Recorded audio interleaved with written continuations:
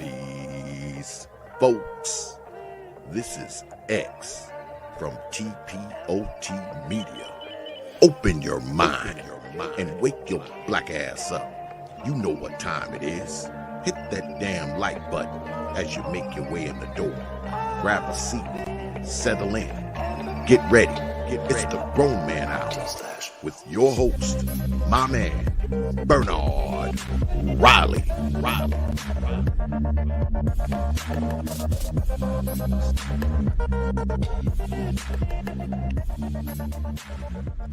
You confused.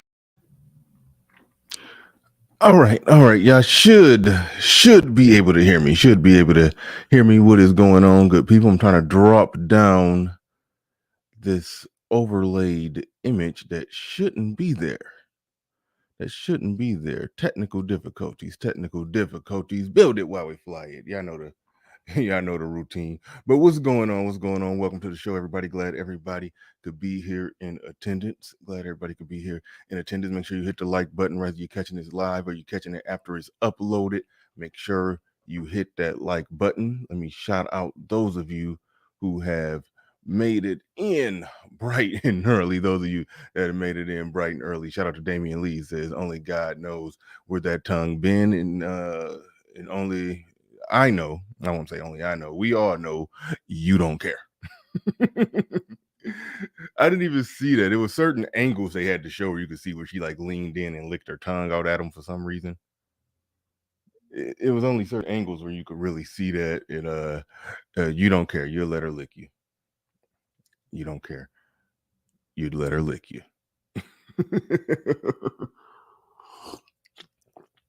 Don't make it seem like that's the issue. We're going to be talking about the sexy masculine woman, the sexy masculine modern woman. We're going to be talking about that.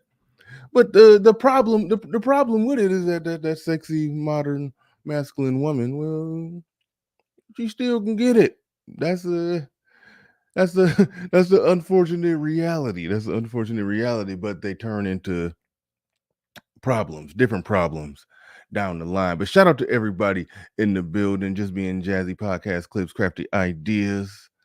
Shout out to her. Says good morning. Azrael the Daywalker in the building says, like CJ said, she just need a little bit of coaching. That's all.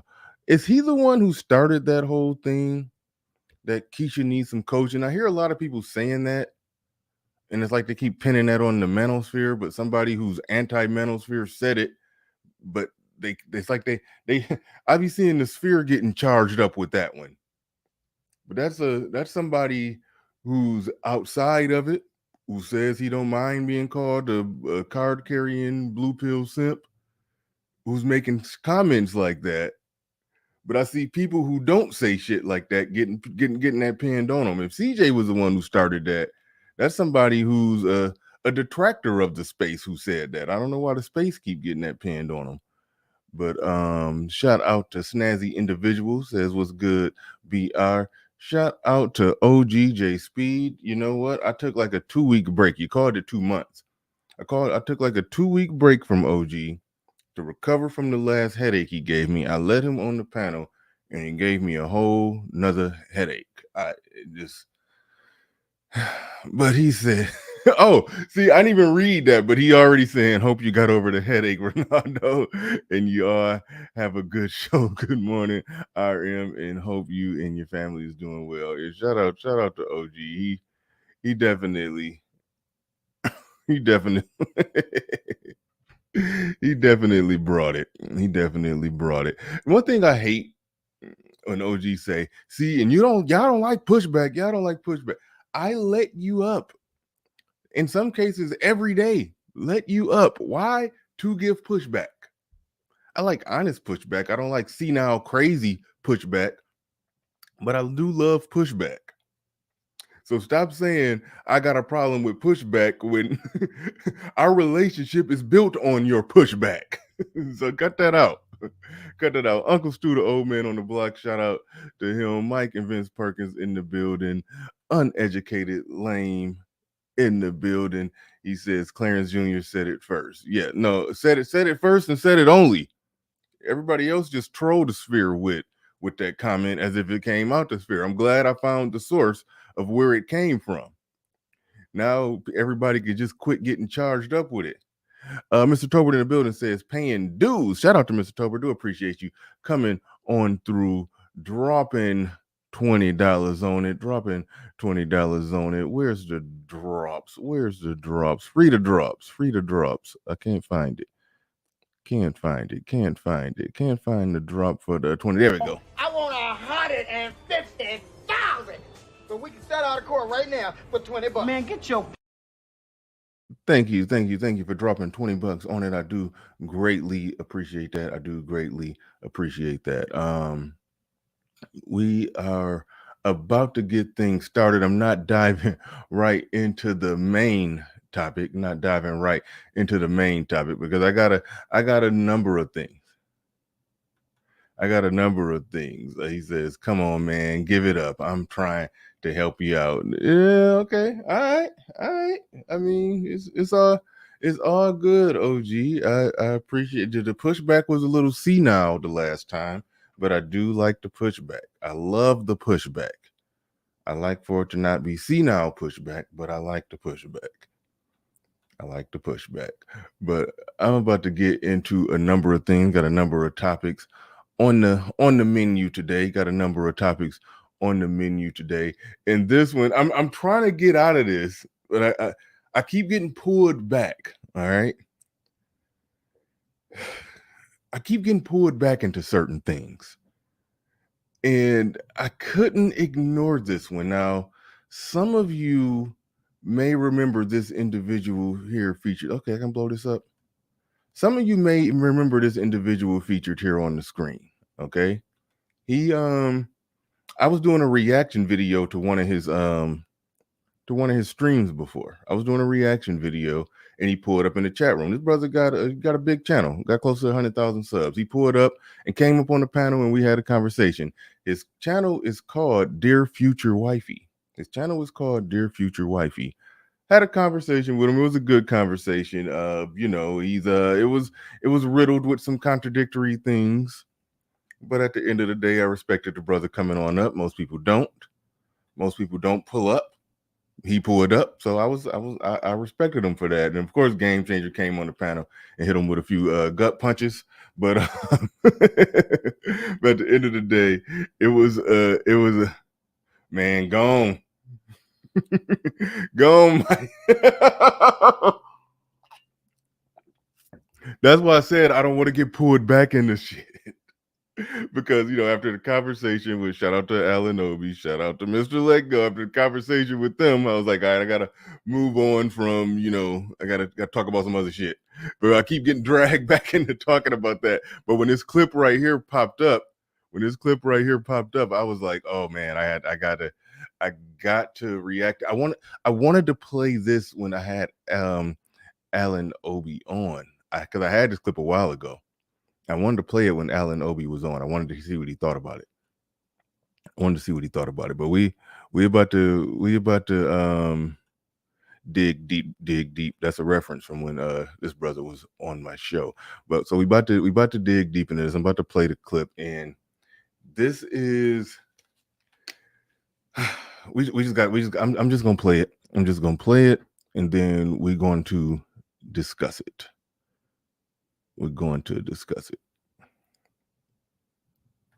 Would you ever be with a white woman? No. Okay. Nothing wrong with that statement. Nothing wrong with that statement at all. I have no problem with a brother saying, nope, I like black women. I'm black. We blackity black, we black y'all. And that's where I'm at.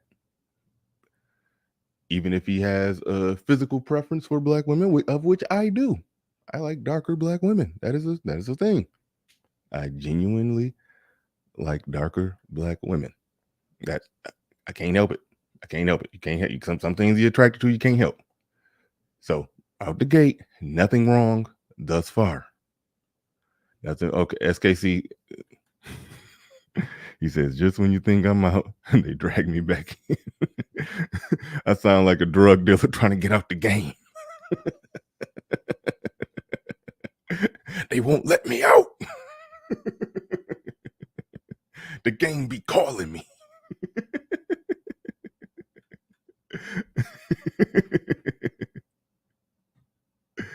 Oh man, here we go. So Ollie said, What is this nonsense, huh? I had a conversation with God about this, and I'll be transparent. I said, I refuse to do all this work that I've been doing, take all of this healing, take all of this knowledge, to take all this self-awareness and gift it to a white woman. That's how I look at it. I can't do that. all right. Even right now, okay, very simpish, very panderish, but at the end of the day, no problem. You want to be with a sister? Go for it. I'm with a sister. I get it. I understand. That ain't the part I'm tripping on. Y'all might be tripping on that part. I'm not tripping on that part. All right. I'm not tripping on that part. I ain't tripping yet. I'm gonna let y'all know where the precise moment when I started tripping. It's like I would, anytime I have a dream and anytime I write a letter to my future wife, she's black. I love black women. I adore black women.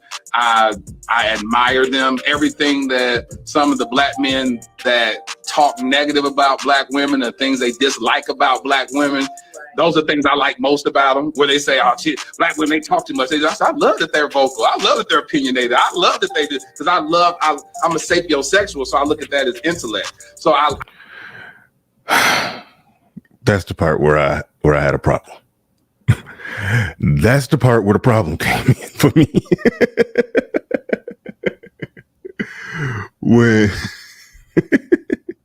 when he went there, that's where I was like, hold on. They talking about what did he say? Too loud or talk too much? He said that's what I like about him. He said, basically that's where it goes beyond. I'm black and I have a preference, and I prefer black women, and I do have some little cultural, togetherness. And listen, I'm not tripping on none of that. The pander fest comes in when you take the things that everybody can readily identify as a negative.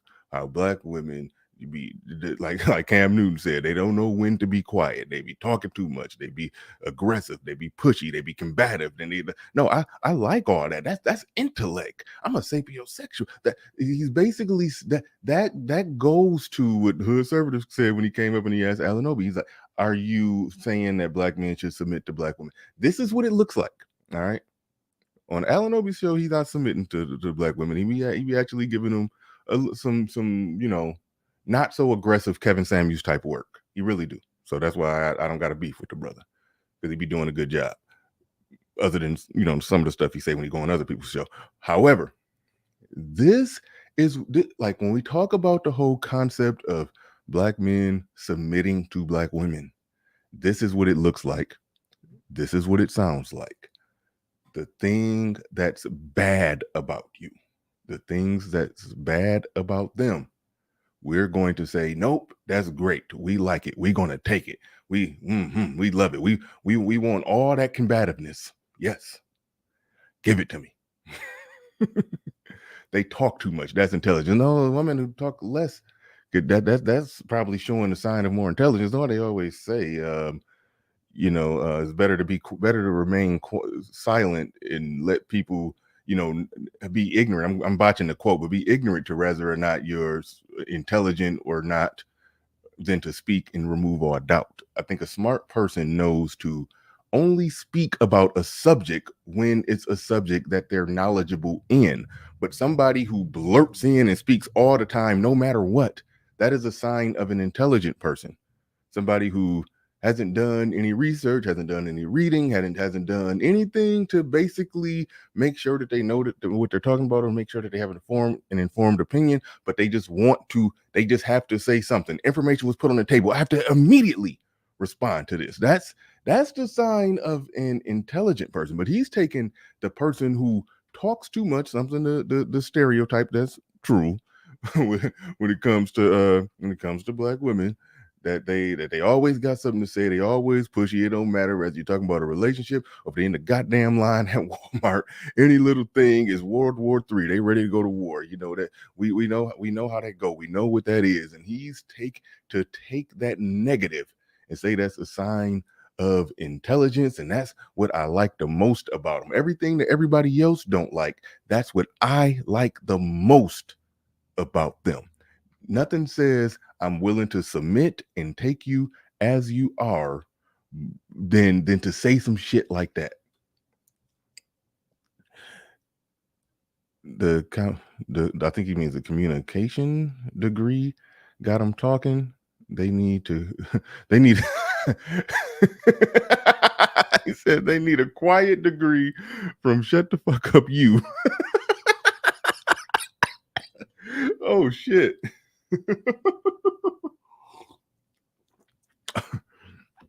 You need a quiet degree from shut the fuck up you.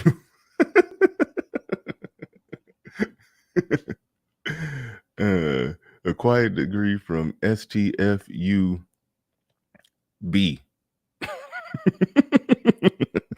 I'll let y'all use y'all imagination. STFUB. From shut the fuck up you. Hey, I'm working on that. He says stop slurping your drink. Hold on, let me see if I can do. Hold on. Okay, because the drink has cooled down, I don't gotta slurp it. But you know, black folks, we got big lips, and you know, our lips touch the coffee long before the inside of our mouth to do. So we just be burning the hell out of our lips. So we gotta slurp it to make sure we don't burn our damn lips. But I will work on that. I will work on that. There's people that I respect who have communicated like, hey, that don't sound good. So I will work on that. I will work on that. An educated lame says, I have a PhD in boat in that trap. Okay, I don't know what you're talking about. Oh man. Comes down to standards. That's one thing we talk about in this space. Brothers having standards.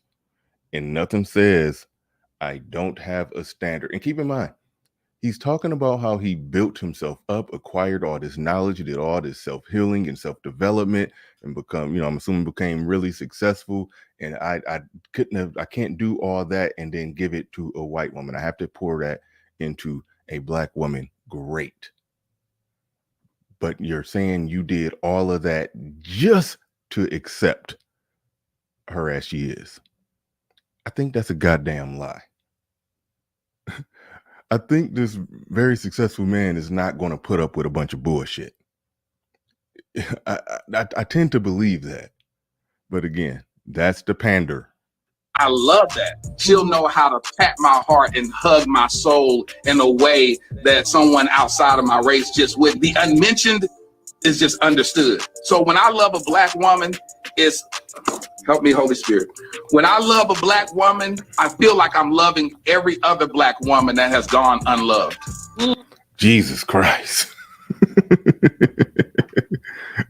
That helped me, Holy Spirit. That's why religious men, the black church and everything, that they have that reputation of, pandering to women. That's why they got that reputation. I can think back of when I went to church many moons ago, and I would say, yeah, I'm pretty sure it was some strong brothers in the church. It's messed up in the church. You see either married men. You don't see that many single men. You just see either married men or I hate to say it, or suspect men. But seeing as they abandon a lot of the scriptures that talk about submission and the man leading, they'll talk about the man being the head of this or that or blah blah blah, but then they put a lot of if and buts and asterisks on it, and to the point to where it basically turned into a situation where is more or less turned into a situation where he's yielding and pandering and capitulating to her. But overall, this is what that submission looks like. This is what that submission looks like. He almost forgot. Almost forgot when he literally said, when I'm loving one black woman, that means I'm loving all black women that have never been loved. Sort of like when Snoop Dogg called Gayle King, what he called her, a dog head, dog face bitch. And Jada Pinkett was like, when you called Gayle a bitch, you called all of us a bitch. You called me a bitch, my daughter a bitch, my mama a bitch. That's what he's talking about here. I'm loving one black woman. I'm loving all of y'all. Like, you can't simp harder. Well, you can simp probably a little harder. I mean, but his YouTube channel is called Dear Future Wifey. But all right, let me get off this brother, because he did come on my show before. And I do respect that. I respect anybody who shows up and faces the firing squad. Because we got a pretty tough firing squad over here, you know. Shout out to Game Changers. Shout out to Lil Big Nate. Shout out to Hood Conservative. Shout out to Edward Anderson. Trey hopped in on it yesterday with Jay Speed was the one facing the firing squad yesterday. Shout out to Edward Anderson. If I didn't say Ed, yeah, we got a pretty strong firing squad over here. So anybody who steps up and faces the firing squad, they have my respect. They have my respect. Oh man. Oh, JR, I actually remember that when you was on Patreon. Yeah, me and you did a one-on-one before. I be forgetting about that. It's on my Patreon. I forgot why I took it down, because I was putting half of my stuff on Patreon, and the stream which you drew the short stick. But you definitely faced the firing squad and got lit up pretty good too. I do remember that. I forgot about it, but I remember. Yeah, you got lit up something vicious as well. Speaking of lowering standards and submitting to black women, speaking of that, about to see another shining example of that. Now, if y'all don't know who Glenn Big Baby Davis, this is a big 6'9", 280-pound former NBA player who was, he was in the NBA, had a 10-year career. So safe to say he's probably still rich. He's very successful. He was on those 2008 Boston Celtics that won that championship that they will never quit talking about. So yeah, that's just in case y'all don't know who Glenn Davis is. This ain't just no random dude. This is somebody who had at least a 10 to 12 year NBA career, successful career. Probably made $100 million in the NBA. Okay, let's watch. Lizzo on IG recently. Is that your celebrity crush? Hold up. You showed some love to Lizzo on IG recently. Is that your celebrity crush? Yeah, I want to do something with her. Yeah. Okay. I want to do something with Lizzo. So I ain't even gonna lie. Well, this is just a perfect opportunity. Look in that camera right there. That's your solo right there. And go and send your shot. Talk your Lizzo, I'm talking to you. I'm reaching out. I done seen you a couple times. I ain't really say nothing, but I need you. I feel like me and you together is just a hell of a combination. And we represent for the big people. And I think you're awesome and you're beautiful. And I think you're real, Yeah. like that. I like that, big fella. You like that for me? Yeah. I appreciate that, guys. And then as soon as you're done with him, come hang out on the couch with us. Talk to us. Okay, yeah. Oh, y'all can come together. Package deal. Yeah, come together. Or solo. Yeah. Nah, she come with me. I ain't sending her.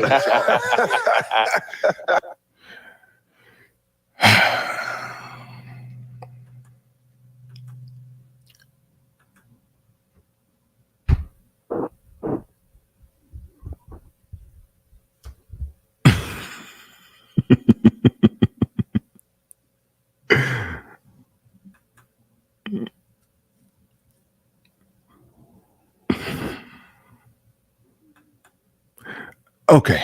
I had to have a moment of silence for black male standards, even when they're filthy, stinking rich. Like, look, okay. All right, here's the deal. Out the gate, willing to accept there are some people Okay, see, okay, hold on, here go the fuck shit. He said they both fat, so it's a good match in my opinion. He ain't. It's no. If you're 6'9" and played in the NBA and you just a big dude, but you're worth 100, well, you made 100 million. He may not be worth it for 100 million. You are in a different league. You are in a different league to where you don't gotta be on some I'm fat, she fat, we gonna be fat together type shit. You don't gotta be on that. I was just recently watching a Kevin Samuels, and they might have been on Vlad, and Vlad had said something sort of in response to that. Well, there are some guys who like big women, and Kevin Samuels just asked the right question. He was like, okay, name me the rich man who got with a fat woman after he was rich. Name it. The guy couldn't name one. It was like 10 seconds of dead air. It was 10 seconds of dead air. No, Big Baby was kind of fat while he played. He was one of those rare fat basketball players. He was one of those rare fat basketball players. He was chunky while he played. That's what he was on. But the fact of the matter is, you never saw him with big girls. You never saw, even the offensive linemen in the NFL. You don't see them with big girls. You just don't see that. You don't see them with Lizzo built broads. You just don't see it.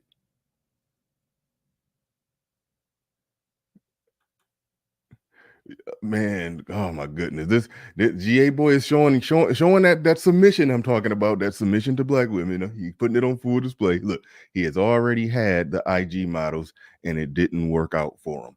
Okay, there are non-fat IG models. This whole like, damn it. You're gonna go after twerking, pulling her.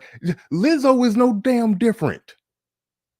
She twerking and pulling her ass out at the goddamn Lakers game. The IG model's no better than to do that. She worse than them. She got the same mind as them. She just unattractive with it.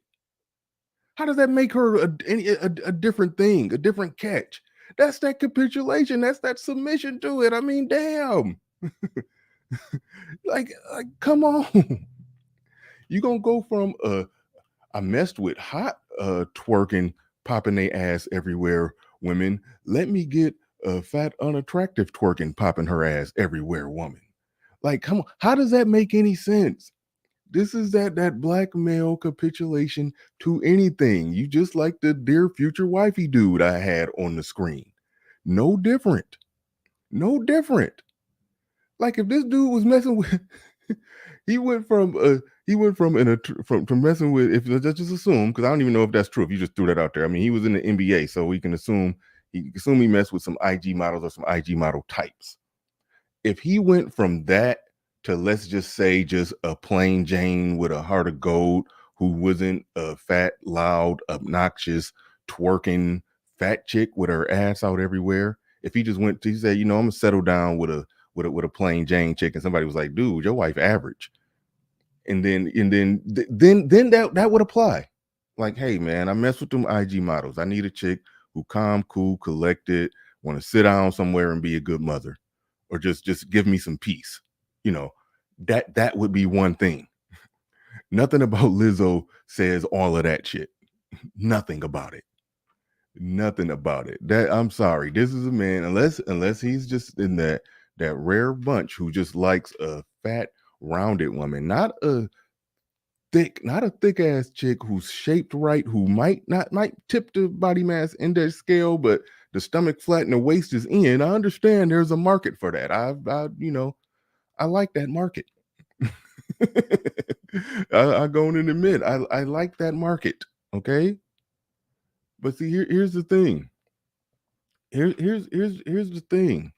This whole notion that you're getting something different if you're getting with a big chick, that like man, let me explain it like this, okay? My woman scored, she scored on the SAT or ACT. She scored a score in the math section of it that only 100 students do per year. I'm saying that to say she's smart. She's intelligent. Okay. She also genetically has a hip to waist ratio that look like she paid for it. Okay. So all I'm saying is that being born with high cognitive brain function, that does not take away your ability to have a nice body. we gotta stop thinking like that and trying to just talk people out of being with attractive women. We keep doing that.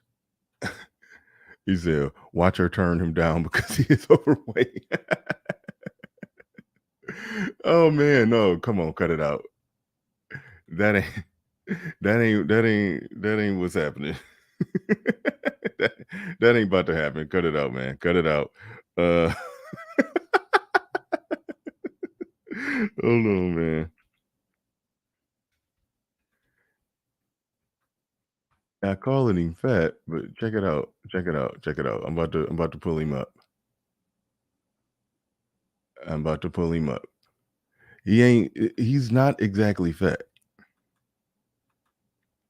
He's not exactly fat. I'm about to show y'all something. He ain't skinny. All right. Yeah, I should be able to see in these pictures that even when he played, he was a big ass dude. He was like a big ass left tackle in the NFL. He was like a big ass defensive end in the NFL. He just happened to play basketball instead of football. I think he's 6'7", not 6'9". He was a football player who was good at every sport probably, and he just chose to play basketball. He just chose basketball. Like when I looked at that, look like how he looked right now, he still looked like he built pretty much the same. All right.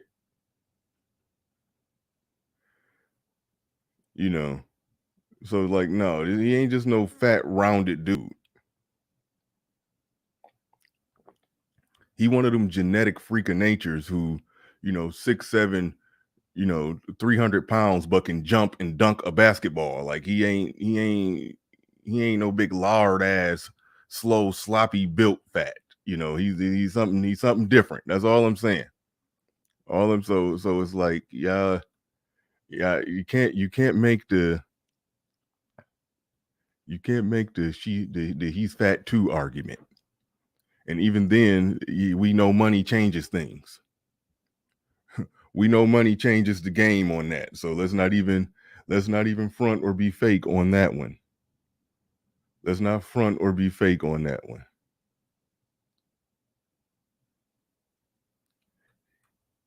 He looked the same damn size though. He looked the same damn size on that couch.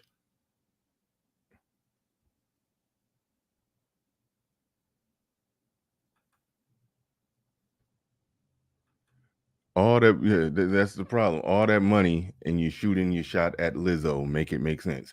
That's what I'm simply saying, where I shouldn't be getting no pushback. Put it like this. If he had a crush on Kelly Rowland, he wouldn't shoot his shot right there at Kelly Rowland. It's almost like, look, check it out. To some degree, he's low key. To some degree, he's low key. Even while shooting his shot at Lizzo, he's to some degree low key telling her she's undesirable. Because if he had a crush on Kelly Rowland, he wouldn't do it that way. He wouldn't just put it out there like that. He's basically he's looking in that camera telling Lizzo, I know I could pull your fat ass. That's something got to get averaged into that equation too. So it's like he low key shading, kind of. He's telling her that yeah, you definitely gonna mess with me. You ain't got more options. I mean, it was some relatively unknown dude that she was taking a picture with that was allegedly her boyfriend. That, she could do that. She could buy some damn dudes. She could do that. Like, that's on the table for Lizzo. Nobody would deny that one. But yeah. Man. But to the main topic here, you know, what we all gathered here today to talk about the sexy masculine woman. Now, I went on E Black's channel twice, and we had this discussion. It started over here. It probably started somewhere else, where he be basically trying to say that them ratchet out of pocket chicks, if they look good, basically they still feminine. Because he said being sexy and attractive, basically being the hoes, the ones who know how to manipulate male sexuality to her advantage.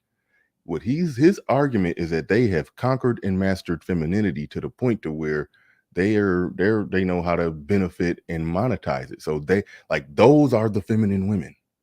Basically, if you're attractive and you're sexy, you're feminine. That was essentially the argument. That was a debate. Like we practically had a debate on that. And my argument was no. No, and hell no. Being sexy does not in and of itself or by itself qualify you to be considered feminine. Not in any way, shape, or form. Not in any way, shape, or form. Shout out to Minister Jap. Yeah, shout it out in the chat room. I forgot what he called it. What do you call it? Transgen. What I forgot. What do Jap call it? I be calling it the sexy masculine woman. That sexy masculine woman who has all the adornments. You know, she got the long hair, the lashes, the nails, and all of this. Shout out to what Kevin Samuels said when he was indirectly taking a jab at Nicki Minaj. He ain't say it to her face though, but he was indirectly. And I'm sorry, I mean, R.I.P. Kevin Samuels. He was taking a jab at Nicki Minaj. All right, and he was taking a jab at Nicki Minaj. He was basically saying all of those adornments, all of that shit that they put over themselves. The more they're doing all of that, the more they're trying to mask the masculinity. That's more or less what they are trying to do. They are trying to mask the masculinity. They're trying to spray deodorant and perfume over the shit. That's one thing that they do. Now, Brittany Renner, it don't necessarily apply. As far as I know, she don't overdo it in terms of all of that shit. But the behaviors and the actions, like they could be trans feminine.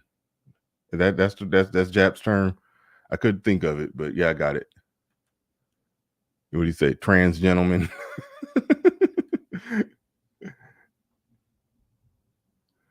He says, LOL, the title alone has me crying. Yeah, no, they think because they're sexy that somehow makes them feminine. So they walk around with the feminine outer shell, doing some of the most masculine shit. Even if it means if you're a internet celebrity, you're going to get into it with some regular dude who probably work at Home Depot. You're going to get into an argument with him that results in you throwing water in his face, splashing water in his face. Like, you're going to do that. Like, that is some of the most masculine shit. I always point out that, look, like my woman don't fight. It's just end of. Like, women don't fight. Now, me and Game Changer had some talks about that. He said, yeah, well, what are they fighting for? And we don't even talk about physical fighting. But women tend to avoid conflict. They tend to avoid argument. They tend to avoid a fight.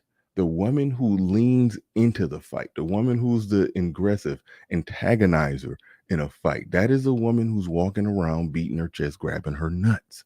That is a woman walking around ready to war, ready to rumble, but she's supposedly unprotected. This is, and when it comes to that protection thing, this is one thing you got to realize when it comes to the whole protection piece. A woman who's protected, I've heard this argument. I've heard it argued this way, that they act all ruckus and loud and ready to fight and all of that because they're unprotected. However, if you think about it, let's just imagine a boy in the 9th or 10th grade, and he got two or three big brothers that go to his school and some other cousins that are seniors and juniors. He gonna walk around them hallways pretty damn loud, proud, rough, and tough, because he know he got people who gonna jump in if he fight. He know he got people that got his back. He know he could talk shit to somebody and they gonna be thinking, man, he got this protection behind him. I don't know if I want to fight him. I know I could whip his ass, but I don't want to fight him because what he got behind him. All right. Imagine when that same kid becomes a senior and all his big brothers and big cousins have graduated. You want to know what's going to happen? He's going to get a little quiet in them damn hallways. He's going to get a little quiet in them damn hallways. He's going to be a little meek and mild, tiptoeing around them hallways. Why? Because he know he don't got no backup and he don't want to get his ass whooped. So somebody who was truly unprotected, they would be a little quieter. They would be a little more calm. They would be a little more, let me not draw a scene. Let me not invite somebody to whip my ass because I'm unprotected. But the supposedly most unprotected are starting the most shit. Somebody make some sense somehow, some way. Shout out to Jeremiah's BZ says trans femininity. Shout out to you and shout out to Jap for coining that phrase. I couldn't think of it on the fly, but thank you for dropping your last $2. These last $2, I'm not gonna lose. Dame C in the building says she was licking out her tongue. She was turned. I'm looking for. I was. I don't know. I don't know if she was turned on. I don't know if that means that. That could just mean that's just the ratchety shit she do when she's in a situation. Like in an argument, she do something sexual. It could be. That could be it. But thank you as well for dropping $2 on These last $2, I'm not gonna lose. Dark Knight mentality in the building. See you out there. But all right, let's roll the not so beautiful being footage for the few people that haven't seen it. I know this story is slightly old. It's been slightly out there for a little bit. I was going to get on it yesterday, but I didn't go live yesterday. So I figured I would get on it today and we'll open it up, have a discussion about the sexually, or as Jab says, the trans feminine. I've been calling it the sexy masculine modern woman. That's what I've been calling it. I don't got a quick way to word it, but let's roll this for the few people that haven't seen it. Brittany Renner getting into it at Rolling Loud.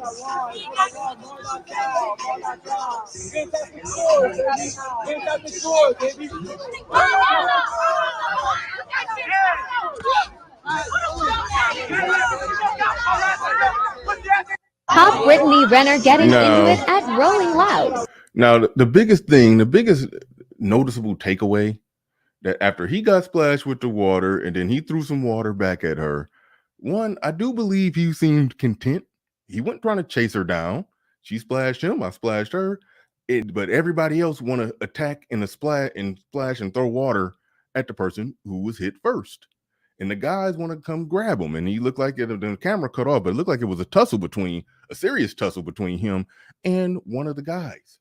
And I listened to some of the commentary on it. I talked to a few people about it.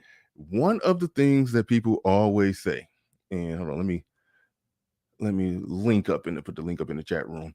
One of the things that people always say, and by people, I mean women, a man shouldn't be going back and forth with a woman like that. Okay, I agree, but it's a huge but with that. if a woman is coming at a man, I understand. Okay, you want to put the onus on the man to diffuse the situation, but if a woman is being antagonistic towards a man, you're basically saying, what is this man supposed to do? She getting in his face, you talking shit to him. He get quiet, he go mute, he shrink. Okay, and he look like a punk because this woman basically just punked him and made him shut up, made him get out, stop what he doing. I'm sitting right here. This is where I'm at. I plant myself right here. She being a problem, I got to get up and walk away. That ain't exactly masculine either, even though I understand the concept of getting out of the situation. But at the same time, you're basically saying, in situations like that, the guy kind of got to be a punk and got to leave or bow down or just shut up. But if the guy retaliate and he get in the woman's face and he shout her down, okay, now he's being a punk for shouting and yelling at a woman. Again, this is the constant perpetual, I've talked about this before, that constant perpetual lose-lose situation that a man is in this modern society with a woman. She attacks him. He's not supposed to attack back. But if so she, let's just say, whether it's throwing a water bottle or just slapping a dude in the face. He gets slapped in the face. He does nothing in retaliation. Now he look like a punk that just got punked by a woman. Okay. He'd slap her and make her head spin around like the goddamn exorcist. Okay, now he's a punk who's hitting a woman. The perpetual can't win situation that men are in with modern women in this modern environment. That's what we're constantly in. That's the perpetual state and perpetual situation that we're constantly in. And go GA boy. Submitting to women. Shout out to GA boy. I like pushback, and GA boy is one of the first people that ever took the link on my show and came and gave pushback. So I like GA boy. He be clowning, but I like GA boy. He said, why was he arguing with her to begin with? He said something to her first, right? You don't know that. There's another tape that pick up before that one where he was saying, where you could hear him saying, throw the water on me then, or something like that. Go on and pour it on me. Go ahead. But we don't know what happened before that. We don't know if he was like, hey, pour water on me, please, please, please. Or if she like kind of threatened to do it. And then he was like, go ahead and do it. Let's go viral. Because it's a video where you could hear him saying, basically go ahead and do it. Go ahead and do it. And then she didn't do it. And then he just started, doing whatever he was doing right there at the part where we saw. It's different angles, Dane C. It's different angles on it. But the whole, why was he arguing with her to begin with? We don't know exactly what happened. We know two people were in the same place at the same time, and they had some type of disagreement. But why are you arguing with a woman? Let me make something very clear. The don't argue with a woman thing that people overuse and misuse in this space at this point to gaslight men, that applies to a relationship, when you're in a relationship with a woman or in a whatever ship with a woman. Y'all can have some type of disagreement, but at some point you don't go back and forth for too long. You can hear somebody out, but at some point you got to make the call, lay the law down. This is what it is. You either accept this or, I've heard you out. I've heard what you said. I've considered the parts of what you said that made sense and dismissed the parts of what you said that made no sense. But this is what it is. And this is what we going with. You either accept that or move the hell on. Yes, at some point when dealing with your woman, you do have to do that. People gaslight men because when we're talking about different, fundamentally different ideas online and having debates online about various topics, that's I'm gonna have to do a whole stream on, all the simp pandering, just shut up arguments that are out there, because that is just another that's just another phase of the I'm trying to figure out a convoluted, contrived way to just get black men to shut up and not speak their mind argument. That's essentially what that is. Or why you going back and forth with a woman? Like They do that online. Like when people have debates online, and I'm not even talking about structured debates, but even whether it's a structured debate or discussion online between a man and a woman that disagree, you shouldn't be arguing with no woman. It's that doesn't apply right there. That don't be arguing with a woman means that you and your woman that you're actually in a relationship with, y'all shouldn't be arguing for 2 hours about the same shit. That's where it applies. It don't apply to discussions online. And that you shouldn't be arguing with a woman. It don't necessarily apply to a situation if you're out in public and somebody does something wrong, male or female, and you have to address it, and then they disagree, and then you push back, and then they disagree, and you disagree, and y'all are doing what human beings do, what intelligent human beings do, and that's converse with each other, and sometimes it does not disagree, and that by definition is an argument. Now there is a certain what's the right word? I don't want to say tone, but there's a certain presence of being you do have to have as a man, to where you're not, completely wrapped up in her bullshit or getting dragged down to her level with the shit. Yeah, I'm with it on that.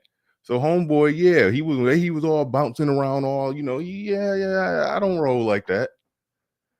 I mean, it looked like it was to the point of hey, this shit over, fuck out my face.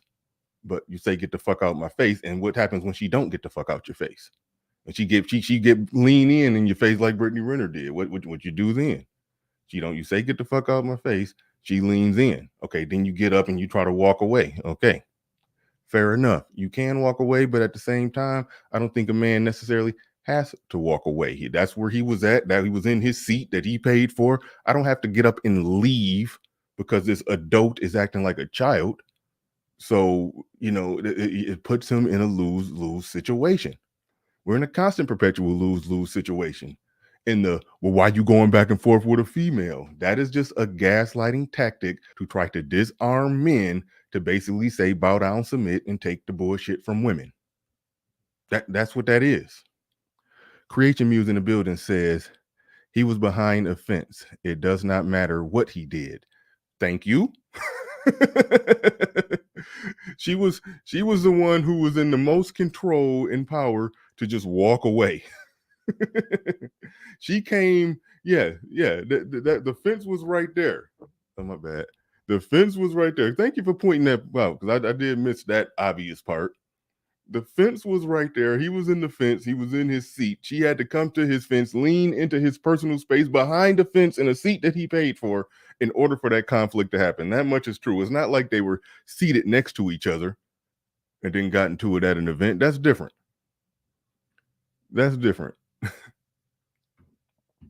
Creation Muse in the building said, let me finish reading the rest of this. He was behind the fence. It does not matter what he said. End of the day, she assaulted him. Sue her. Uh-oh. I didn't even think about that angle too. Yeah. I'm going to go out on a limb and assume Brittany Renner makes more money than this man. Yes. He should definitely sue her ass.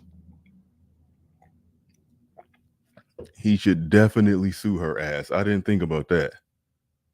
You brought a good one to the table right there. You brought a damn good one to the table right there.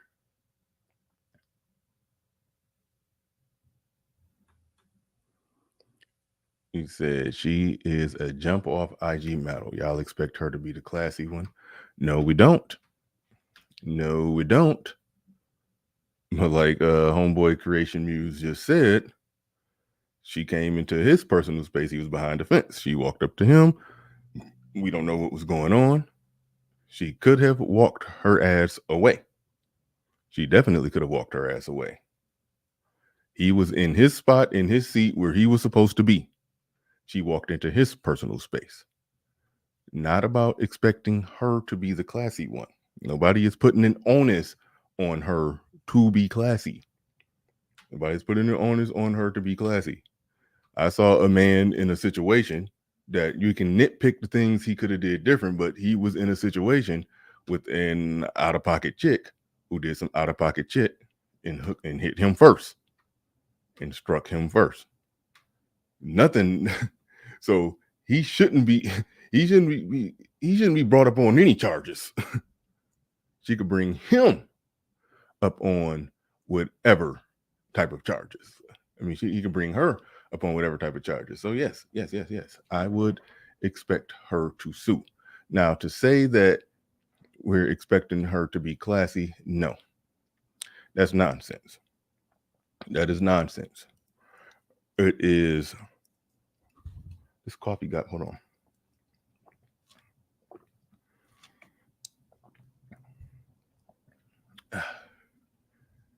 That is another deflection. That is another deflection from the obvious nonsense that you know, let's sweep female BS under the rug. Let's sweep female BS under the rug. Dame C in the building says how she ended up on the opposite side of the fence. Who knows? That's a hard one and almost impossible one to explain. That's a hard and almost possible one to explain. I mean, it is, you know, she probably was leaving. She probably was leaving. So that's that. So that's that. Hold on. Hold on. My bad. I had the dear future wifey dude playing in the background. I had to mute that part up. Had to mute that part up. But shout out to everybody in the building. Make sure y'all hit the like button.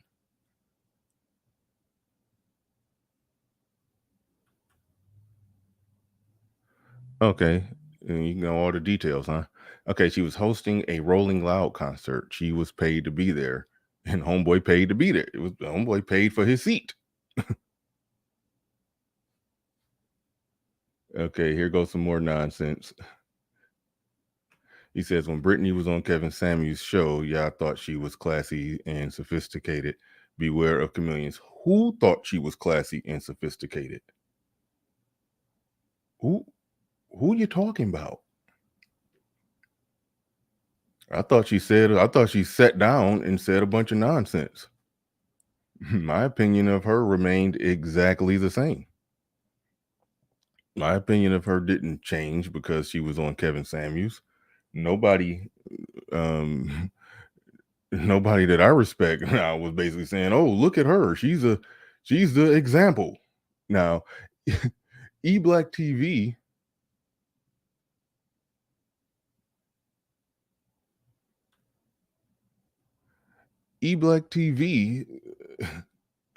okay, that's one. That's one right there who views her as classy and sophisticated, but eBlack TV puts the cape on for hoes. That's just a brute factor of reality. eBlack TV, if you're available, man, come on up. Come on up. Because this topic is semi-inspired by you. Because the topic is semi-inspired by you, the whole concept of the sexy masculine woman. It is sort of inspired by you. Because you look at you look at a sexy woman as the epitome of femininity, even if she behaves herself in an out-of-pocket way that no dude should mess with, at least not in any serious long-term kind of way. Now, so that I do want to hear your thoughts on that, because we didn't maybe we touched on it, but we didn't dig deep enough into it. When this woman who's sexy that you still view as she's feminine, you still view her that way. Okay, what about it when she's out of pocket? What about when she's practically getting into fights with men in public? Do you still hold her in that high regard? Do you still do that? That's what I would like to know. Oh no, if the roles were reversed, definitely. Oh no, his ass would be locked up.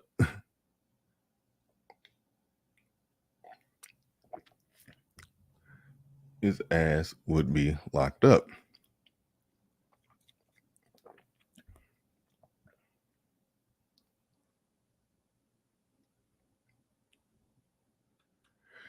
Says heterosexual men don't find masculinity sexy, but some guys will still regard a woman like Brittany Renner, who is clearly an argumentative, combative, out of pocket chick. We see what was going on. We see what happened with the whole PJ Washington situation. I ain't even gotta unpack all of that. We see how all that went down.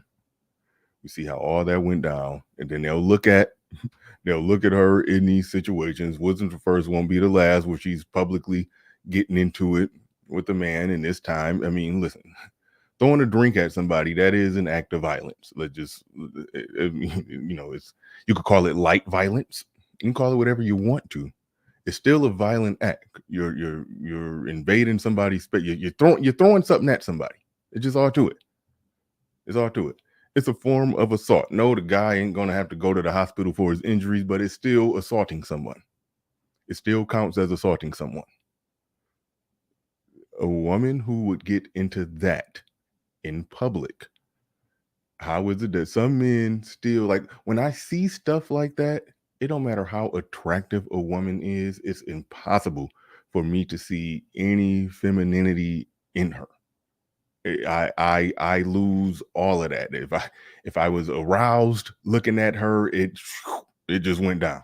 That's just how I look at it. Some of y'all may look at that differently, but I know how I look at it when I see that.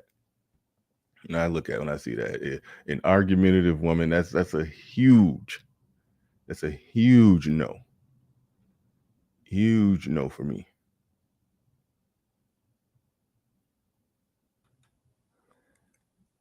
Osman Diaz Fletcher says, let's stop saying women are masculine. This is not masculine. It's fear. I am very curious whether or not you're a man or a woman. It's not masculine. It's fear. Are you saying that she did what she did there out of fear? Are you saying women who get into altercations with men, they're doing it public altercations? Because I can reach, obviously, I'm going to reach across the aisle. If two people in a relationship and they're getting into something, okay, I want to know what happened.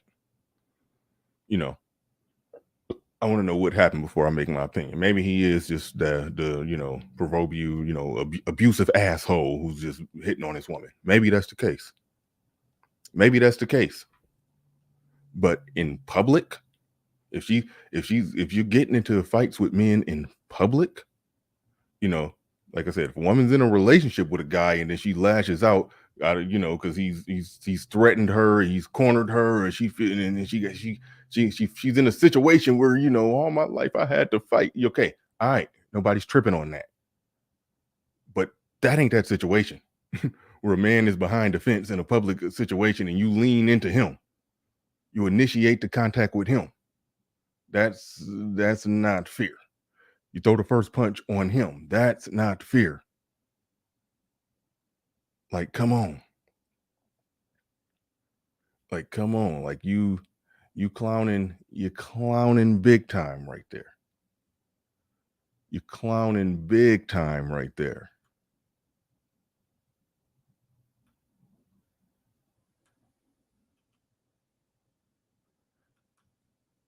But nobody appears to be coming up on this one. So I do want to get E Black on this one. I do want to get a few people up on them. But I got other topics in the chamber. To hold us over to somebody comes up on this one. Wait a minute, this ain't the right link. Oh, yeah, it is. Yeah, it is. Yeah, it is. Yeah, it is. Shout out to RM right there and Bolding in. Okay, E Black coming up. Cool. I was about to move on to another topic, but I'm glad E Black is coming up. But as RM is saying right there, she's emboldening you to become a channel member. Some of these shows, after they go down, after the show is over, they go on Patreon and members. This may be one that may disappear immediately after I hit the after I end the stream. This is one that may disappear. In fact, I'm pretty sure it is. So, if you don't want to miss the action, the best way to not miss the action is to become a Patreon or a channel member. Best way to do that is to become a Patreon or a channel member. And we are joined by E Black, who is a proud supporter of the sexy, masculine, modern woman with trans feminine energy. What's going on, man? And if you tired of your man with the manosphere talking points, come bring him to E Black TV. You done had the Suge Knight to show. Come to E Black. Right on. But what's up, man? Like I said, this show's semi inspired by you because you were pointing out that basically hoes are the most feminine women. You was basically, oh shit, I didn't mean to do that. You was basically pointing that out. You were making that point. And whether we're talking about hoes or just outright or just a sexy out-of-pocket chick who gets into fights with men in public, their sexiness is compromised in my eyes. Yes, they are aesthetically on the outside something that's attractive. Men are going to have sex with it, but when we're talking about femininity, no. I say a hard no. I said their sexiness is compromised. I'm basically saying their femininity is compromised. I understand it is personal to me personally. I start finding them a lot less attractive.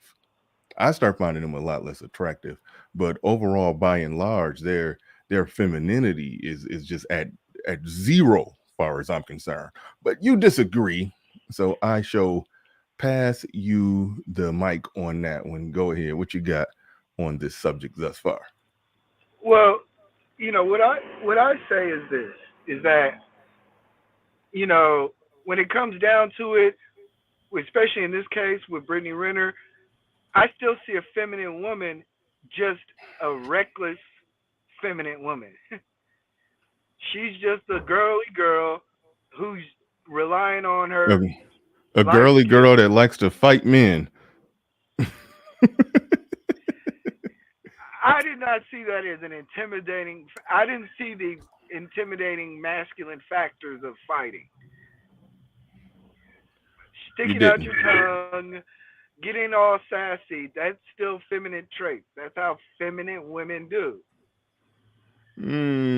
Okay, sticking out your tongue. That's a feminine thing. I understand that women do it more than men. So if you want to play semantics with the definition, that you could then say, okay, it's feminine because women do it more than men. Because I think femininity and masculinity, femininity is defined as, traits and attributes that are more associated with females, and masculinity is defined as, one of the definitions is traits and attributes that are more associated with men. So in that sense, you can take any action. Okay, if women splash drinks more than men, that trait and attribute is more associated with the female. So then you can, in a convoluted way, say, that's still feminine to splash that drink.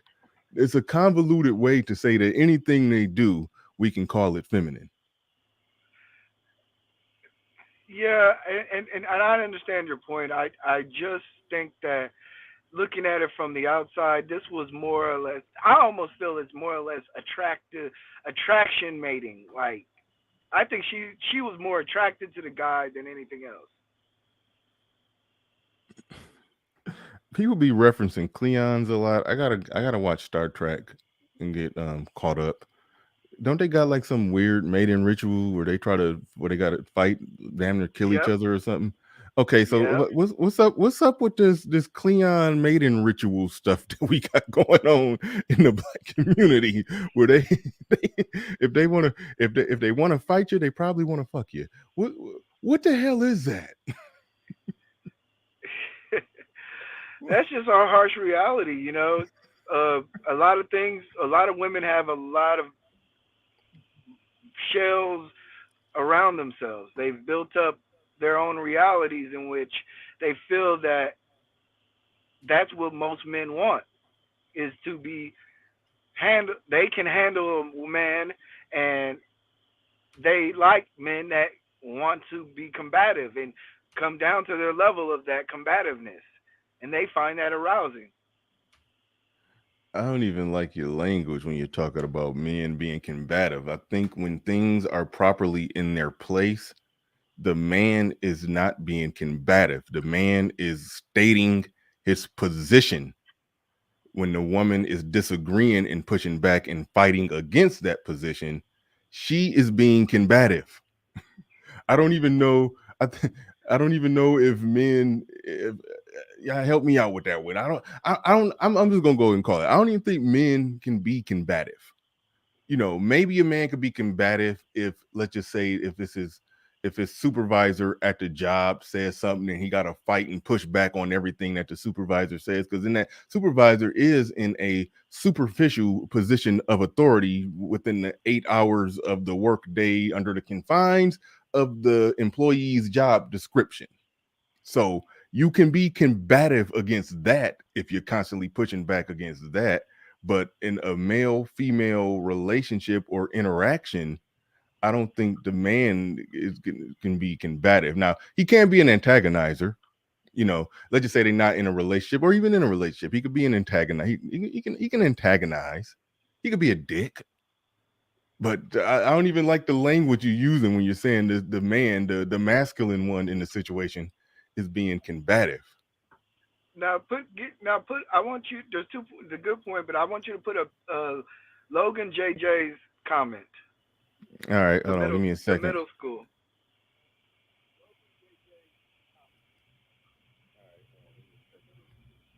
Wait a second. Wait a second. Let me find it. All right. Logan JJ. Deadly Raver just sent a super chat, so I'll read that one real quick. Deadly Raver in the building. He says, to me, the whole incident was a textbook example of what a woman who wants to be seen as feminine should not do. Ladies, please don't act like that. Absolutely. Absolutely. All right. Now let me find Logan JJ. How long ago was it? It was right. It's right above the Right super above chat. the super chat. Wow, how I miss it. All right. He says, "What is the middle school? What he said? What is this middle school? A girl hits you, that means she likes you." That goes to the point that I'm saying is that some women, and this is an earlier trait of how mating, women like to exude dominance to get attention. This is a feminine nature. This is what women do. And they learn that this is a trait, and the reward is attention. So that's where I'm kind of coming from. It. This is what I see in this the Brittany Renner situation is that most there are some women that find combativeness as attention, and then they exude combativeness to get attention from men, and men do kowtow to that, to that type of woman. Not all men. Some men say, I don't want to deal with that type of woman. There are Hmm. men that do want to find a woman that are sassy and talk back. And you'll hear it all the time. I want to argue and then have makeup sex. Understand the sex after a disagreement. I get that part. I get that part. There's levels to it. There's levels to it to where she said a little something you ain't like, you had a little dispute about it, but during sex, you bend her over and get hit, get some basically some trumped up charges, is what you got to you're charging her, you're trumping up the charges in the for a reason to be a little extra rough. I get that, I understand that completely. um but but there's a line between that and an outright dysfunctional relationship where she's literally starting, fights and arguments with you about nothing, and y'all going at it about nothing, and she's just on some outright dysfunctional shit. That is a different thing from the standard amount of we had a little dispute and now we're revisiting that dispute during sex.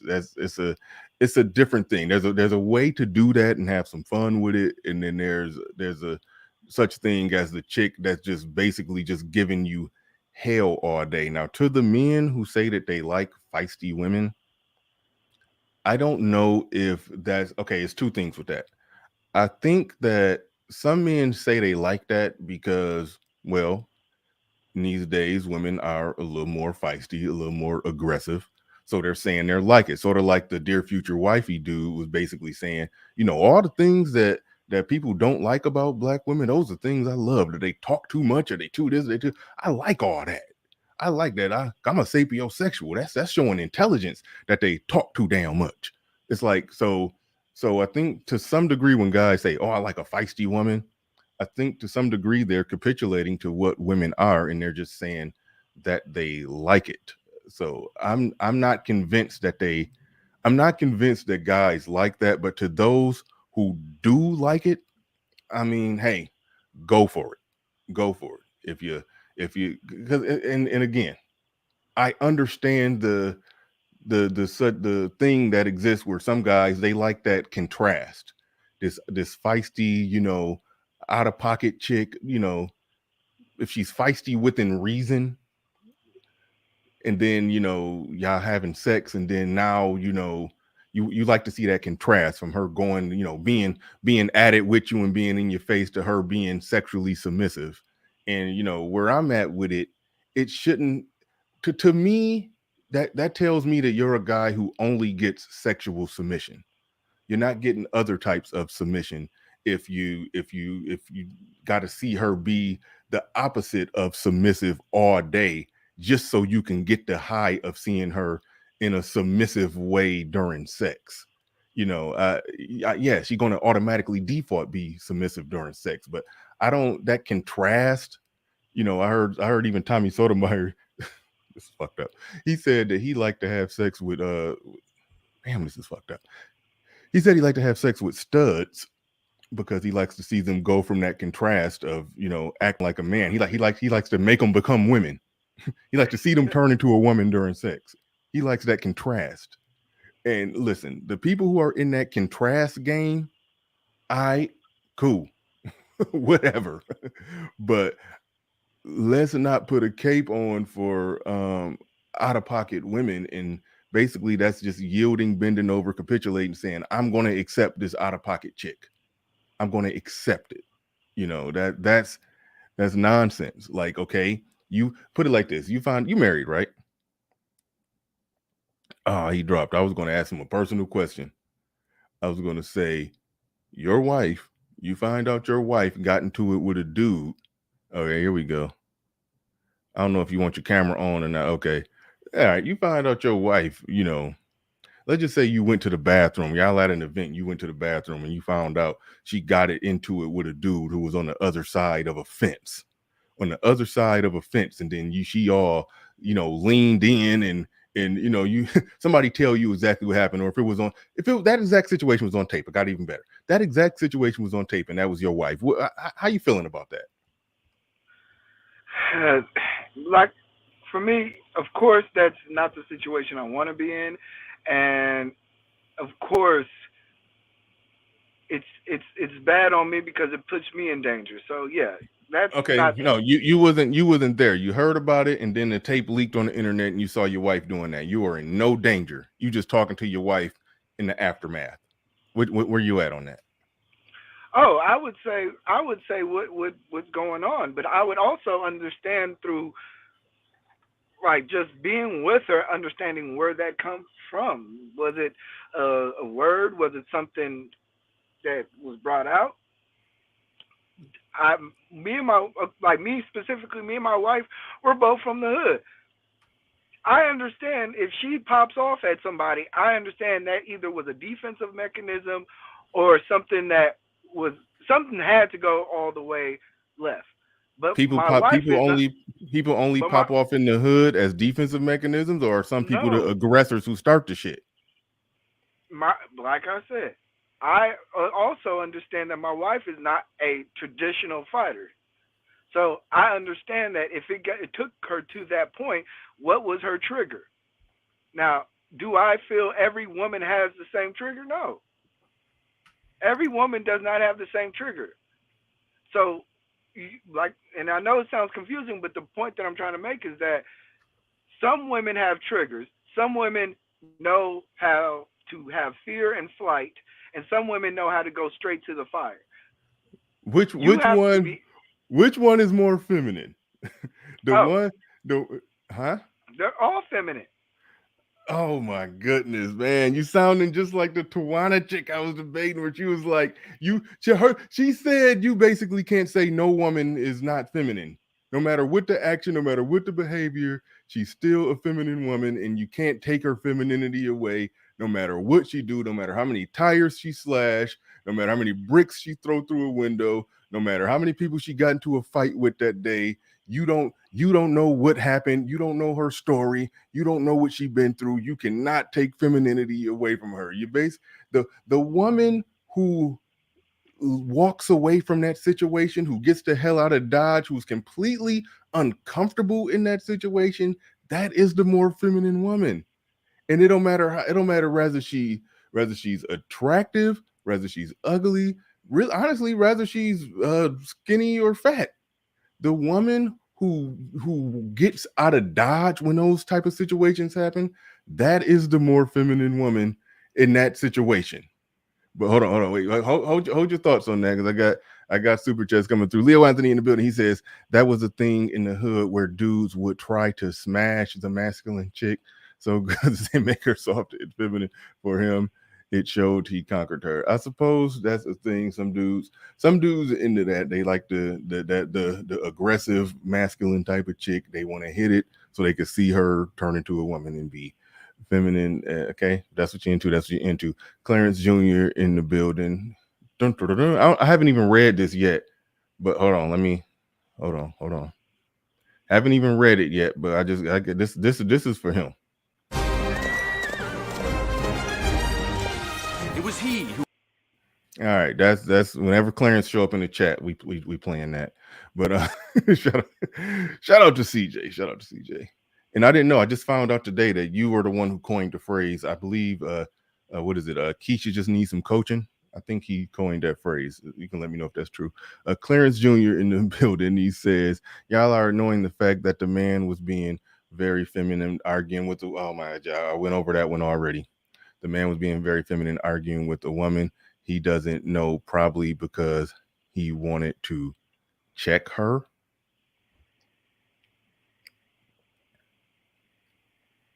He's basically saying exactly what I'm saying. Is, this seems like a mating call. No, but he's not. No, if he would have said because he wanted to have sex with her, then I would understand. But he's saying he wanted to check her, like he wanted to put her in check. Like, I'm gonna put Brittany Renner in check.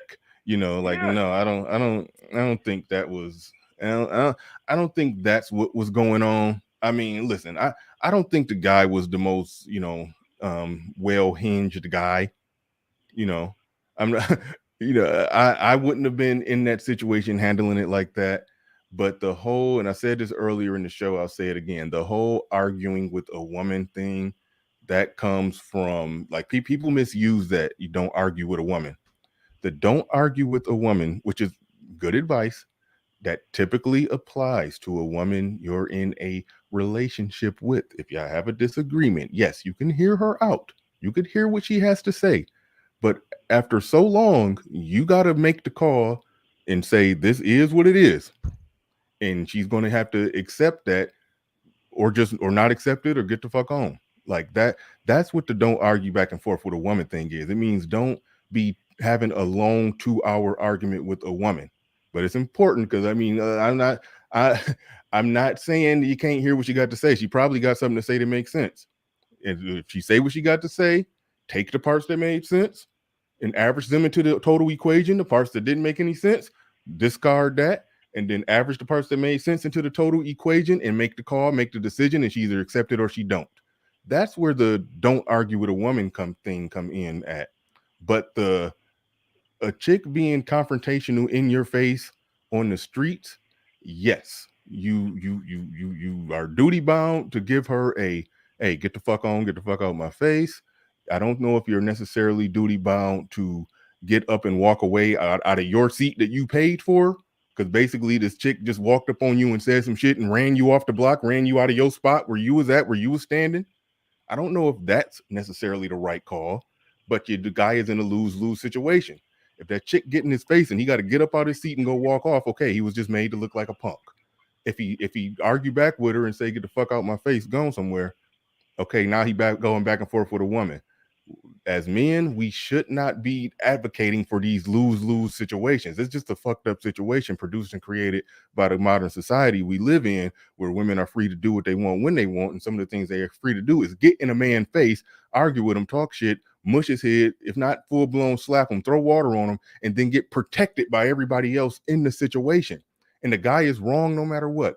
He's wrong for retaliating. He's wrong if he just cower and do nothing. He look like a punk if he do that. He look like a punk if he walk away, and he's a bigger punk if he hit her back. Everything is like it's a lose-lose situation. That's the trick bag they got us in, and we not helping that trick bag by saying y'all ignoring the fact that the man was being feminine by arguing with a woman. I'm sorry, that's running interference for the sisterhood. That's running interference for the sisterhood. He's, I think, accurately saying that the guy didn't start the confrontation. That is true. We don't know. We don't know what happened. You know, I'm willing to say that Brittany Renner was walking by and the guy probably yelled some, hey, Brittany, blah, blah, blah. All right. Let's just say that happened. She walked up to him and got in his face and started talking shit to him. I mean, damn, that's a masculine thing to do. I'm not going to say that the guy is just a perfect citizen, but we can't pretend like that wasn't some masculine shit. Captain Cisco in the building says, men can't see how they are being gaslit. Arguing with the woman makes you a woman. Yeah. Thank you. That's a tactic to get men to cower and shut up. That's what that is. It's a tactic to get men to cower and shut up. If you argue with me, you acting like a woman. So be quiet and let me lay the law down on your ass, man. That's literally the gaslighting trick bag they're putting us in. At the end of the day, yes, I would handle that situation a lot differently than him.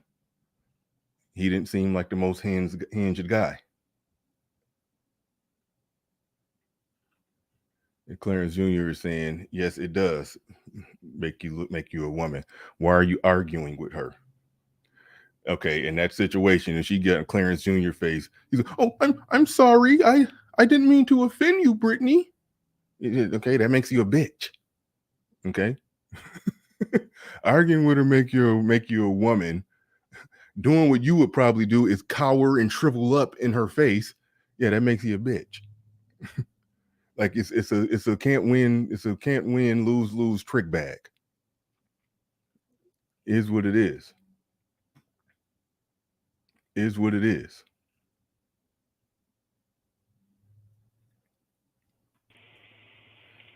E-Black back in the building, having some slight technical difficulties, but I understand you in your car. You came up out of nowhere. You came up out of nowhere. I do appreciate you. Yeah. I just because my signal is trash and I don't want to ruin the quality of your show. Oh no, you good. The term is peacocking. You know, and this is classic peacocking. Just basically showing yourself to be who's going to be bigger and who's going to cower down, and whoever the winner is has sexual dominance. And it has really nothing to do with a level of femininity, more or less just sexual. I'm sorry to keep cutting you off. If a woman seeks to have sexual dominance over a man, you don't think that puts her in more of a masculine position? No. Personally, no. If she wants sex, so the chick sitting there with a whip and all of that, dressed in leather with the whip, and she want to tie a guy up and be doing all that and having all, you don't think that that's some masculine energy, and the guy got to be in some feminine energy to be tied up and spanked by a woman? No, that is not. That is classic BDSM style control, and it's not really. It's not really. It's more or less a sexual act than it is a feminine act. Okay. Look, some guys like that stuff. Some guys feminine. Yeah, I think more feminine guys do like to get spanked by women. No, there are CEOs who would like to get tied up because they like to just be not as dominant. It's a dominant. This goes into psychology and a lot of sociology topics, but I do not believe that this is a component of femininity. Femininity does carry a component of sexuality.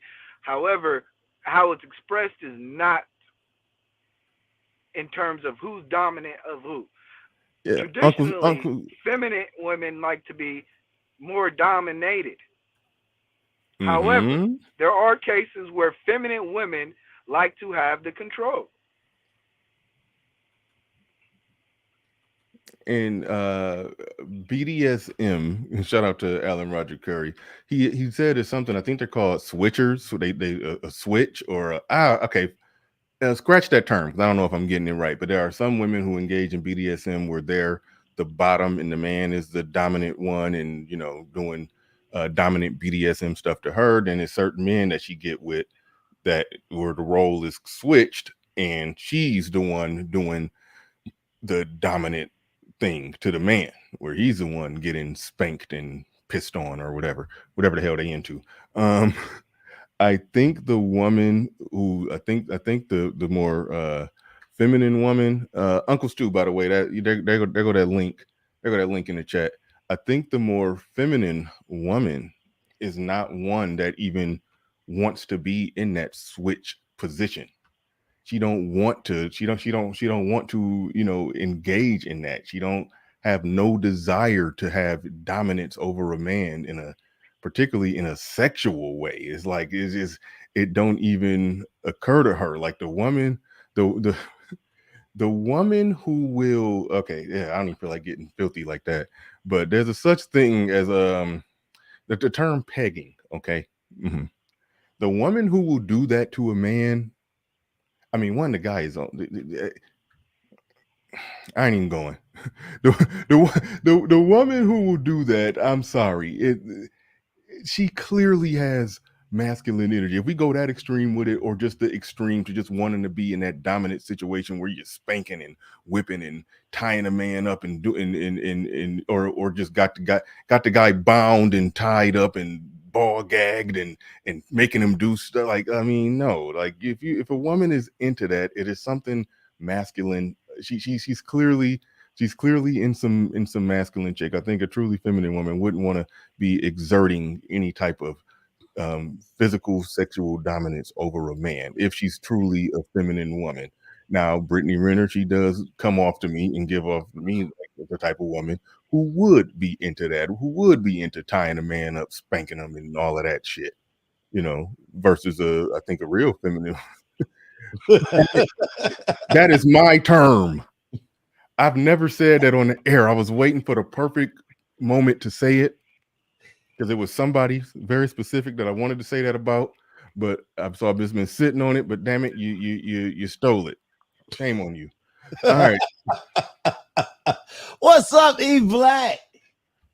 Hey, y'all. Hey, I'm gonna drop because, like I said, I'm on my side. I hear glitchiness, and I don't want to ruin the production of your show. Oh yeah, no doubt. Thanks for coming up. I appreciate you coming up. Like I said, this topic was somewhat inspired by you, so I do appreciate you showing up, answering the call. So shout out to you, man. Yeah, go Y'all go sub to E Black. He be simping, so he a cool dude. I met him in person. Hold on. Hold on. Wait, time out. I got your back, Time out. Hold on. I got his back too. He's a cool guy, great brother. I met him in person. He be simping sometimes, but go and sub to him. He's a great guy. Yeah, that's my boy. We had debates also. We had one on Edwin Anderson's show. Then we call each other the next morning. Be like, okay, E Black. All right, I got you.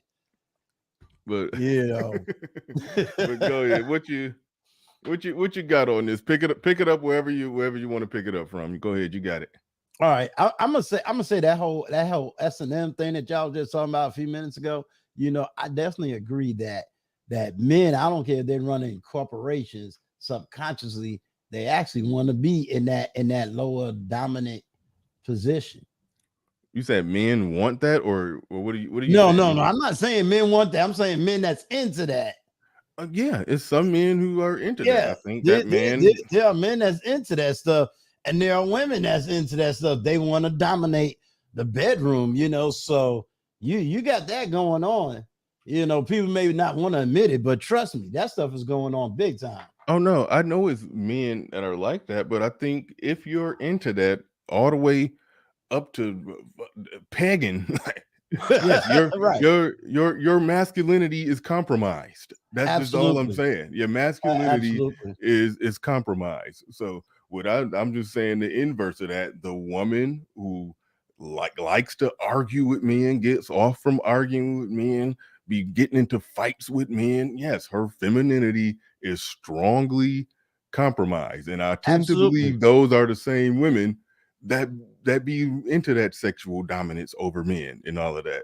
But absolutely, because and I'm getting ready to do a stream about that. A lot of the manosphere jumped on that whole TD Jakes situation, and I got the whole clip of it. Boy, there's a whole lot that he said that I don't think the manosphere gonna be too happy with. Oh, no doubt. I mean, long before he made that statement about a woman, it's like, oh nah, y'all got this totally wrong as far as what this man said. And like I said, I'm about to do a live on it. Maybe probably next week. Me and Obsidian probably chop that part up, but they was totally wrong. They was jumping. When I say it was a lot of content creators. And they was talking about, TDJ said the women are this. I'm saying, but did you hear what he said for the first 22 minutes? Oh, I know that he also said some things where he, went at men, but I don't think the things that he said about the men negates the point that he also made about the women. Oh, absolutely. I just wanted to, I was just saying that in that situation, there was definitely some balances there. It wasn't all like, because a lot of people's comparing to like Kevin Samuel talking points, and I'm like, nah, I don't know about all that. Now I may pluck out one or two, but it wasn't like the full all out. Of course, it wasn't. I mean, I didn't have to. I did eventually go back and listen to most of the sermon, right? But I didn't need to hear the. I didn't need to hear the whole thing because I think it's foolish if somebody, and I don't think nobody was foolish enough to think that all of a sudden that like he's about to be in the pool pit spitting some Kevin Samuel stuff every day. Right. But I think it is telling that he incorporated some aspects of the things that we talk about here into his sermon. I think that's telling of the times and the overall effectiveness that we've had at getting the message out to where now it's infecting other areas. Like we talked about how it's infecting, the whole pro-black sector. It's affecting the church. It's affecting everything. It's we've seen it jumping in at every levels. But no, TD Jakes, he ain't about to go full manosphere. But the fact that he did what he did and said what he said, I'm gonna acknowledge that. I think that's more or less what was going on. But see, it goes back to what we were saying before. When you talk about the red pill and pro-blackness, red pill is going to affect everything. You know what I'm saying? No matter what your original mission is, you know, it's going to affect it because the data is out, the statistics is out, and you got black men who is now learning to say no. And I think that's the key factor is the ability to say no and understand that no is an extreme powerful word. You know, no, I'm not going to accept this level of a woman. I'm not going to accept this level of working. No, no, I'm not going to accept, a certain level. I'm not going to do certain things. I'll tell you, man, you want to show the most powerful, sexiest word out here, or handsome, however y'all want to define it, is the ability to say no, because that is the ability to have boundaries. And once we as men rise up and learn how to have those boundaries, in that boundary, there is peace. In that boundary, there is wealth. In that boundary, there is success. Mm-hmm. And when you know how to establish boundaries, trust me, you're going to shake the atmosphere. Right. Right. Let me address something in the chat. Clarence is saying he was doing women's conferences and men's conferences since the 90s.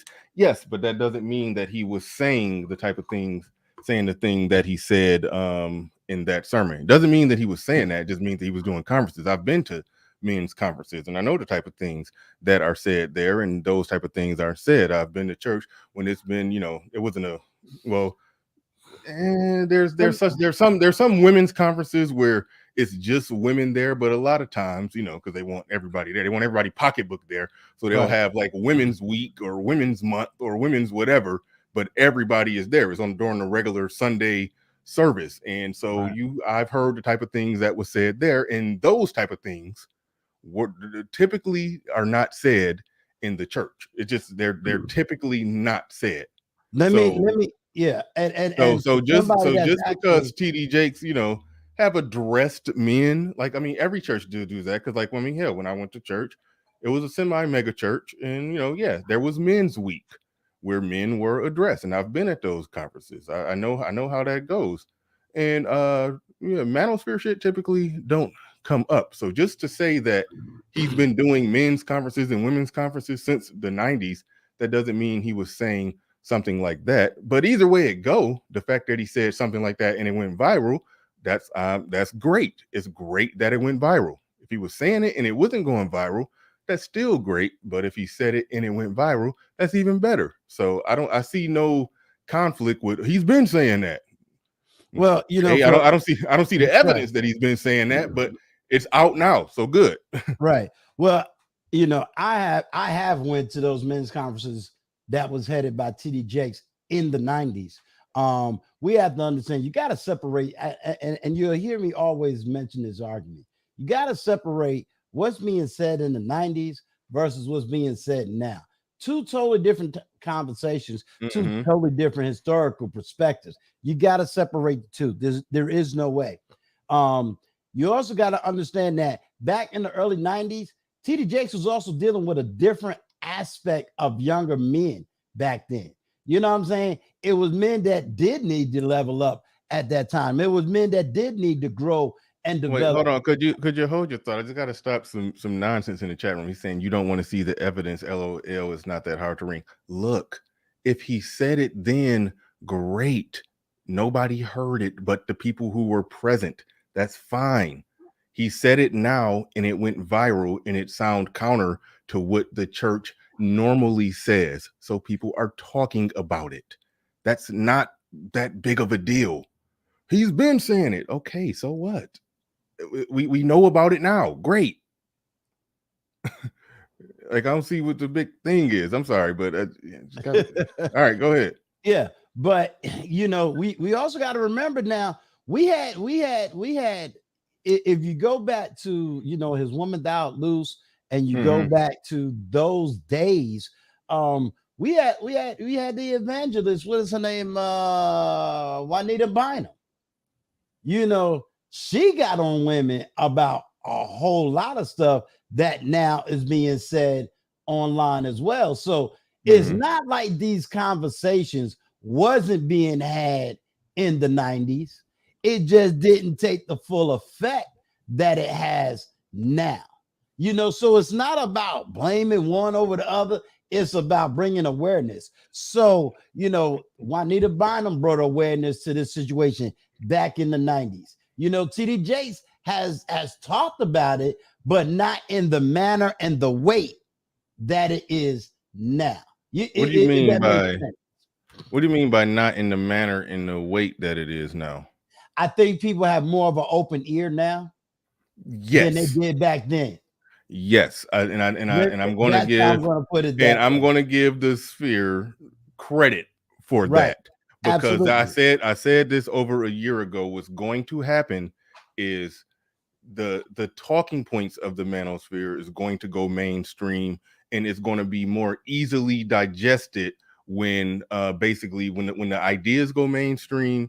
Other people, even if they've been saying it, saying it, low key, they're going to say it, and it's going to spread out more. It's going to be further reaching. It's not necessarily going to be the people within the space who makes it go popular, but we're going to get popular enough to where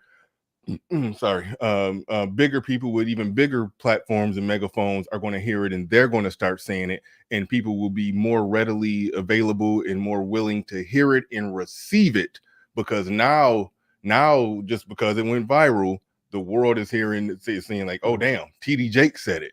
It's more consideration than those crazy chauvinists online saying it. So it's more consideration right now. So I do think that a lot of us in this space, as well as Kevin Samuels, definitely Kevin Samuels, as big as his platform was, did the work of normalizing certain ideas to where now people are receiving it and hearing it. So I think that's more of the thing of where I'm at with it. Yeah, I'm right there with you, because like I said, and I've told people, I've said this before, when I go back to the Million Man March, these conversations was being had then. It's just that there was no internet. You know what I'm saying? Like, I couldn't necessarily say, well, what you going through, and you're in a whole nother state and city. You can only have this conversation in your microcosm peer group. Yeah. But that's not going to affect a whole lot of people if you're only talking to 5 men. You understand what I'm saying? Versus having the ability to talk to thousands of men, or thousands of people. So, coming in this space, I tell people, this was the first time that I've ever seen black men. Matter of fact, this is the first space that I've seen where the word black conservatism was strong, because in the 90s, you talk about you a black conservative, you was called everything but a child of God, being a black conservative. This is also the only space where I saw black men who said, you know what, I'm Republican, and wasn't being called a coon or none of this stuff.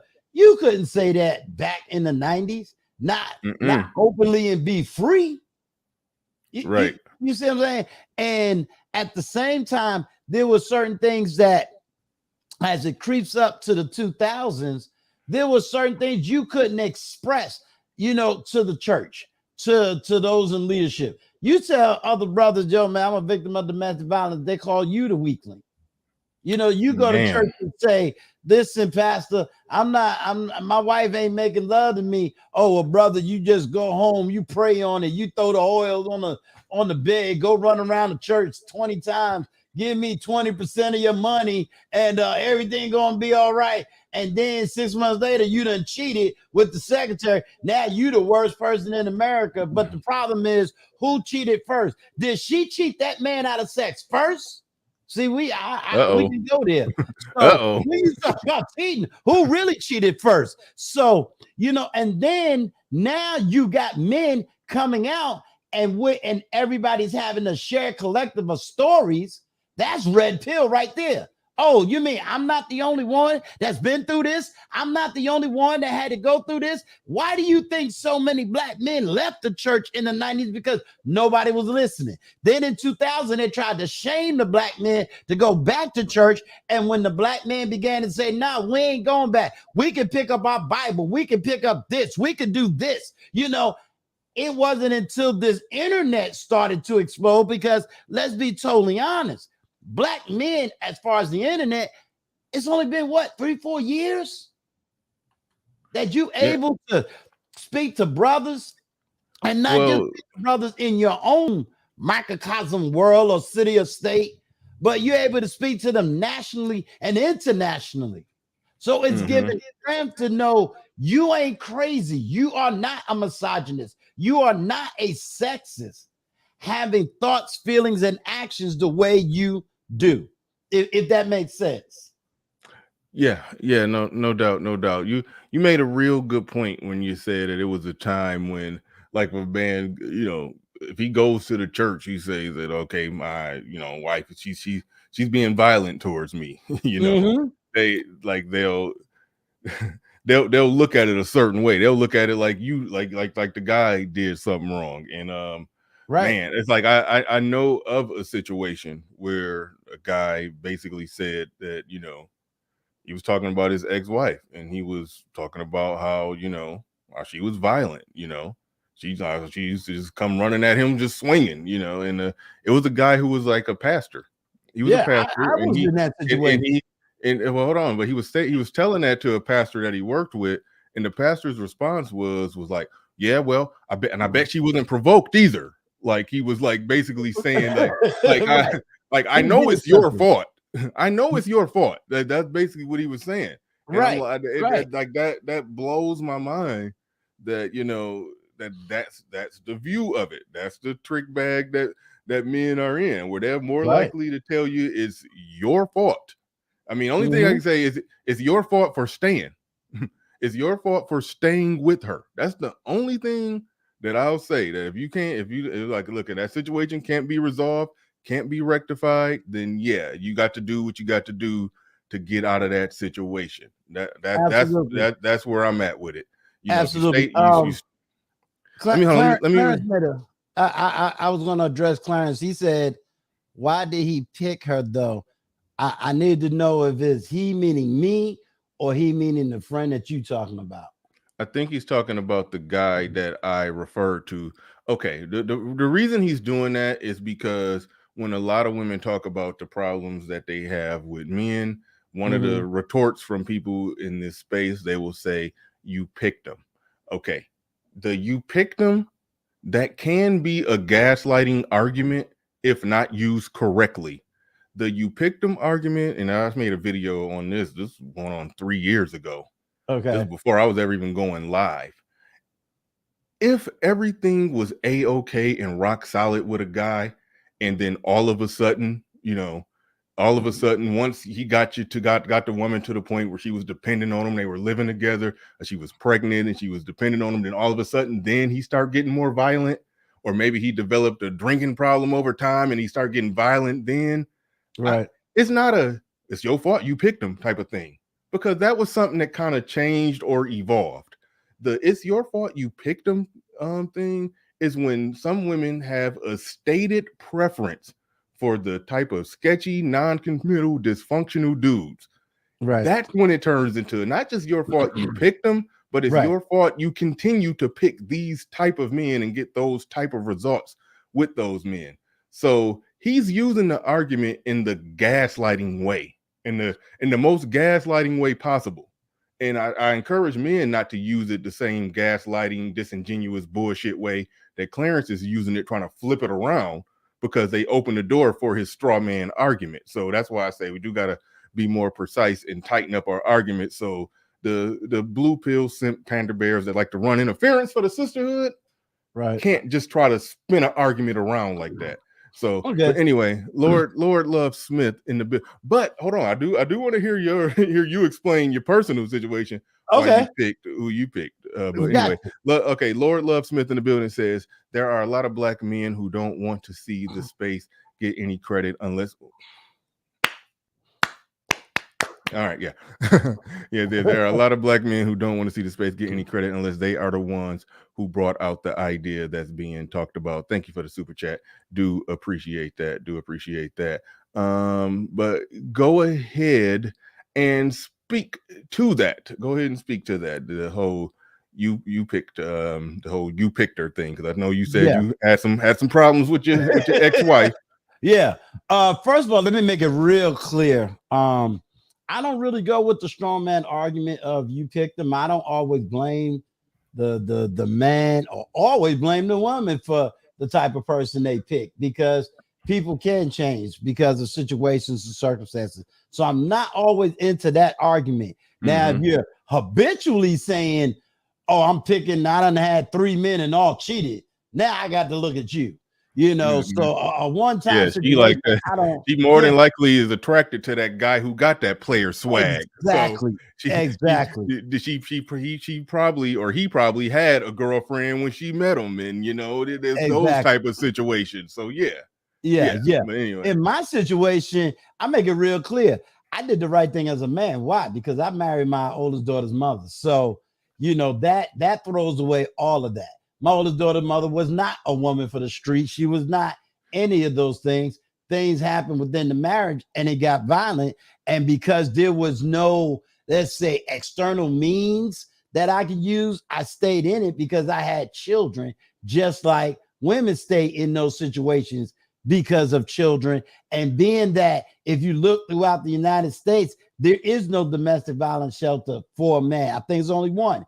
And I had a daughter. So I stayed in that situation, and being that I had no outlet at the time, there was nothing I can do. Today, I can give men that outlet. Today, I can give men that motivation. Today, I can let them know that there is outlets and there is way. And believe it or not, the police will lock that woman up today. Again, we got to look at everything within this historical perspective. So, when you say, "Well, why did you choose her?" I chose because that was my oldest daughter's mother. I didn't see any signs. I can't look back and go, "Well, you know what? I seen her stab 3 dudes, but I didn't think I was going to be the one to get." I mean, come on, that's a dumb argument. I would never tell a woman who was actually in a domestic violence situation where you chose your abuser. I'm not going to go with that argument, and I wouldn't say that for a man.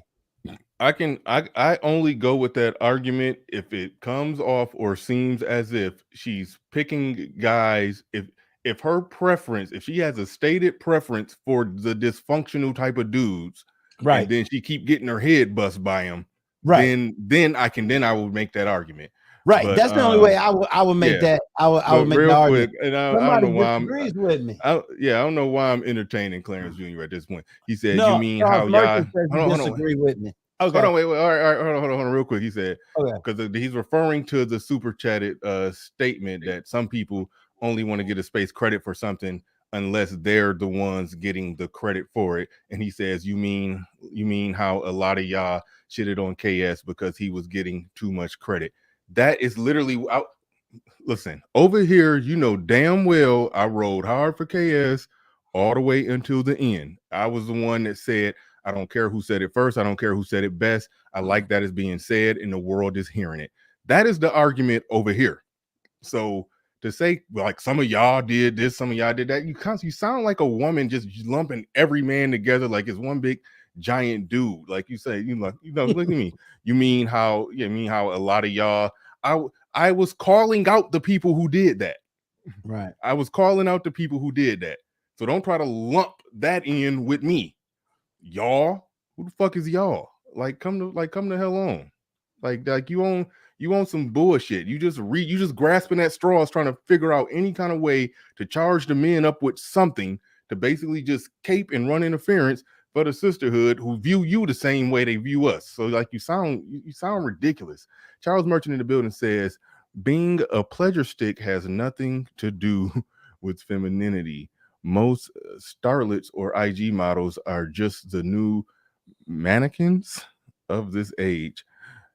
Thank you for the super chat. Appreciate that. What statement did he say that hold on, wait, let me get to the person with the best name. Hold on, let me get to the super chat from the person with the best name on YouTube. Sodomy and Chicken in the building says there is a domestic violence shelter for men.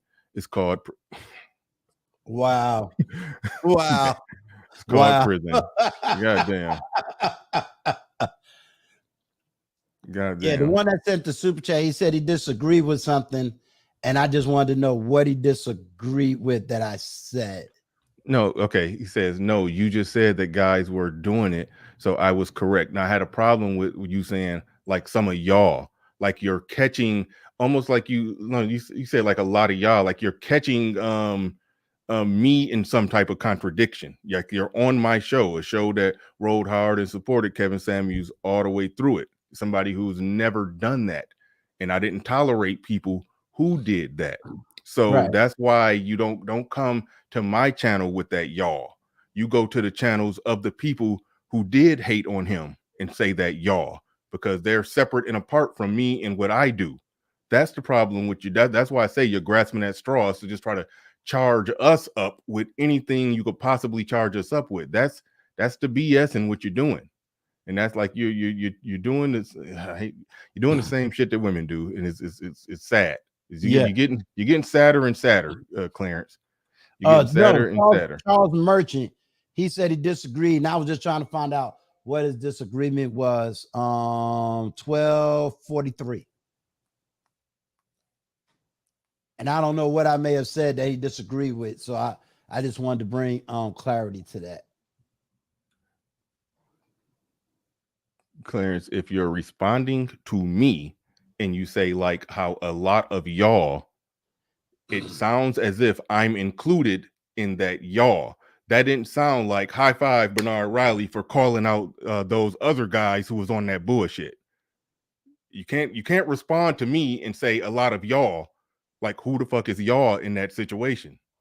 That's the problem with your wording. That was deliberately manipulative wording. That so you can't say that I'm wrong in that regard. But Charles Merchant, clarify what you meant by what you said you disagreed with Uncle Stu on whatever point that you disagreed with him on. I do want to hear that. I do want to hear that. Y'all is you are. Thank you. Yes. Yes. Thank you, GC. We needed a nerd. We needed a card carrying nerd to come in here and break down. GC know how to break it down. He'll break it down for us real good. Yeah. The key word in y'all is you. Right. And then an all. Hey, give me about 30 seconds. I'm still here. Right.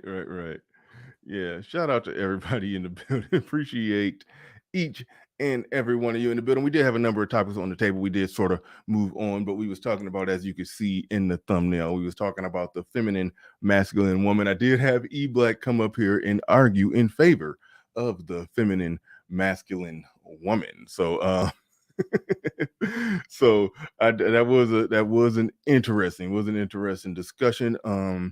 The floor is open. The link is in the chat room. Y'all can pick up on this topic that we're on, or any of the previous topics, that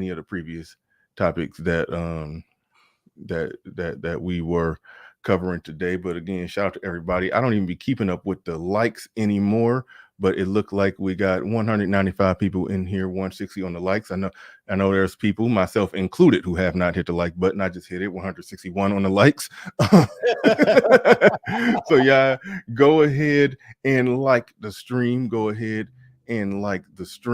I do appreciate each and every one of you. Hold on. We got GC in the building. Thank you for coming on up. I don't know exactly how long you've been watching or what part you picked up on, but feel free to take it wherever you want to take it, whether it's the main topic or the topic we're on now. And while you do that, I'm going to step away for a minute or two and let you and Uncle Stu have it. I got to step away for at least 1 minute. All right. What's up, GC? Hey, what's going on, Uncle Stu? All right. So, I wanted to talk to Bernard about something in particular, but instead, I guess I will talk about just filibuster until I get back. I'll be back in 1 minute. Yeah, that's fine. No, I mean, instead, I'll talk about the main topic, and that is, attractive women aren't necessarily feminine. Well, in a real sense, I would disagree that they're not. I would say that attractive women, provided that she's not, because men are attracted to femininity, then attractive women typically are feminine. Now, of course, there are, outliers. There are women who behave in a masculine way, even though they just so happen to be genetically attractive, but that is rare. Part of being feminine is making yourself attractive. Now, in the Brittany Renner case, she just so happened to be an attractive woman that is deceitful. But a feminine woman can be deceitful. Basically what they're doing is they're weaponizing their femininity. They're using it to leverage, extort, or, just downright trick or hustle men out of their wallet or attention or time or whatever it is that they want. And yes, a woman can fake it. And modern women can even fake being attractive. However, the desire to be attractive is a quality of femininity. A girl who does her hair and things like that, does her makeup, these are feminine qualities. And if she does that to a way that can deceive an individual, then she can be classified, in my opinion, as feminine. However, she's weaponizing that femininity against people. Femininity isn't all good. Femininity is a tool. It can be used in a lot of ways. Preferably, I prefer that it's used to, suck my penis and give me sandwiches. But there are other ways it can be used, just like masculinity can be used. Yes, it can be used to provide and protect, but it can also be used in not so beneficial to society ways. Let me ask you a question, Game Changer. I'm gonna pretend this is my platform for about 5 minutes. Go for it. Give me your understanding or your definition of the word femininity, and let me preface it by saying the reason I'm asking you that is because I read something that RM said, and I think that's a smooth transition. Give me your definition of femininity, because then I think it opens up the clarification of dark femininity, if that makes sense. Before I give you the definition, because it's a very general definition, and I know that it allows a lot of fluidity. I don't want to. I know I did a video on that dark femininity and stuff, but I don't really want to coin that, because what's going on is that they want to separate the two. And I wanted to be understood that femininity can be dark just by being feminine. Femininity just can be dark. There's dark aspects to it. I don't mean to cut you off. When you say that, are we coming from the fact of the motivation behind the femininity? In other words, you can have a femininity where the motivation is dark, or you can have the femininity where the motivation is light. How we say it in the scripture, let your light shine and people be drawn onto you. Or you can have that femininity that's dark, where there's a motivation behind it, and it's usually a negative motivation. But see, it's not the femininity that's dark. Okay, so what I was saying before, when I say femininity is a tool, it's an ability. It's not the tool that's innately dark. It is the person who wields it that's innately dark. If you give somebody a hammer and they use it as a tool to build something, say build a house or build a cabin or something like that, then that is the intentions of the individual. If you give a person a hammer and they use it to bash heads in, then that means that it doesn't mean that the hammer is dark. It means that that person is dark. If we want to use dark as an analogy for just downright evil. So if a woman is given a tool of femininity and she is dark and she uses it in a way like Brittany Renner did, then, that is a reflection of her. Think of it like the Jedi and Sith. The ability to be telekinetic, and telepathic somewhat, things like that. These are just abilities. However, if the person wants to rule the universe, then that person would be considered dark. And, it's not really, they say, he's the dark side of the force. No, he's just the evil person that's using the same force that Yoda uses, just in a completely different way, in a self-serving manner. Yeah.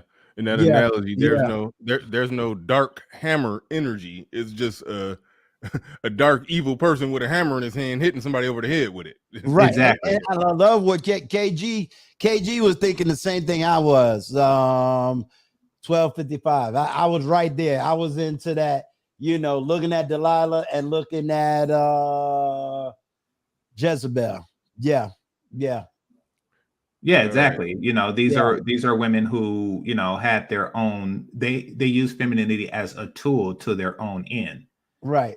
Right. So, I mean, but they're dark people. It's not that femininity is innately dark or light, you know. Right. So, yeah, if we separate the two, then it makes it easier for women to just hide behind it. Basically, it makes it difficult for men to spot it because women will claim the moniker of femininity and then, you know, not dark femininity. They're no, I'm feminine, you know, I embrace femininity, not dark femininity.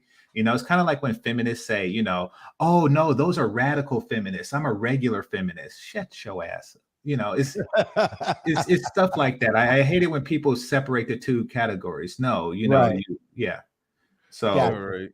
All right, hold on real quick. See Iron Addict in the building says just showing support, y'all. Help me get through my day. Salute. Thank you for your support. I'm so glad that we help you get through your day. So glad we help you get through your day. But GC, you said it was something specific you wanted to come up and talk about. And oh shit. Okay. Stay OGJ Speed in the back. I think he came up just because Game Changer was up because he wanna interrupt and run interference. Even though we already met we already meet in the one old nigga quota with Uncle Stu up there. We can't. That's cold. That's cold. You gotta get off the platform because you up here. Yeah, I gotta rotate y'all out. Can't have two old niggas. What's going on? Can you hear my time back? Hold on, OG. Hopefully I brought you up in expectation that you're gonna be on good behavior. I'm gonna be on good behavior today, Bernard, because I had to fill out a police report the way y'all abused me over here yesterday. Good. So, I'm glad. I hope you have long-lasting injuries that take a good while for you to heal from. But go ahead, GC. What was it that you wanted to? Well, yeah, I'll definitely cover that, but I want to just address the chat room for a second because somebody said, was Lilith, you know, femininity or, you know, misusing femininity. From what I understand, the Lilith, which is more than average, I would say that no, it's not. Lilith was made from dirt, much like Adam, not the rib like Eve. Therefore, she was created in a very similar instance as Adam, and she desired to be like Adam. I would say that she's more masculine than anything. So I think that she falls in the category of just a masculine woman who wanted to be a man.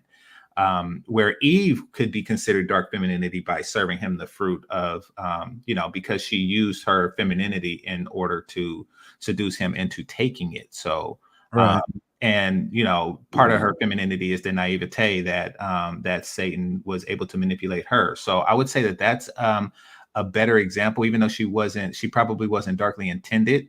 You know, she definitely used femininity, where Lilith simply, she just wanted to be like a man and equal to a man. Well, they all were Black people, sodomy and chicken. I know Lilith was a Black woman, but so was Eve, and Adam was a Black man. So yeah, I mean, but you know, the race aside, because everybody was Black back then, given the circumstances. But race aside, you know, she was more masculine than misusing femininity or a person with dark nature using femininity. Now, the thing I want to talk to Bernard about is when you were saying that, dang, what was it? Tip of my tongue.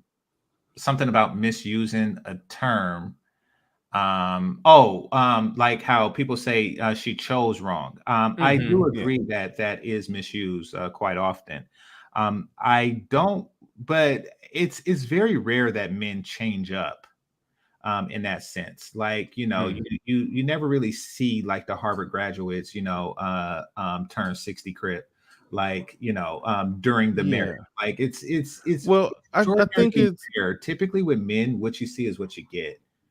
But I mean, there are exceptions, and you should be wary of it and note it when it happens. But generally speaking, yeah, I think. Well, hold on. Let me say this, Uncle Stu. Okay. I think what you're saying is generally true, but I think there's something like, for example, the example we used, we were talking about abuse. I think a man who's abusive, he can mask that for a period of time. And he could break that out 1 year in, so a situation like that, I do have some sympathy. If if a woman was legitimately being abused by a man, I mean, look, we know the data. I pull it out all the time, how women, and when it's where's it at? When it's bidirectional violence, when it's just as when both people are hitting each other, women do that 2 out of 3 times. No, I'm sorry, when it's unidirectional violence, where one person is hitting the other one and the other one isn't hitting them back, women do that 2 out of 3 compared to men 1 out of 3. And violent relationships, 58% of the time it's bidirectional, both people hitting each other. And in the unidirectional ones, women do that the most, and that's 42% of them. And 42% of violent relationships is unidirectional, one person doing the hitting, and women is doing the majority of the hitting in those relationships. So yes, but in the situation where a woman is in a situation that 1 out of 3 of the, I'm not anybody got to get confused breaking down all the layers of the stats, because you got to break down layers of it. If she's in that smaller percentage, where it's a unidirectional violence and she's being hit and is not hitting back and not instigating or antagonizing, she's literally an abused woman. In that situation, I show some grace, to use Alan Obi's term. I do show some grace when it comes to the "it's your fault, you picked them" argument, because something like that, you can mask that. A guy can not beat her ass for the first year, and then then all of a sudden start doing it. So I don't use the "you picked them" argument when it comes to something like that. But you are generally right that with men, you kind of get what you got. If he showed up with, like I say, a marching band behind him twirling red flags, and you still liked him anyway, hell, put it like this: it's a new picture going viral with some white dude who they saying might be the next Prison Bay, like that one guy, that Jeremy Meeks guy with the green eyes. It's some new picture where some white dude mugshot is on, and it's and women talking about how much to bail them out. They try so like women who get more turned on by a guy with a checkered past or just some dysfunctional, sketchy, non-committal. It's like, when that's their thing that they're into and they keep getting their head bust, yes, at that point it's your fault, you picked them. But overall, I think some people do. Misuse that argument, and I just was. Go ahead. The reason why I brought it up is because I didn't want to. Once you let that up, once you let it go, once you say, okay, it's okay, that doesn't apply when it changed. Then what you'll start to hear women do is each and every single relationship, oh, he changed on me. He changed on me. Mm-hmm. That's how they do that. And I don't want to open it up on that. Right. No. Frankly, most of the time when they say that he changed on me, I don't believe them unless they can address a major catalyst for the change. A major catalyst being, loss of a otherwise thought to be secure job, or loss of loved ones or something like that, something that triggered a different side of him. But like sometimes they'll say this when they had 3 kids with the guy, and then they divorced him. Like, I had to, because he was like, really? He just waited till the 3rd kid was born? It was like, that kid's ugly, and start smacking you. Like, I mean, so like, it's like they use that excuse so often that they're crying wolf with it. It doesn't seem feasible, and I didn't want to say anything that encouraged it. I also want to point out that Uncle Stu is trying to emulate me with the chest piece on his shirt. He's trying to be like me. Like GC. He's trying to be like GC. Hey, Bernard, when you get a chance, can you send me? Can you email me that thing you just put up about the domestic violence? Yes, I will. Somebody in the chat room asked for that, but it's easy to find if you just Google bidirectional violence or unidirectional violent and hit images. You will get this picture will pop up, and then you can click on it, and then it'll send you right to the article that was written on it and everything. So it's easy to find in that way. And the chart that they use is kind of written. I'm not even about to get into that, but but no, Yeah, it's easy to find, but yeah, just go to Google and type in bidirectional or unidirectional violence, and it'll pop up. But if you can't find it, let me know and I'll send it directly to you. Just email me and I'll email it to you. Okay, but yeah. Now, JSP, don't get me kicked off of here. Now, you in your 60s. Don't let me go with them baby boomer arguments. Okay. Look, man. Yeah, I'm not worried JSP, about don't get me kicked off of here. Now, you in your 60s. Don't let me go with them baby boomer arguments. Okay. Look, man. I'm not worried JSP, don't get me kicked off of here. Now, you in your 60s. Don't let me go with them baby boomer arguments. Okay. Look, man. I'm not worried JSP, don't get me kicked off of here. Now, you in your 60s. Don't let me go with them baby boomer arguments. Okay.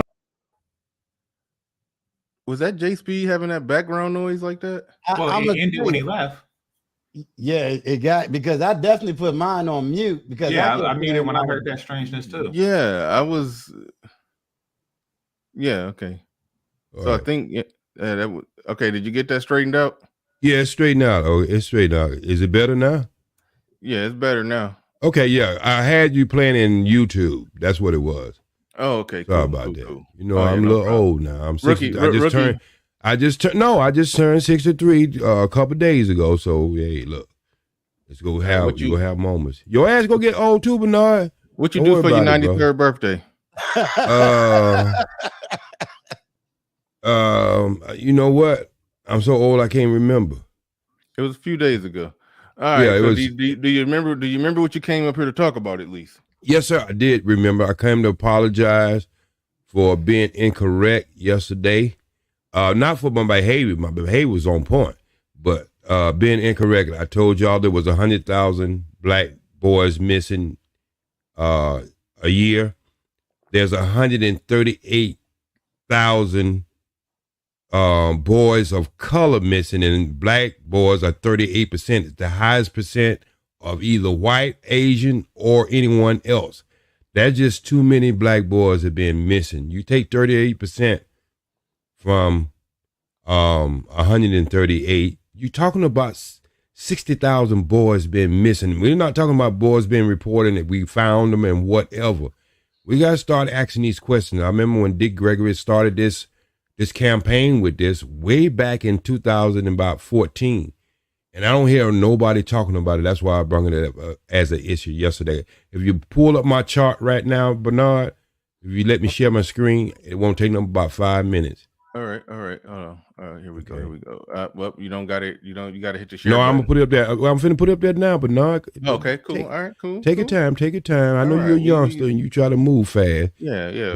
Us young folks move fast. Fast. All right, I got it up there now. Okay. This is a missing status for 2021, okay? And it's saying, as you can see, there's a total of 521,700 and something 5. So you see right there, white, 59%, and then you can see minority, 38%. So when we slide that sounds like overall missing persons, not missing boys. Yeah, that's okay, but we're going to get to that. Okay, we're going to get to that. All right, my man. Okay, males. Females are 49% and males are 51%. So when we slide down here, we start to see the numbers, real numbers. White included white with the Hispanics, 55%. So you got two different groups. But black, just by themselves, 38%. Mm-hmm. Asians on the 3%. And when you slide down here, don't come up missing. Look, well, that could be population. So anyway, carry on. So when you come down to here, is 138,320. But when you go down a little, hold on, wait, go up real quick. I wanted to read what it said under there. That okay, so it says total number of missing persons of color under the age of 18. Okay, cool. We need to make sure we got that. All right. I want to slip nothing past you. It also says that includes, but it's including other people. Yeah, no, it includes other people. No. Listen, what I'm no. That's what I'm apologizing for. My total number. No. It says it is including African American, Asian, and Indian. Okay, so this is what I'm. Okay. So y'all didn't hear me from the beginning. I set this up so you can be able to read as what I said from the beginning. I told you that from the beginning. The total. That's what I was apologizing for because I said it was 100 and some thousand black boys was missing. So I apologize. I was talking about the total number was 138 320. But when you take that and you look up at here, you got 38%. All right. No, I get you, OG. Okay, what I'm trying to say, wait. What I'm trying to say, Game Change, you got 38%. We only, 16% of the population, right? Mm-hmm. That's just too many just by ourselves. And then when you go down a little further from that total number, then you start getting into going into how it's breaking down. That not only are we unrepresented in numbers, we're unrepresented as far as when it comes to TV news and everything else, as black boys are being missing and they're not being found. Well, does it say they're not being found? Yes, sir. When you start going, this is why I'm gonna put the website up where you can actually go. I looked at the website yesterday. Could you point to where it says that? Game changer. Yes. When you go into it and do your research, because like I said, I did look at it, but I didn't see. Okay, this is wait. I go to the CDC. I go to this, and I put it all together. Yeah, but in your research, please show me where it says that they're not being found. Well, I just put the stats up here, and I put this up here today just to come to apologize for the numbers I said yesterday. I get okay. Well, you got me. So what I'm trying to say, game change. What I'm trying to say, even if it's 20%, my brother, these are things that are unreported on a national scale. And we supposed to be black. Wait. If we really care about black men, boys grow up to be black men. And what I'm trying to say, there's a missing part of our conversation. If we having over 60,000 black males missing each year under the age of 18, that's a problem. Okay. No, it is a problem, but okay, hold on, wait. Deflection, if I may. So, I mean, I do want to make sure that there's missing and never found. But we can talk about that. So GC, I would wait, stop cutting him. I know he just said what he wanted to do. Say, Bernard. I sent him a report with an email. I don't think he finished. I sent him a report with the email. We don't have to have a debate on it. OG, he didn't finish. But OG, I understand where you're going with this. This is a problem. The reason why I raise eyebrows in situations like this is because whenever a discussion is about a problem and then somebody brings up another problem, I call that action a deflection. But I will say this, we'll go down this deflection so we can end it once and for all. OG, what would you like for us to do about this? Okay, what I would like for us to do about it, as we do about everything else concerning black men. Black men don't get to be men because they come out of the womb as a man. You start off as a child. And so if we don't care about our next generation, what is happening to our next generation, like we care about violence in our community. We have discussions on that. We have discussion on a lot of things. What I would like to do, when you start the discussion, these are the things that you so proudly and everybody so proudly talk about. Kevin Sanders bringing the discussion to the table where people are aware of certain things. And then you go ask me, what would I like for us to do? I'd like for it to be better. If I had all the answers, I wouldn't be bringing it up on the table. And I think that's more of a deflection and disingenuous for you to even say something like that. It really isn't. Wait, hold on, Larry. It's not. Wait a minute. Let me take a solution. Now I offer a solution. Bernard, if I may offer a solution. Okay. I believe that the solution to this problem is to assure that these young men are raised in two-parent households. I believe that largely the reason that some of these boys are reported missing and probably immediately found is because of disputes between separated parents. I do believe, because I know that my cousin went through this, that oftentimes a parent who did not win custody will either keep the kid for too long during their weekend or their stay, whether it's a Monday, Wednesday, Friday arrangement or what have you. What happens oftentimes, OG, and once again, I know people who were reported kidnapped for this reason, is that the parents keep the kids too long for whatever reason. Maybe their trip to Disneyland runs a little long or what have you. A spiteful parent then calls the police.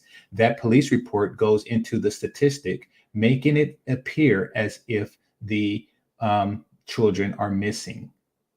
However, they're immediately returned to the custodial parent. And so that's why I want to make sure that these stats are not skewed. However, the solution to this problem. So hold on. Let him finish.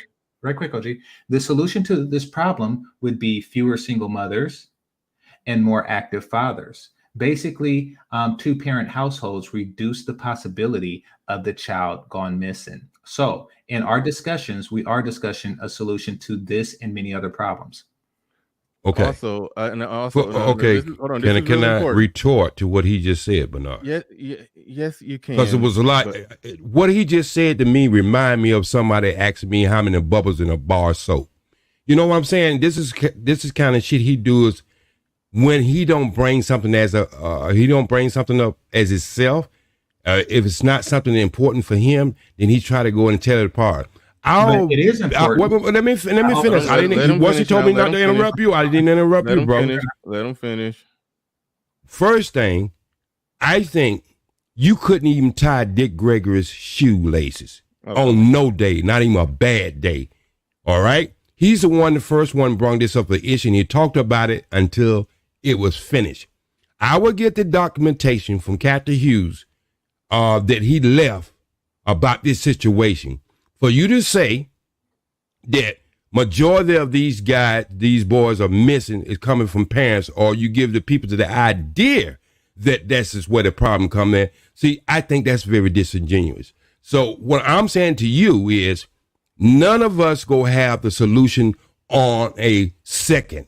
You know what I mean? If we're not even talking about it, we've been talking about what we're talking about the relationship ever since 2015.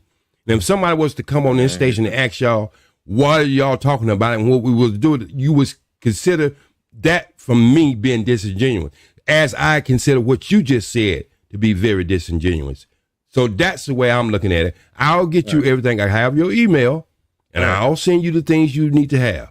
I'm trying to do this respectful because this is very important. Okay, OG. All right, now I'm sorry. Now this is what I wanted to say from the very start when you said, well, this is important. We're not having the right conversation. Why are y'all not talking about this? Okay. I think I've said this to you before. My YouTube channel is about what my YouTube channel is about. Are there other important issues?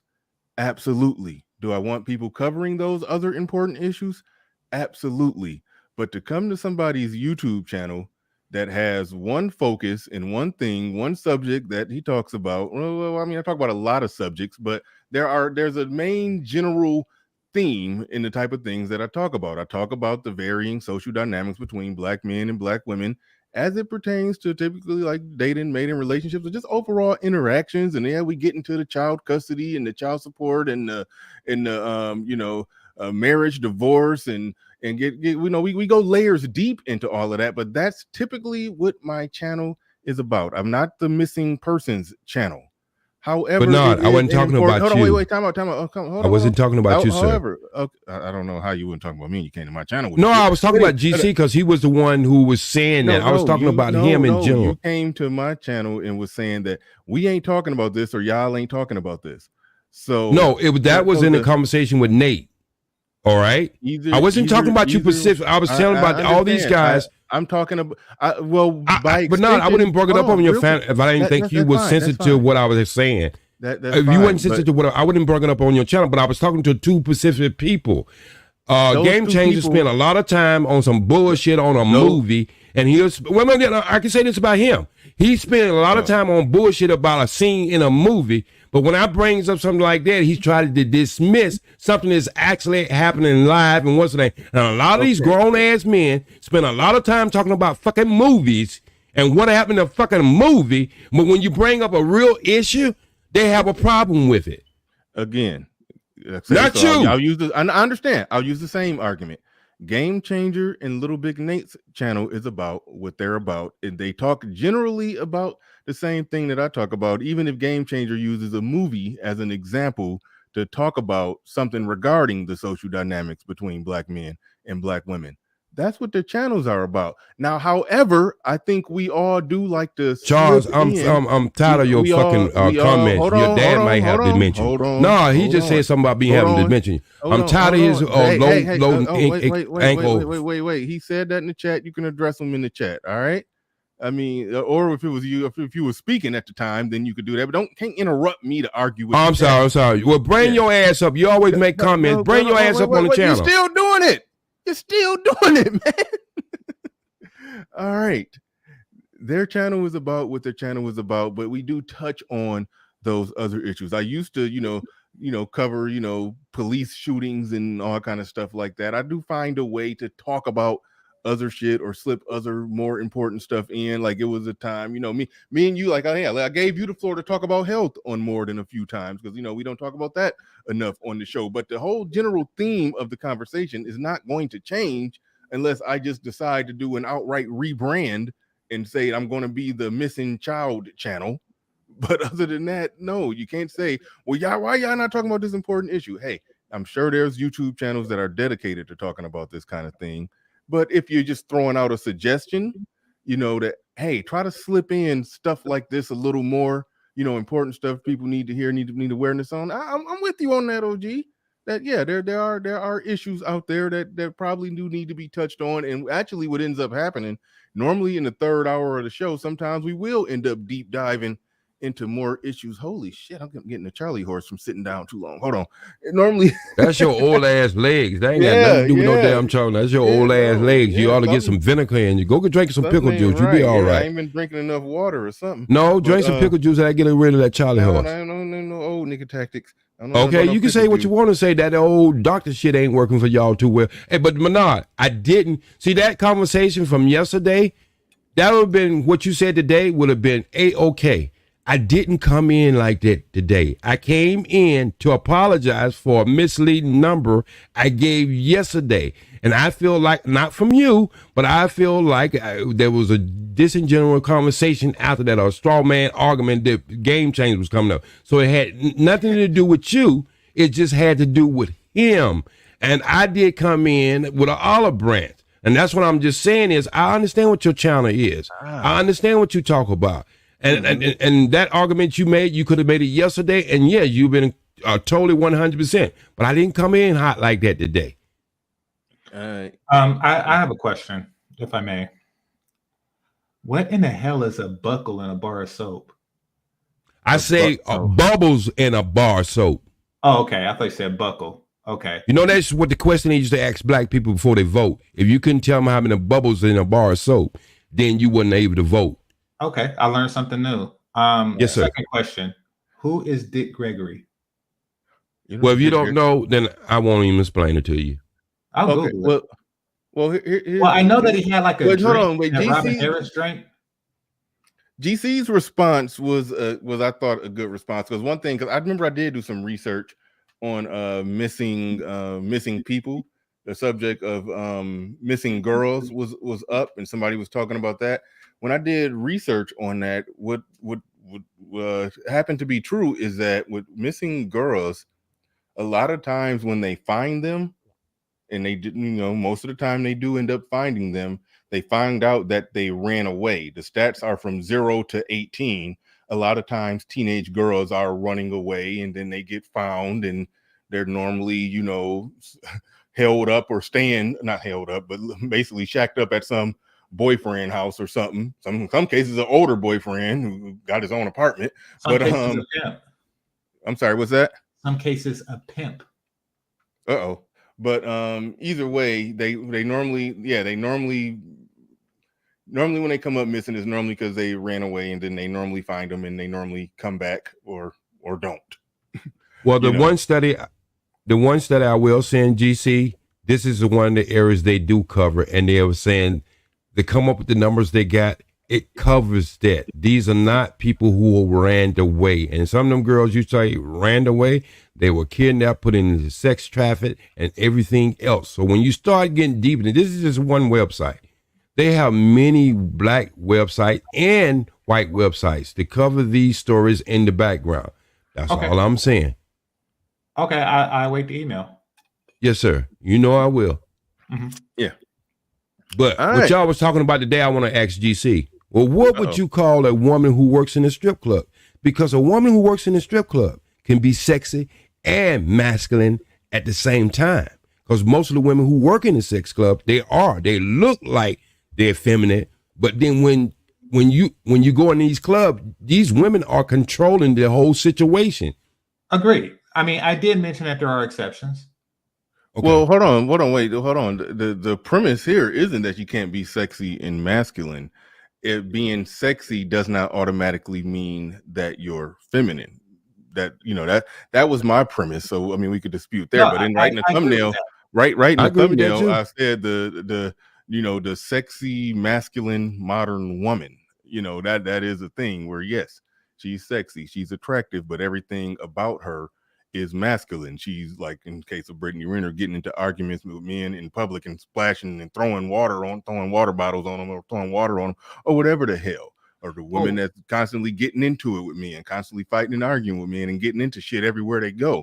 It's something masculine and confrontational about that. That's a lot of masculine energy they walking around with, even though they're in the outer shell of a woman that's sexy, but there's nothing feminine about them. That was my general premise. Yeah, Bernard, I agree along with that. Let me go. Go ahead. Let me get GC first. Okay. Do men typically yell and throw water? No, I talked about that with E Black. So like behavior like that, I wouldn't. It's not really masculine. It's definitely, because if a man was behaving that way, you would call him feminine.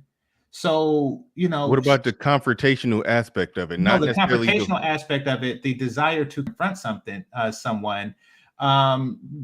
Probably is universal, both masculine and feminine, in the sense that men do confront. We're far less likely to do it because we receive graver consequences for doing so unwisely. However, I think it's how you confront that can be determined if you're masculine or feminine. And I would say that something like that is more of a feminine thing. It's not the aspect of femininity that we like. But I mean, I do want to say, to OG's point, no, there are definitely attractive masculine women. I did mention exceptions, but generally speaking, it's far more common to find masculine traits amongst the ugly bitches of the world than it is to find it amongst the attractive ones. If you take that Snoop, I think was her name, on The Wire, she may have been capable of being an attractive woman, who knows? But because she definitely was masculine by her genetic makeup or what have you, she would never reach that potential because that's just not in her style to be. All right, GC, the rabbit hole you're going down with some of your argument is that basically what Brittany Renner did, getting into an argument, essentially starting a fight and throwing the first punch with a man, that could be viewed as a feminine. She's being feminine. She's a feminine woman. No, not throwing the punch. I don't know what she did. Okay, she threw. I thought she was yelling and throwing water. Yeah, no, she got into an argument with the guy. They went back and forth for a little bit, and then she basically threw water at him and then walked off. Yeah, okay. Yeah, I didn't know. Will you say she threw water or she threw a punch? Well, okay. I mean, I look at it more or less as I don't draw that much of a line. I look at a woman splashing a drink in a dude's face is not that much different from her slapping him. Yeah, she's using whatever weapons. Outside of Will Smith, men don't go around slapping each other and then walking away because we're men and that shit don't fly. But so it is okay. I get what you're saying. It is definitely a gray area. Well, the reason why I say what I said about that, GC, is if you at one time when a man used to have a white glove and he slapped you in the face, that was considered a duel to death. Mm-hmm. And so we got to understand certain men have certain things that they do, like if you want to just use the Will Smith thing, but that was a double-edged sword there. If he had went on and swung on them, then to me that would you would look at it one way. All right, it's almost like calling somebody, different between calling somebody a nigger or calling somebody a bitch. He went up there and bitch slapped him. That was for the embarrassment. You're not even man enough for me to hit you with my fist. Mm-hmm. So you can look at that as being feminine, but it's not. It's to send a message. You know what I mean? And so same thing with the dual or white gloves back in the day, or the same thing is throwing a shoe in certain countries. And so what I'm trying to say is, I want to stay with the stripper in the club. A lot of the things that happen, and you just don't. I ain't gonna say you don't understand. We as people don't understand how that thing overlays into real life. I remember when the pole dancing first became what everybody was talking about it. Women was going out and putting poles in their bedroom. So that behavior, it becomes part of society with this outside of them strip clubs. And that's what you have to look at it before you try to balance out if this is feminine or masculine or whatever. Because you ever worked in a strip club, you would see a lot of women who looks pretty. I mean, just pretty fine and speak to you sexy, but be as masculine as hell as far as directing guys. No, you set your ass right there. Don't touch me right here. Don't you better watch out. You see what I'm saying? And then put on that same smile again. So that's why I'm saying these behaviors are starting to go into the mainstream from the clubs. Mm-hmm. I mean, at that point, when they start behaving in a masculine fashion, they do become less sexy to me. And I think that they become feminine, or less feminine, or less feminine, because I mean, well, both. Yeah. So if a woman being less feminine is less sexy, and a woman being more feminine is more sexy, then there is a correlation between a woman's femininity and her sexy and her sex appeal. Can I ask you a question? Oh, go ahead. I'll let you finish. I want to ask you a question, GC. One moment. But even if a person who I give a perfect example, right? Used to work with this girl. Don't even know her name. I didn't know her very well at work, but she was attractive. She was light skinned, and I was walking around the building and I seen her, and she just hocked and spit. And me being the funny man I am and a sarcastic mofo to boot, I said, "Ooh, wow, that's sexy," being sarcastic. And she said, "Thank you." And she was dead serious. So yeah, that shit turned me off. Would I still smash? Yes, but I mean, she don't get the full 94% that I'm able to reach. She gets like maybe 72, 73, but I mean, nevertheless, she diminished just by that one act, that one masculine act, spitting like a baseball player. Okay, my question is to you. My question to you, GC. You can't hear your phone going off? My phone is not going off. OG. Yeah. That's not my phone. Your thing is the only thing that's pulsating. I'm about to mute up. What? Okay. All right. Now you fixed it. Okay. Right. I'm going to read the super my chat. phone, yeah. What'd you say? Okay. No, I thought it was my phone for a second, but then when you I knew it was his because his was the only one pulsating. It had to be him. That was me breathing. Hold on, real quick. Thought of Me and Chicken says this seems like an issue the boomers should have with single moms since they can do something about it. Some of them are responsible for the kid missing. That's a fair point that we're going to keep it moving on. We're going to keep it moving on that one. But thank you for the super chat. Do appreciate that. Sodomy and Chicken. Ruckus Buck in the building says acting like a biatch is a feminine attribute. Acting like a attribute. I know. I heard attribute. I was trying to make sure I understood what he's saying. I think he means acting like a woman being a biatch is a feminine attribute. Yeah. No, I'm with you on that. If that, okay. The definition of I talked about this with E Black. The definition of femininity are behaviors, traits, or attributes that are more commonly associated with female. So in that weird sense, per the definition, yeah, being bitchy is a feminine trait. But so that's sort of Game Changer's point, that there are some things that are feminine, but they're bad. Like there's bad aspects of femininity.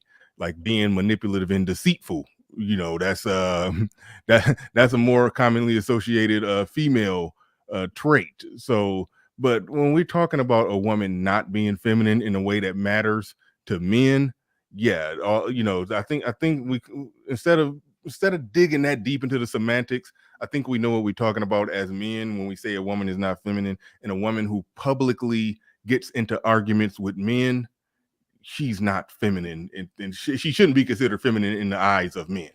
That's all I'm saying right there. That's my general argument. But Snazzy Individual says, just showing a little support. By the way, this is Mind of Spiffy. Change my name. Okay, that's what's up. Shout out to you. Appreciate you coming on through. Snazzy Individual is what we refer to you as now. All right, cool. So OG, I get what you're saying. Quick strip club story. I got a lap dance from a stripper that I found physically attractive, but then she was talking and she said the most absurd shit.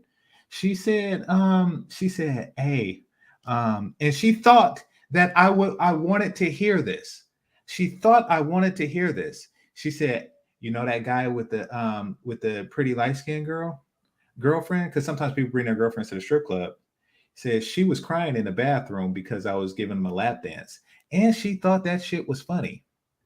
Now, at that moment, she went from sexy to just a completely despicable and fucked up human being. Just saying. Like, there is a correlation. Once they cross that Rubicon, I'm not saying what she did was masculine, because that falls under the gossip category. But whatever it is, she's just like a fucked up person who gets some type of sadistic pleasure out of fucking with other women. Like, yeah, needless to say, no more lap dance for you. Okay. I wanted to ask you something. Okay. Because this, as deep as Bernard went with this discussion, it kind of like, it confused me. Because I'm going to tell you why it confused me, because I think this feminine thing it can't be the standard for every guy, because it can be very vague. Because some guys see women in certain ways, that's what they consider feminine. And when they're too soft, it's like you weak. You get into this weakness, you know what I mean? So they like a woman at a certain standard. And then I start thinking about other things when we start talking about looks. And I start thinking about comedians. Like when David Chappelle goes on stage, or Richard Pryor goes on stage, these are the two I can think of, that people are about to laugh before they ever say their first word.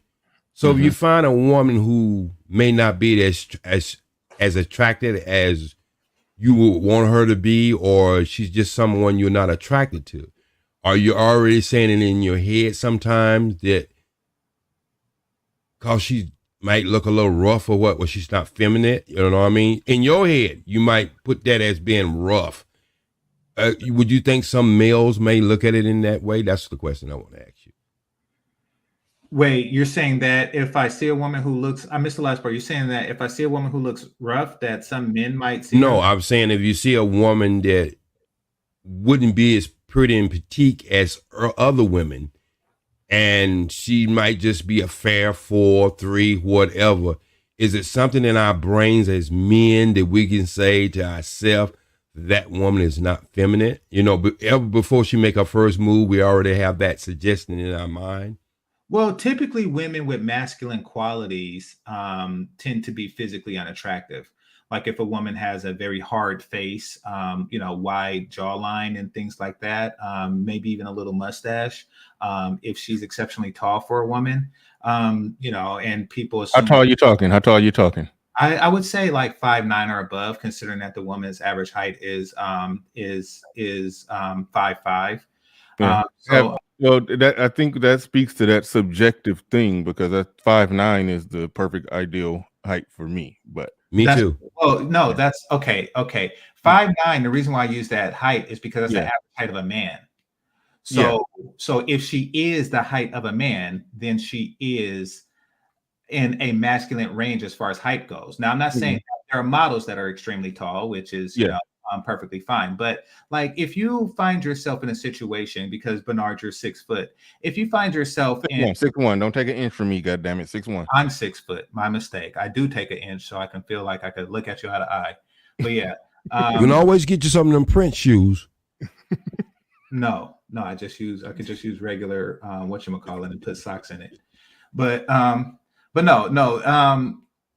The reason why I say that is because that's the average height of a man. So if you find yourself in a situation where you're with a woman who's 5'9" and you're much shorter than that, then you find yourself in a situation where you are in a gender reverse situation where she appears to be the more masculine figure of the couple. And I think that real men try to avoid situations like that at all costs. And in doing so, they tend to stay away from masculine, hard-faced looking bitches. That is what's considered ugly. So yeah, when people say a woman is pretty, they're generally saying that she has feminine qualities. Now, if I could bring up my crush, Kelly Stamps, she has all the qualities that I determined to be feminine. Here, I'll bring up a picture so y'all can see who I'm talking about. Yeah. You could have used Tracy Chapman. I don't know who that is. You don't know who Tracy Chapman is? I got like 2 or 3. I know if I see her picture on my playlist. And that's most of what I was talking about, GC. If you get a woman who don't wear a lot of don't wear any makeup at all or whatever, I think there are certain men who have perception that woman is not feminine because she's not in the world. You know what I mean? Nah, woman not wearing makeup don't make her not feminine. I understand that, but I'm just saying our perception sometimes. No, hold on. I don't think men have that perception, especially if she's cute without the makeup. But let's just say that she's just not that facially attractive, and she's not even bothering to add a little makeup to fix it. Then this is where it become very vague at, because. That's why I'm saying it become very vague, because there's a lot of women who are feminine that I sat down in the mosque with, and I know they're feminine, but they don't have them. But if you was to see them on the street, the average person would see them on the street without the makeup and stuff like that on, and without the head guard on. They would say that woman. We spent a lot of time talking about the Black Pro movement and stuff like that, women burning incense and stuff like that, and a lot of guys don't consider them women. Oh, okay. Oh, no. All right. No. I mean, listen, any woman who humbles herself to have her head covered and be sitting down, kneeling, whatever the hell they do at a mosque, I don't think most reasonable, logical men wouldn't dare say that those are masculine women. Those are women who everything about their outward appearance, body language, and everything that they do says I'm submitted to men. Or submitted to a man, or that's basically saying my goal in life is to be submitted to a man. No, I think a guy may not be turned on by them. That much is true, but I don't think a guy has a proper understanding of femininity if he's just going to say outright a woman walking and moving and acting in the grace of a woman who goes to mosque with her head covered, to say that that's not feminine. I mean, come on. Well, no, I wasn't speaking on that per se, but no, I was just speaking on that when you didn't see them in the mosque and they didn't have on makeup and they didn't have their headgear on. You didn't even know they was Muslim. I still tend to believe they moved in a way where they're not getting into a fight with a man at a concert. So no, I don't. Let me ask you a question. If you see a woman walking down, made up from head to toe with a dress on, walking down the street, all right? And you used to seeing that same woman or someone similar to her in maybe something like a sweatsuit or whatever walking down the street, and they was right beside each other, I think ideally men would look at the one and say the one with the dress and makeup on would be very, not only pretty, but feminine. With a sweatsuit? Yes. Okay, yeah, if she got on like a jogging suit, like a hoodie jogging suit, then yeah. No, you just like something you would wear at college, getting ready to go to the gym, but you didn't know that because she wasn't wearing all that stuff on the outside. And the other woman would have on a dress and pretty made up. My point I'm trying to make, but no, I'm not trying to make a straw man argument here.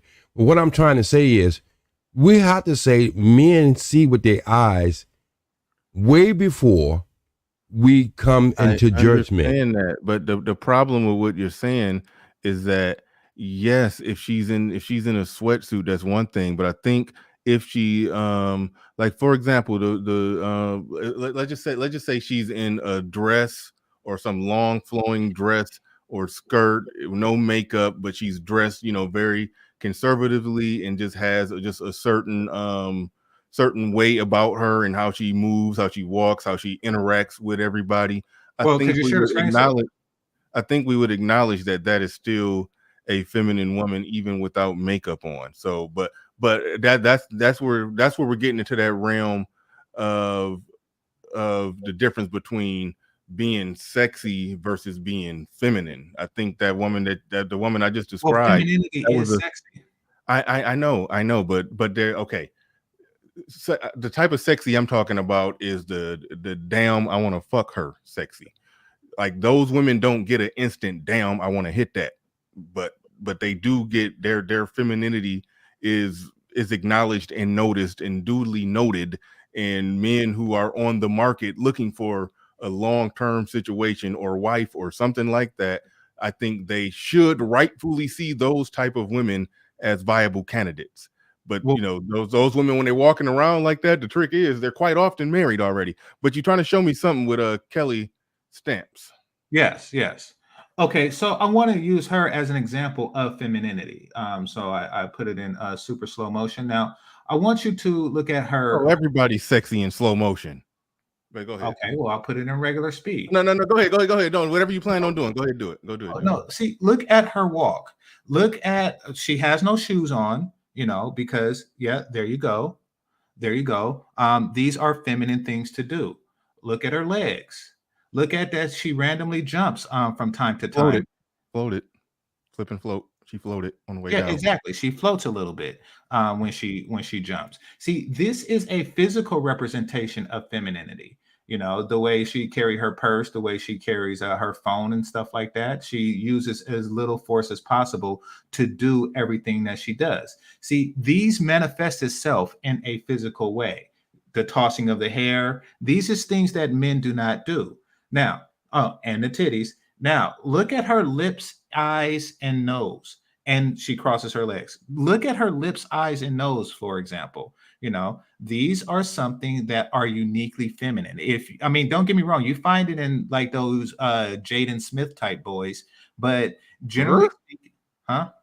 Oh, carry on. Go ahead. Yeah.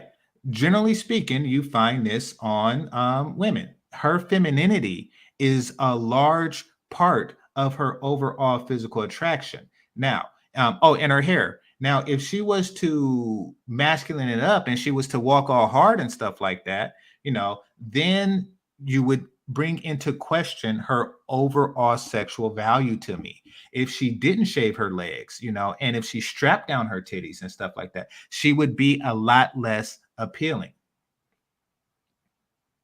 No, there's no homo there to say that some dudes look like chicks and some chicks looks like dudes. No, you see, this is the argument you'll get from me. All right, there's a lot of things she did in that whole motion that I wouldn't consider as being feminine. Her face was hard at certain times. No. There was certain things that her face was hardened, and let me just put it this way. In acting, we got what we call overacting. All right, she moves more like a transsexual to me. Oh. God damn the overacting, I understood where you was going, but I don't think she moved like a damn transsexual. Well, okay. I'm telling you. I'll put it like this, OG, because I don't have much interactions with transsexuals. I think I'll be right back, y'all. Hold on, y'all. I'll be right back. Behave yourself when I step away. Okay. No, I think that transsexuals move like her because it's their duty. I give you that. It's their duty to emulate what they perceive to be feminine. Now, just because transsexuals do it, that doesn't make it masculine because they are trying to emulate femininity. So they do it differently. Well, what I'm trying to say is, if you put perfume on a woman and put it lady perfume on a woman, then put it on a man, it's gonna smell different. And what I'm saying is, when I'm looking at this new generation of women, and what I am saying is, seeing like the transsexual world is more setting the style. If you put that between like a model on stage, and you take the transsexual generation, the alphabet people, if you start, come on, we know when a little boy is acting a little different when his hands start to be like a question mark, and he has that arch in his back. When you start seeing women do what these transformers do, then it started to look a little weird, and that's why I said this whole argument can be vague. By definition, transformers do what women do. They attempt to transform themselves into women. No, you're speaking as if women are emulating them when it's the other way around. No, what I'm saying is, I put it like this: women existed way before transgender people existed. Way before there was Eve, and then like 1,000 years later came the first resident of Sodom and Gomorrah. So, okay, I'm agreeing on with you in that, but what I'm trying to make you understand what my statement is in this conversation is, and that's why I use the analogy with the perfume. It smells different on a woman than it does on a man. But I'm saying in general, whatever the transsexual is doing, if women look at them and start doing it that way, then they're starting to look like transsexual. RuPaul put the big eyebrows on. So you take RuPaul. No. They're not looking at transsexuals and doing it that way. Transsexuals are looking at them and doing initially, you were right. No. Kelly Stamps can get it, and she got all the. I'm not saying she can't get it, but look what you're talking about. There's fat women who can get it. It's game changer. There aren't any fat women that could get it. Not my it. Not your it, but I'm just saying there's a lot of fat women out there who can get it, but that don't take away the argument that if you look at it, Victoria's Secret was he was a man. So what I'm trying to tell you is somebody can take something away from you. Michael Jackson took the moonwalk from Jeffrey Daniels, and he made it look different. Yes, he initially got it from Jeffrey Daniels, but nobody remember Jeffrey Daniels doing the moonwalk. They remember Michael Jackson doing it. And what I'm trying to say, these alphabet people have emulated women so good that women are starting to emulate them now. That's what I'm saying. Okay. Here's the thing. I get what you're saying. I do. There are certain things that look less feminine once a transsexual start to do it. Like when I seen a transsexual put his purse in his elbow crease, and it does look less hot when regular women do it, which is why I keep my distance from transsexuals. I do. I don't like no shit like that, so, and this is so I can keep my psyche clear, so I can maintain a proper erection for Kelly Stamps. That is why I do that. That's my pleasure, but don't tell me that she's doing something wrong just by being her. She's not. No, that ain't what I'm saying. I'm just saying is somebody can take something from you and do it better and change it where you are changed up to what they're doing versus what you do naturally. Listen, go ahead, Bernard. I'm sorry. Let me say that I think I could put a final bow on this. Okay, to OG's point, it is true that I don't even know where to start, but I know where I'm going to end. I don't even know where to start, but I know where I'm going to end here. The women that be looking like they're trans women, I think I got it right. The women that be looking like trans women, it be the ones who over adorn themselves, the ones who put on too much weave, to the eyelashes too damn big, the drawn on eyebrows are just too exaggerated, the nails are too long, they got too much, the makeup is on too thick. Those women be looking like they're like, and they overdo it with the switching and all of that stuff and everything. Those women be looking trans. Why? They be looking like trans, like transgender. Why? Because the men who dress up like women, they overdo it like that because they have to put on too much of all that stuff in order to look sort of like women. So it makes women look sort of like trans when they overdo it like that. That No, that I that's get it. that's where the comparison I comes in. But for I get somebody it. like Kelly Stamps, who's just sitting there in more or less her natural, I don't know if that's weave or not, but the makeup is not too Weave. overdone. No, it's not over made up. Look at her waist. Look She at no her no no arms. hold on, Have but you ever seen a Wait a man? minute. Wait a minute, GC. The point that I'm making is that you can't pin none of that on her because Exactly. she's there more or less in her regular self. That's who and what she is. So the trans they can't emulate her. They could emulate Nicki Minaj because Nicki Minaj be having on just every goddamn just overblown everything. I mean, look up some pictures of Nicki Minaj without her makeup. So they can emulate that, but they can't emulate a chick that's just got natural cuteness about her. They can't emulate that. I agree. Look at her arms. Look at her neck. Like, I mean, what kind of man has arms and necks like that? Look at her waistline. Like, come on now. I agree that they do stuff, and it makes it harder for natural rough looking women.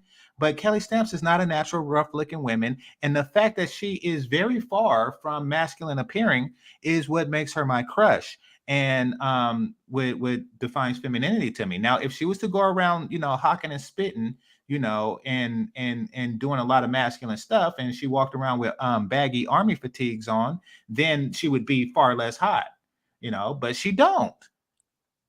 Let me ask you a question. Do she have breast implants? I don't know.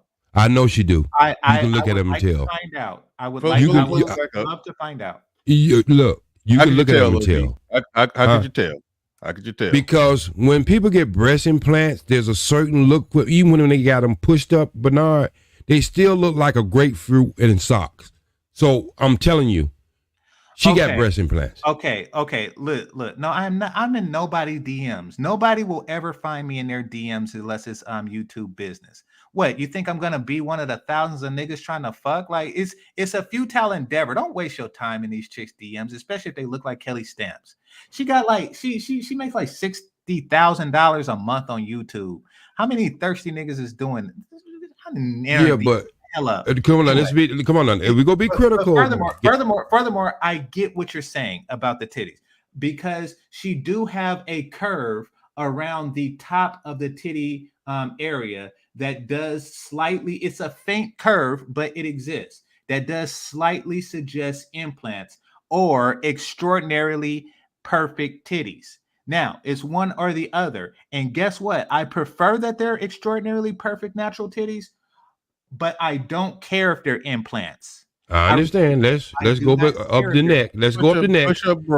Push-up bras are magical and they work. And right. But you still a good trained eye, Bernard, can see it. Now let's go up to her face. She has a harsh face. She has a man-like jawbone face. No. Even though she's a woman. Come on now, let's be honest now. This is not a harsh face. Look at the roundness of her eyes. It's like Bambi. Look at the plumpness. Big eyes usually be on men. Big eyes usually be on men. However, they are more childlike. Big eyes, fully dilated pupils is definitely a trait more commonly associated with attractive women. And when you say men, stop bringing up these Jaden Smith niggas. I'm talking about regular men. Do you look at Kimbo Slice and say, look at how big his eyes is? Fuck that. No. Look at the plumpness of her lips. Look at her cheekbones. Yeah, she's a little wide about the jaw, Yeah. But yeah. Look at the. I'm telling you, if I seen her on the street and I didn't see her, I would think she was a transformer. The way she acts, the way she walks, and everything. Holy shit! I guarantee, if we put some below average at best fat chick up here on the screen, OG would raise sword and shield and defend her looks. I'll tear her ass up. Hey, Bernard, and say I'm into health. I'll tear her ass up. She probably can cook, and I bet she got some. Bernard. He would defend the shit out of her. But Bernard, I'm into health. I understand. No, she is healthy. She is healthy. Listen. She. I understand that some looks are subjective. Some people might put her as low as a 6. Some people may say a 7 or 8. I don't know. I get that there's some subjectivity in there, but at the end of the day, you can't look at her and just look at, especially when he showed how she was walking, how she was moving. And if you watch her channel and you see her personality, she's funny as hell. Like she does come off as just to use Kevin Samuel's term, like she's cute, fit, feminine, and at least presents as friendly on her YouTube channel. She could be a complete bitch when she get off of YouTube, but so it's like, why bend over backwards to find some criticism? No, Bernard, you got to understand. It's a coping mechanism. Bernard, what I'm saying is, Bernard, coping how? Hold your thought on that coping mechanism. I'm gonna let him finish, but explain that coping mechanism. Bernard, you got to understand. I spent for 35 years on and off 16 and 17 hours on a set. I seen these women come in. I did a movie called Point of No Return, Bridget Fonda. Everybody thought she was so hot, all right? But I seen her come in early in the morning time. And what I'm saying is, this woman right here, to me, at her best, she's a 5. At her best. Who's a 9? Who's a 9 to you, OG? Halle Berry. Okay, fair enough. Halle Berry has slightly almond eyes like this, and she has nice tits like this. And I know I worked with Halle Berry, and she didn't have any implants. Wait, no, let me finish. I worked with Halle Berry on A Man, and when she first got in the movie industry, she has the same figure as this woman here. Let me tell you something. What? No, she. Okay. Yes, she does. Okay, let me tell you when I first worked with Halle Berry on Say Amen. It's when he had a fantasy that she was going to be his wife.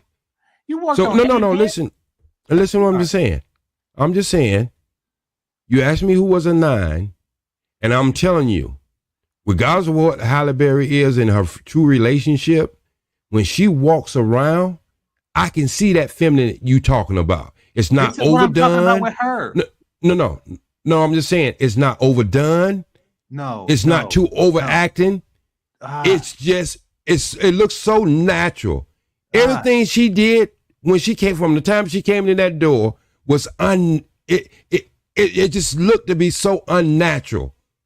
Oh, gee, your hate for Kelly Stamps is irrational. No, I don't even know. This is the first time I ever seen her. It's irrational. And I don't care if you think she's a 5. I really don't care. The point is that you're calling her tranny and all kind of crap. That's the problem. Yeah. Whatever. Okay, well, I take that back. Wait a minute. I take GC. I take that back. No, GC. I take that back. Fine. Because you did say the trannies was trying to act like them, but I'm just saying when they put it in that machine and reuse it and send it back to them. All right. Hold on. Wait. GC, we're gonna get to that coping mechanism thing. But I think Jay, a story to tell in the building. Shout out to Jay, a story to tell. Y'all make sure you check that brother out. So Kelly Stamps and Superhead have the same archetype. I'm sure OG like Super, but no, he will defend all her words and actions. Shout out to, I think that's the only super chat. Or did somebody else send one? I knew I saw something. Yeah, there you go. She said, okay, OG just lost his card to judge women's looks. Yeah, okay. All right. So again, like I said, there is a subjective element when it comes to looks. But overall, GC, if you had to explain how this woman who, I mean, she go show the beginning again, how she walked in. How she walked in just to float, and go ahead and put it in fast motion. Put it in fast motion. And OG said that she came off transy or whatever. Go ahead, came off transy and how she moved, how she act, how she this, how she that.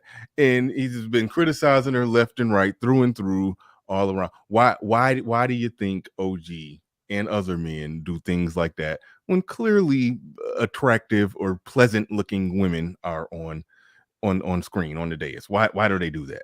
It's a coping mechanism. You see, a lot of men have to cope with the fact that they want to fuck, but they can't. I want to fuck Kelly Stamps too, and I can't.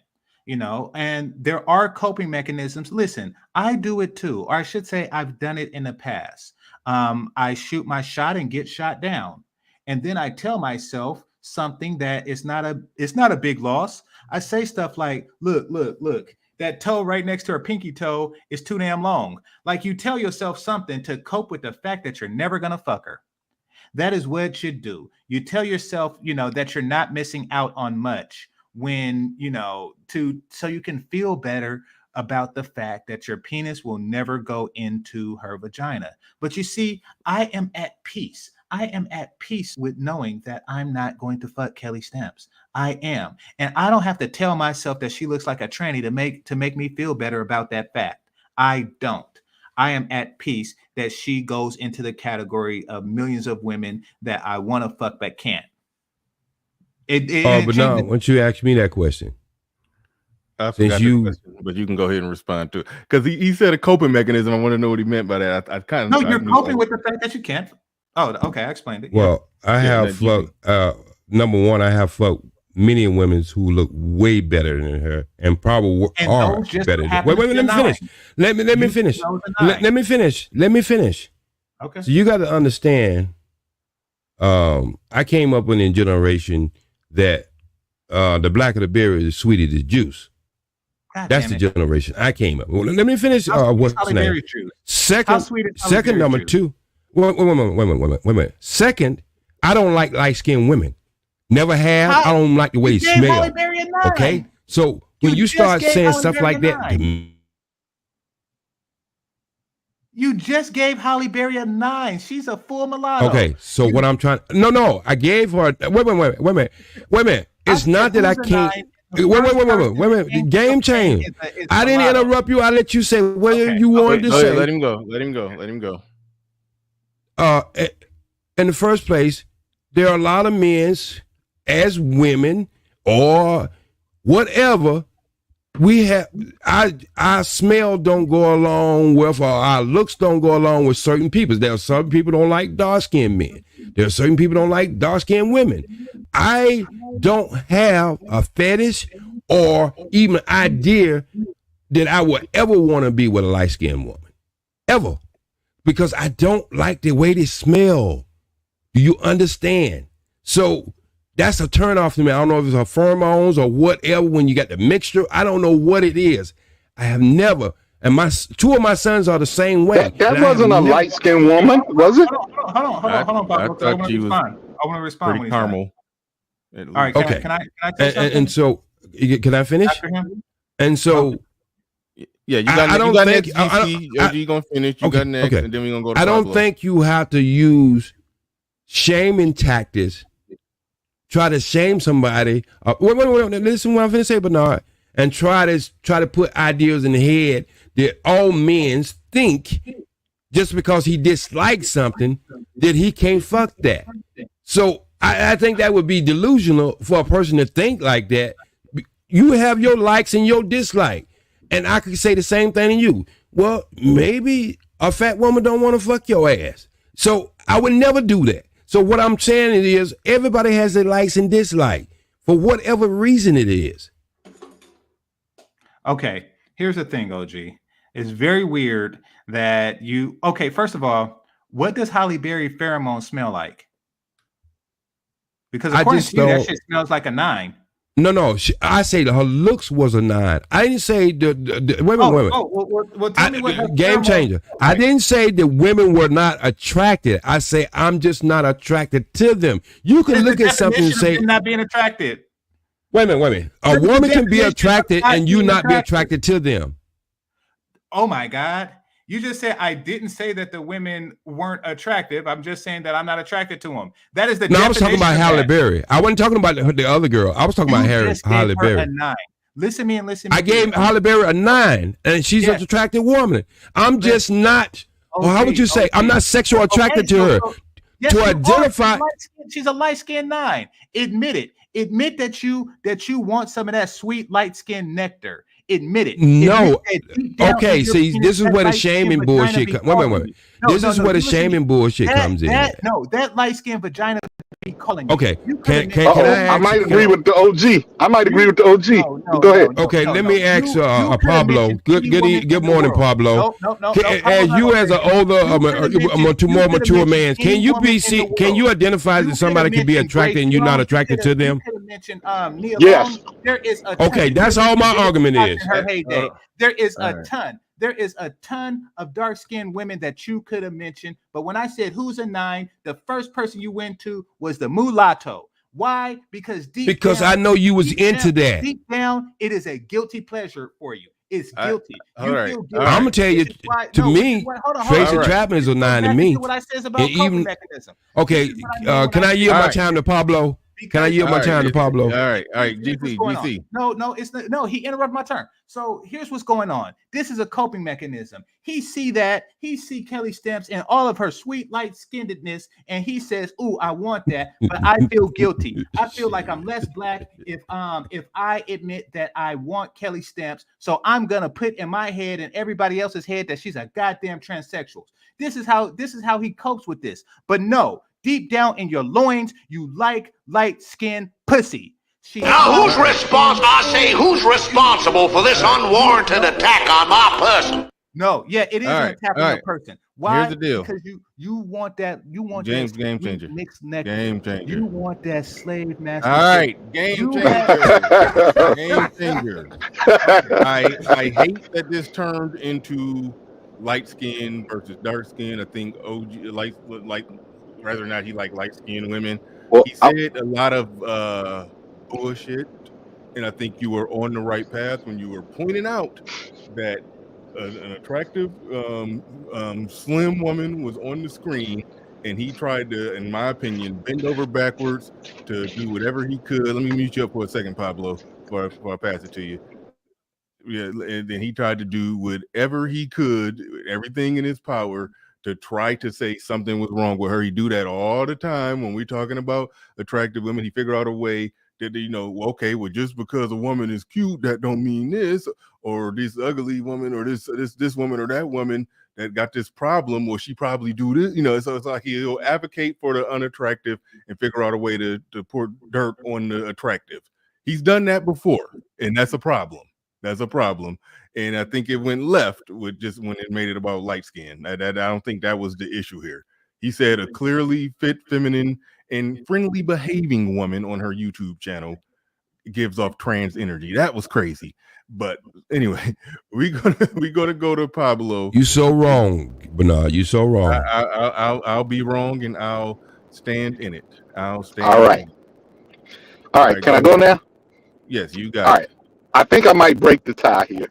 So, I really came up to tell Game Changer he was absolutely wrong. He can fuck Kelly, and he already has when he bought that stove in DR and smashed that beautiful Dominicana that he had. So no, hold on. Let's not, hold on. Wait, Pablo, real quick. Let's not. Everybody misrepresents that story. Him and that woman was having sex for a while on multiple occasions before he bought her a stove as a gift. So listen, I just I'm not against it. I know I'm all for it. I know you will buy the stove up front. I know how you roll. Yes, sir. But I don't like everybody in the microwave. Yes, microwave, whole kitchen set. Yeah. I know how you roll. You know how I get down, right? Yeah, all right. Yeah, but everybody. I'm not speaking for Game Changer. I'm not speaking for Game Changer. I'm speaking for Pablo. Right. So Game Changer, you absolutely can have Kelly 1,000 times. You just got to change your location sometime. So, to the OG's point, I'm gonna have to agree with OGJ Speed on this one. I do not find Lupita Nyong'o sexually attractive. Mm-hmm. However, I do recognize that she is pretty. Mm-hmm. There's a difference. Yes, I recognize that she's a pretty woman. She has the facial features, the clear skin. She's thin. She's feminine. Yes, I recognize that men find her attractive. I'm just not one of them. She's pretty to me. I can look at her and tell she's pretty, but my penis don't jump up and say, "Go hit it." I understand That's all. exactly what you mean. It's a lot of attractive women like that. However, I would not say in any way, shape, or form that they're giving off trans energy just because they're No, all no. in that category of cute. I can see that she's pretty, but my dick don't get excited when I look at them. Exactly. It's a different thing. There's some women, yeah. I know Now, exactly what you now I missed the OG saying she was. Nah, I can't go with him on that. She's giving off trans, and no, I can't go with him on that. Well, that was it. Pablo, I respect you for your honesty for whatever you say this morning. You said what you needed to say. You don't have to go with the whole story.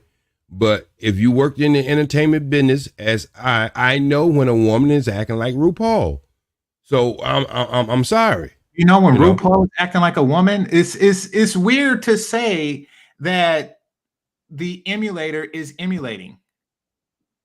Hey, GC, that's what acting is all about. Yeah. GC, check your email. That's what acting is all about, GC. Yeah, but she's acting RuPaul. No. So, see, this is what they tell you when you come. This is what they tell you when you come into and they say action. They say not act, you react. So she's acting, she's overdoing it. I'm telling you that jumping up in the air and all that. What goddamn woman ever do that? A woman with a YouTube channel having fun, entertaining an audience. Okay, oh, I guess so. But that's overdoing it when you say a woman can't. An average woman don't do that, right? It's a YouTube. Would you say an average woman do that, Bernard? I'm saying in real life. Oh no! Just randomly. Hold on. For a YouTube channel. Hold on. You see a woman. That's a decent question. Hold on. Time out. OG. Obviously, if a woman jumped in the air and tried to float down like Tinkerbell after every time she just closes the door and walks in a room, yes, she's overdoing it. We get that. If you look at her YouTube channel, she tries to be, funny. She don't try to be over sexy. It's like, her sexiness is like kind of understated on her YouTube channel. She's more so just trying to be cute and funny. But overall, yeah, that was part of just her internet entertaining thing. But overall, I get what GC is saying, that yeah, she is. If you watch her videos without trying, without overdoing it, without making a big emphasis on it, she's essentially being a feminine woman. If you just look at it, her, and it's to say that trans, to leap to trans, that was extreme. But if that's your first time seeing her and you saw her jump and float like Tinkerbell when she after she closed that door, and if you just were to say, she doing too much, I get it. But you went all the way to the moon with that reach. You did, as you always do. But you went to the moon with a reach. Oh, okay. Well, I don't know. OG is silent, but I don't know. I'm silent because look, that's I rare. Told you. No, no. I was silent because I promised you I was gonna be on good behavior, and I was gonna let y'all talk, and that's why I'm trying to keep my word. Okay, I thought yeah. Everybody was muted. Shout out to Edward Anderson in the building. He says black men aren't certified as a group to say what is and what isn't. Excuse me. What is? Well, and what isn't. then I'm not with that group because I say that shit. That was my point. Can you come up here, Anderson, Edward Anderson? I'll yield my time to you if you come up. I think.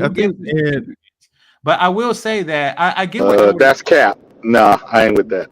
Well, no, I do get what Edward is saying, because generally speaking, there's a lot of brothers with no damn standard at all. They be with some masculine looking women, showing off on their pictures and shit like that. Anyway, I do see a lot of brothers with masculine looking women who are completely unaware that they are masculine looking. So you're right, in the sense that there is a large enough concentration of these type of brothers to where our overall opinion is not valid. But I think that all races of men, besides OG, would give Kelly Stamps the stamp of approval. Yeah, Bernard and the just other said part he- is, if I may, Bernard just the other said part he- is, OG, that they don't have anything to compare it to a game changer. So Good point. if Very you're good point. stuck, if you're stuck in an environment where masculine women are pretty much 80% of what's offered to you, you're going to have a skewed view of what is feminine. Now, go ahead. But Bernard, didn't he just make my point? Didn't I just say earlier in this conversation that we have a perception because he didn't deal with nothing but masculine looking women? I said that earlier. I beg your pardon? No, you are just putting the masculine looking stamp on the women that I like. No, you said no. I'm saying you just said most men don't know. Well, you made my point. You said most men don't know they're with masculine looking women, and I said that earlier, and you said it has to be an action, but you didn't spell out anything about an action. You said looking. Most men, black men, are with masculine looking women. No, the whole reason why I brought up Kelly Stamps was to show. No, you just got caught. No. Listen. Take the L. Take the L. Take the L. You just got caught. You made my point. Like Mr. Fantastic said, you made my point. I let you talk long enough. You gonna make my point. The reason that I brought I'll do that up was to show that there is physical attributes to a feminine woman, and yes, when paired with her actions, does give a overall appeal. I also said that even an attractive woman can lose a lot of points, and I gave the example of the chick at work who hocked and spit if she does not behave in a feminine manner. Kelly Stamps not only behaves in a feminine manner, she has the physical appearance of that. Now, there are women who probably would, and I brought up Snoop as an example, Snoop from The Wire, as an example of how a person could quite possibly be beautiful if they behaved, and she could look like Kelly Stamps for all I know. However, she walks around on some Baltimore accent, hard nigga shit, and that doesn't fly to me. That doesn't make her hot or anything. She could float all she wants to, just that general behavior is not hot. You know, I'm saying that a woman who masters the threshold of the top 90% erection for me is the ones who master both physical femininity as well as femininity in their personality or mannerisms, whatever you want to call it, in their behavior. I guess that's the best way to put it. You have to have both. And you see, here's the thing, Pablo. Yes, I have had more attractive than Kelly Stamps, but I want her too. You see, I like to fuck the femininity in and out of a woman. I look at femininity like a infinite battery, and it's my duty as a person with a penis to absorb as much of it as possible out of her vagina. That is what I like to do with people like Kelly Stamps. It makes. Arsenio, will you come up and give me some background on this? Because I ain't gonna make no headways with this conversation. That's fair. I'm with that. Would you please come up and give him some background what I'm trying to? Maybe you can be more eloquent and say what I'm trying to say, because obviously he's not getting it. You got it. Go ahead. What am I not getting? I want to fuck. You're not getting it. Did you are back? You're backpedaling on everything that I said initially. Did you disagree with? Explain how he backpedaled. Yeah. Explain how he backpedaled. I want to hear this. Because in the midst of the conversation, I'm gonna try to be eloquent in saying this. Okay. Oh wow! Look at that. That's your voiceover work voice. Mm-hmm. So I'm gonna try to make you understand. No. That's a thought.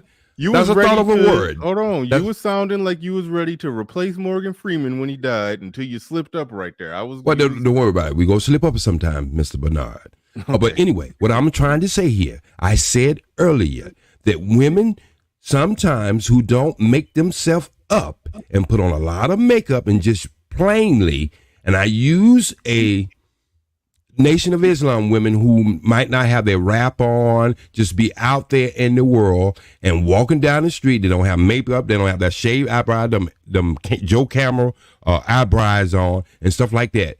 And in perception, men can look at that type of woman and say, she's not feminine, because we have a perception of what feminine is by look first, and then action always comes second.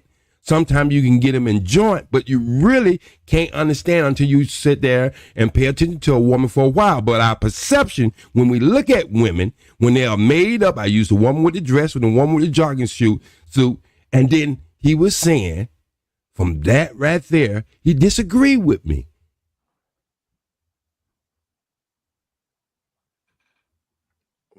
Crickets. I don't know what to say to that. Crickets. No, I genuinely, you're right. I don't know what to say to that. Yeah, I do word salad. I bet you do toss salads too.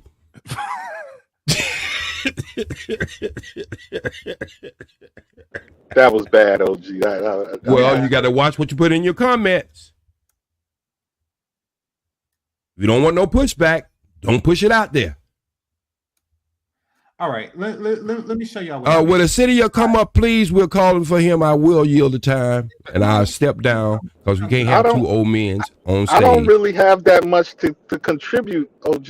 It's kind of like I feel like I'm splitting the baby here. I agree with Game Changer on most of the points, and I agree with you on one, but then you kind of go off the rails on me, and I can't roll over there with you.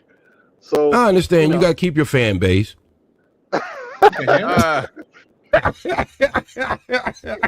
Hey, Pablo, if your fan base is men that is willing to fuck Kelly Stamps, then I am definitely a part of that fan base. They are huge in number. Yes, we are a legion, a legion of us. Population that is willing to fuck Kelly Stamps. That's what the hell. What is your height of your woman, Pablo? The woman that you like is an ideal woman from you. What is her height? My wife is actually 5'3". Okay. What is her size? She's probably about a size 6. 6, 5'3" is 6. That means she wears about 145, 155 pounds. No. Oh, she's 5'3". I'm guessing. No, she weighs about. I know what she weighs. She weighs 130 pounds.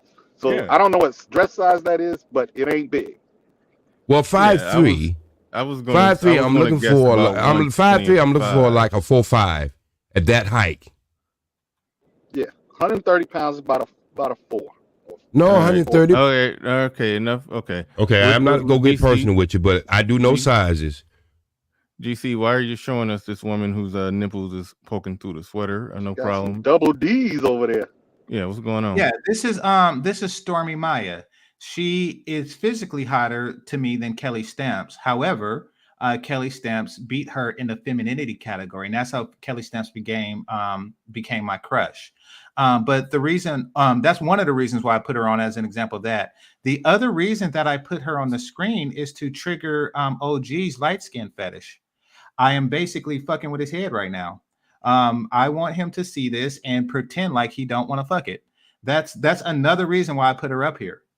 You know what? Her chest reminds me of these women who go get them BD doubles, whatever the hell y'all get. It don't fit her body. She look retarded.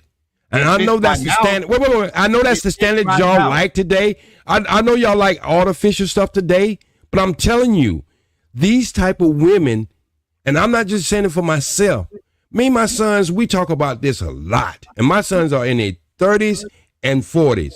And one of the things they're saying, they see these women get these old big ass butts and these old thin ass legs. Now here she is with this little old body. And the first thing that has to come to your mind, yes, she has big breasts.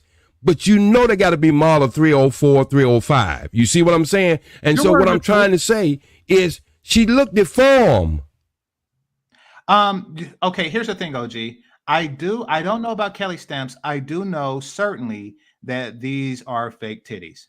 And I still want to suck them. And so do you. I hope you get all hold on. Wait a minute. I want to hear what point GC making, because I'm assuming there's some point a point he's making there. But hold on. When dropped a $50 super chat on it, he says snaps on the petrol, and seeing how high gas prices are, $50 is about right if you giving somebody gas money nowadays. Don't complain. I know GC it's like $3 more. Whatever we're paying, GC paying like $3 more for gas in California. So that's always, and me too. Yeah. I send my condolences. But shout out to Winthrop in the building, says snaps on the petrol. And I just ranked you up. Thank you for that $50 super chat. Do appreciate that. Now, I think Game Changer did make a good point that I think is getting lost here, because y'all focusing on him. Thank you, Edward. He's trying to trigger the light skin fetish that he said he's accusing OG of having. But see, here's the deal. GC made a real good point. He said this woman is hotter, got bigger titties, and the whole works than Kelly Stamps. Mm-hmm. But he views Kelly Stamps as more feminine, and thus that she presents herself in a more elegant, feminine kind of way. He's more, that makes him more attracted to Kelly Stamps, and he would rather be with Kelly Stamps or have sex with Kelly Stamps. And I think that is a good point that's about to get lost in this conversation. So good, he found one. My thing, like, what's up, everybody? What's going on, Edward? How you doing? I ain't seen you in a while. This shit is such bullshit. I'm just gonna say this right now. This shit is not that fucking complicated. It really isn't. And the reason why I'm kind of coming at it like this, what's not that complicated? Explain what's not complicated. The quote unquote politics of beauty. Mm-hmm. Like, that's really what it is. Like, at the end of the day, you have a woman's sexual marketplace value, which is what a man wants to fuck. And for black men, that shit is virtually not even on the Richter scale as black men as a group. And then you have the relationship marketplace value, which is what it takes to get a black man to commit. And that, for any man, even black men, is significantly a higher bar to clear. This is where the femininity comes in. A bitch can act masculine as hell and still get dick, which is why they do. And they keep on acting like it ain't a problem. The question is, if you need to get somebody to cough up money, we're not talking about like on a trick standpoint. We're talking about on a provider protector standpoint. Because let's be clear here, just because a dude coughs money up to you don't mean a dude is going to die for you or put his life in danger for you. And women tend to not, they acknowledge the difference, but they try to not validate the difference, So also this thing about, motherfuckers smell. If I come in here and I say I don't like dark-skinned women because they smell, I'm about to, niggas are gonna try to take me out this motherfucking space.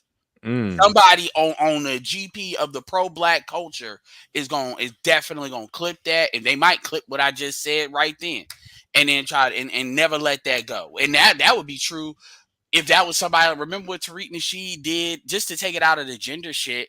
Remember what Tariq Nasheed did with the crispy shit? I thought that whatever, because he's a darker skinned dude. I mean, but motherfuckers still to this day don't let that go when it comes to what he said about Tommy Sotomayor. So it becomes, and the reason why that's important is because black people tend to have this childlike mentality of, I'm gonna do the inverse of what white folks do. And that is called protecting my people. Like, for instance, I was listening to Courtney. I am Courtney's channel, like a 4-hour video. Obi was on there, Shay Sade was on there, Obsidian was on there. There's a couple hitters on there. And he said a lot of stuff was said, to be fair. It's a 4-hour stream. But one of the things that's irrelevant to this is he talked about how, and that may be why I'm kind of acting annoyed here, but he talked about how, and what any particular person said, I'm just saying, how black men need to overly promote black women and say black women are the standard. And my thing about that is, if black women actually operated like they were the standard, I wouldn't have no problem with that. They don't. And so telling them there's something when they're not, it's like giving, what the white liberals do? They want to give rewards to motherfuckers that don't win, when losing is a lesson in of itself. Men understand this, but women, is particularly white women, don't. Which is why a lot of their motherfuckers are moist as hell right now, and they fucking dealing with Negroes and cuck shit right now. That's a lot that is on them too. The thing is, you don't give rewards to people that don't earn them.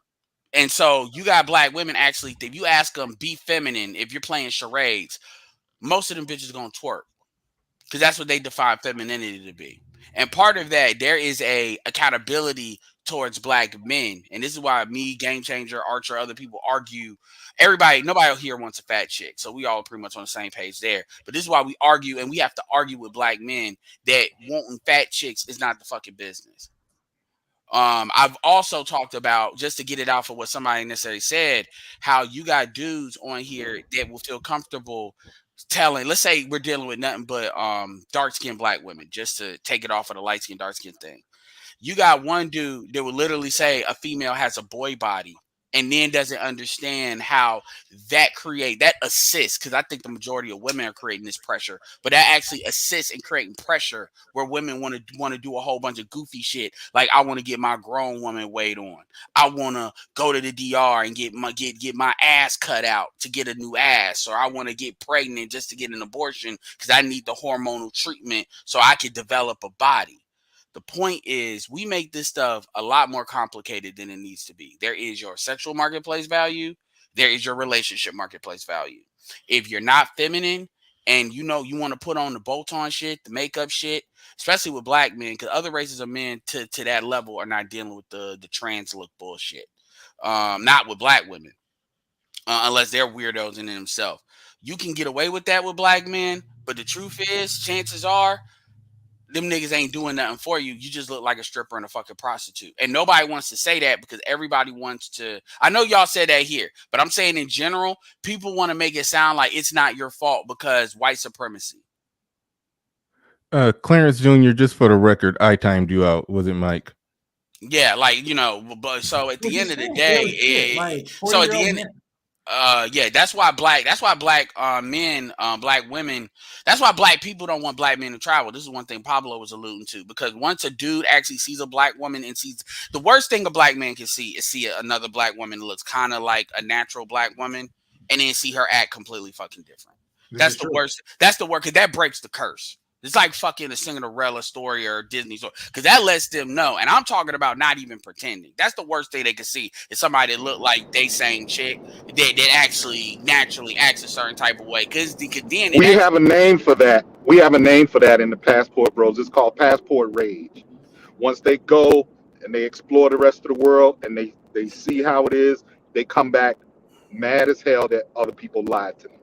Yeah, you go to Colombia, and I'm talking about black. Let's take the light skinned bitches off the table. I can say no, we ain't talking about that. No, hold on, okay, but I'm saying that. No. I'm saying that to make a point. I'm saying that to make a point, because even in those sexual politics, it becomes, you excuse black women, darker or brown skinned women acting a certain way because you say, okay, they don't have quote unquote beauty privilege, so they're raging out, and they don't have beauty privilege because that's men's fault. Men don't promote them enough. White people are over us, so we have to tolerate that from them. And then you go to a country where these women ain't got nowhere near the same kind of rights, nowhere near the same kind of freedom, nowhere near the same kind of opportunities. I'm talking about women that got college degrees.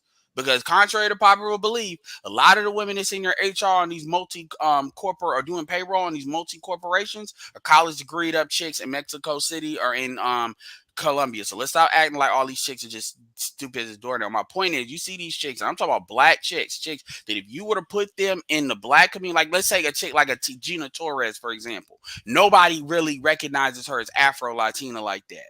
But you sit her next to any black woman, you will say she's more black than necessarily Kamala Harris. So I'm talking about black women, not they kind of mix or they kind of lighter. And then you see that, now you're fucked. Because then you come back understanding what is. And this is why motherfuckers don't want men to travel, even though black women actually have more passports than black men and travel more than black men. Anyway, I appreciate you giving me the floor, but I just wanted to say that. So again, a lot of times people talk about traveling and other stuff in order so we can get on the same page with this shit, so we can know what the standard should be. That's why I made the comment that I said, because as a group, black men don't know what the fuck femininity is. And because if they did, I'm not saying they wouldn't date black women, but they would hold black women to a fucking standard. They would not be on some, well, it's because of white supremacy that they're operating this, that, and the third. They just wouldn't. Well, okay, I agree with you, Edward. Let me ask you one thing, and then I want to go into what you said. Would you fuck Kelly Stamps? I don't know who that is. You wasn't watching the show earlier? No, I didn't. I put women as in attractive and not attractive. I'm pretty sure he'd think she's attractive. And if they're attractive, whether I will fuck them or not depends on how problematic they're gonna be. Would I go over in the river? Because and that's another thing. It's kind of like, okay, would you fuck them? Sure, dude. If they just lay in there, that's a low bar. But would you go over the river through the woods to motherfuckers have. Yeah, she has that girl next door look. Yeah, you know. Cute feet, do a little hop when she walk in the room. Okay, thank you. Well, I mean, having all that. I mean, having that bullshit. That strikes me as you want to appeal to white men, but that's just me. A lot of times when women act like they got all that extra, I don't like women that make sudden moves like that. I don't like that shit. I don't agree with people saying as far as the transsexual shit, but I don't like that. That gives me crazy vibes. Her acting cutesy like that. I understand. I understand because black men's standard is so low. It's almost like you're saying they don't have to act cutesy like that for us, but if they're acting cutesy like that, then that must mean they're trying to appeal to white men. But the fact of the matter is, I mean, granted, she's performing for a YouTube channel, but we shouldn't look at it like that. I mean, it may be true, it may be some truth in it, but the fact of the matter is, no, they should be acting. They should be acting cutesy anyway, and that's what we should put a higher premium on is women who are going out their way to act extra soft and delicate. I understand that, but there is the pretend factor and there is the real factor, and I give a pass because it is a show. You know, but yes, like I said, if I saw you doing all of that in real life, I'm like, you're doing a little bit too much. No, stop looking for reasons to not want to fuck her when you want to fuck her. I'm not. I didn't say nothing about like, but see, but game changer in real life. I don't put stuff in that kind of category like that because fucking motherfuckers is not always free. And when I say free, I'm talking about time. So, you know, you would put in the time to fuck her. It's easy to say that. You would put in the time to fuck her, Edward. Stop with the garbage. Hold on. I already said that there's a difference between sexual marketplace value and relationship marketplace value. You want both from her. What is that? What does that mean, dude? You want both. Hold on. No, not necessarily. Yes, necessarily. That is the type of woman you want. This is the type of woman that you talk about. That may be your worldview, but that's not. I don't mean. No. So you saying you want to be in a relationship with a bitch you ain't never met? No, I'm not saying that. I'm saying that that's what you're saying. Hold on, wait, time out. Playing thus far is along the lines of the ones that time out. It's getting lost in translation because Game Changer, you're taking it from at least. I mean, I understand what you're doing because I know how you talk, but it sounds like you're taking it from an archetype of woman, a soft, delicate, petite, cute, feminine, friendly, whatever the fuck. Yeah, you're taking it from that to no, this particular woman named Kelly. Like Ed is looking at her like, I don't know this bitch. No, I think wait a minute, Ed. I think the point that he's trying to make, if he made it more clear, is the general archetype of a type like those are the type of women that Pablo and them get on the plane and go try to get with overseas. If I understand what they're doing properly. So I think more or less what he was saying is you kind of described women of that archetype, but as far as her, the individual, well, you don't know shit about her. You don't know, fuck her. But but in general, the archetype of that type of chick that takes care of her body, takes care of her skin, is polite, presents polite, pleasant, and feminine. I think that's what he was saying. That's number one. That's not you. Oh my god, there needs to be better. There's better fucking. That bitch is not. If I was going to say what's an example of a feminine Western woman, that chick is not. What that GIF you got that you just pulled up is not what I would pull up. It's not. But hey, okay, fair enough. That's what if you want to. He watches her YouTube channel, so he knows more about her. Channel. So, but I just bring her up. I don't watch her YouTube channel. I just bring her up in conversations like this. No, the reason why, because she talks about makeup and shit like that. So she teaches other women to be feminine. Once I voted her as my crush, that was pretty much it as far as her channel goes. But I know that she exists and she does represent a feminine archetype, like you say, that men want to maintain relationships with. They try harder. There is a certain amount of hours that men put in order to fuck. And we would put in more for the Kelly Stamp archetype is what I'm saying. She is what guys travel for domestically. Okay. Edward, man. I want to say something to you, Edward, because you said something earlier, and I don't want people to take out of content what I did say. All right. I work with people. I've been working with people for the last 40 years. Okay. I work with small women, light-skinned women, dark-skinned women, white people. I work with a lot of different people, man, when it comes to herbals and stuff, when they on they last turnaround. One thing I have found out, Edward, when I'm dealing with people who are overweight, they have a BO. They have a certain BO about their bodies. And you can smell it. So when I used to box and we have events, we go to another city, like when I went to Montreal and box, and the gym was mostly white people, the gym that we wore in, it smelled different. And I'm not talking about cleanliness or dirtiness. I'm just talking about the aroma. And when you go in the shower, it smells different. So when I come off and say I don't like the way light-skinned women smell, bloodhound or something? You no. got sloppy ears. But Jay Speed, I understand what you're saying, but I've heard pro-blacks do that. I've heard. Yeah, but I'm saying I have heard it on women. I heard it on this channel. I've heard dudes roll that dice where their idea of protecting black women is throwing these little shots. So I mean, but I'm not trying to. I've heard that. And that's Edward, I wasn't trying to throw a shot. When I have heard in some of these black spaces in Manosphere, exactly, I have heard that black women have a certain type of must, not musty, a certain must in they odor, their body odor.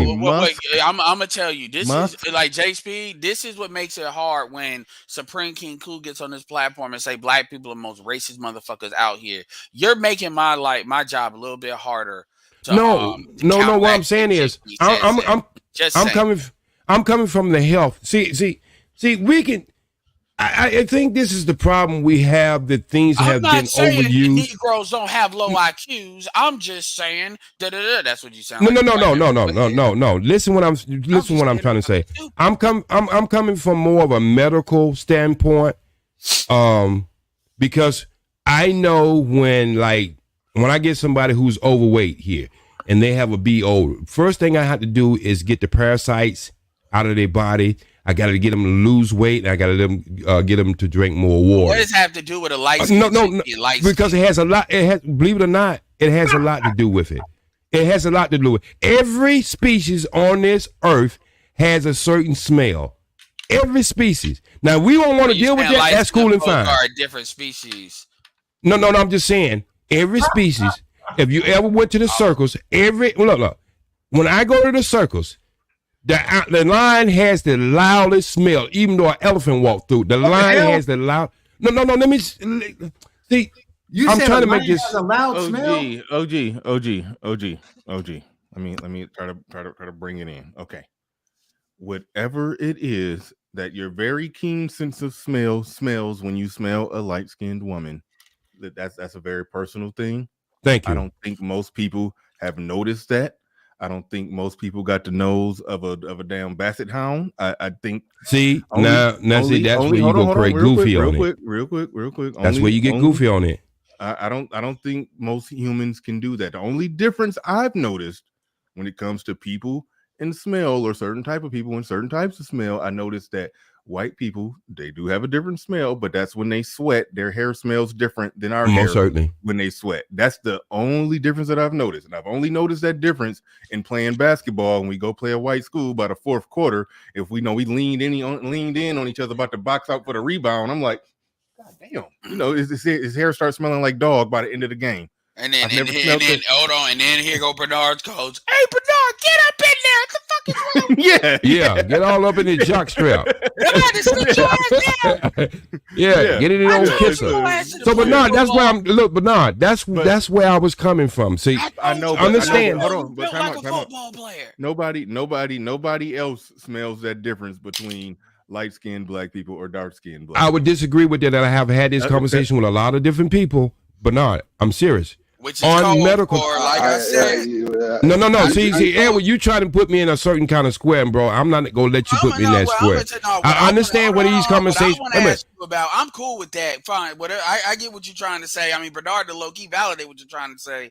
I didn't, but what I don't think know, I don't think what he said applies to light skinned people unless they unless they so light skinned to where since he got this super smell. What I want to know is about Nick Cannon said that most of these black chicks got bad hygiene. Like 80%. What's your experience with that shit? Okay, and wait a minute. Listen what I'm finna say. Listen what I'm finna say. My experience, I wouldn't go as numbers high as he did, but yes, there are in our community, just as a whole, in our community, women do not go to gynecologists. They call them OBYN now, but they don't, like when women used to be back in the day, little girls started growing into puberty, their mother would take them to a certain specialist doctor with the information that the mother would give them, or the father would give them, or whoever would give them. It would be supplement to what their gynecologist would give them, how they have their hygiene. Now, I will agree along with you and say I don't look at that in no. So JSP just said the mothers ain't shit. My work is. I was just about to say, OG, that was just a lot of. Hold on, wait, time out, OG. That was just a lot of words to say that they don't know how to clean their pussy.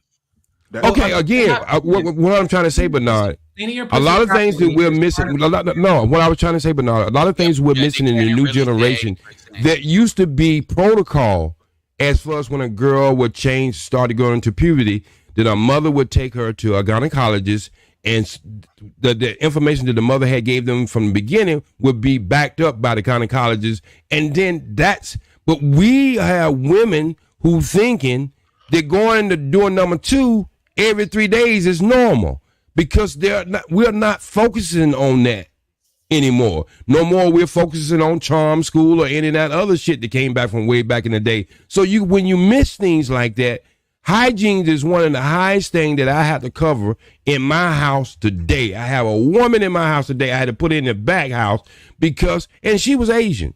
And I had to put it back because she was not clean enough. This nigga had to put her in the shed. That's what he just said. No, wasn't it? No, I have a back. No. Anderson, I have a back house that had cameras in every room but the bathroom. And so these people who have that kind of problem, not only just hygiene problem, but just don't know how to take care of themselves, I have to put them in the back so they have to be monitored. No, you know what I mean?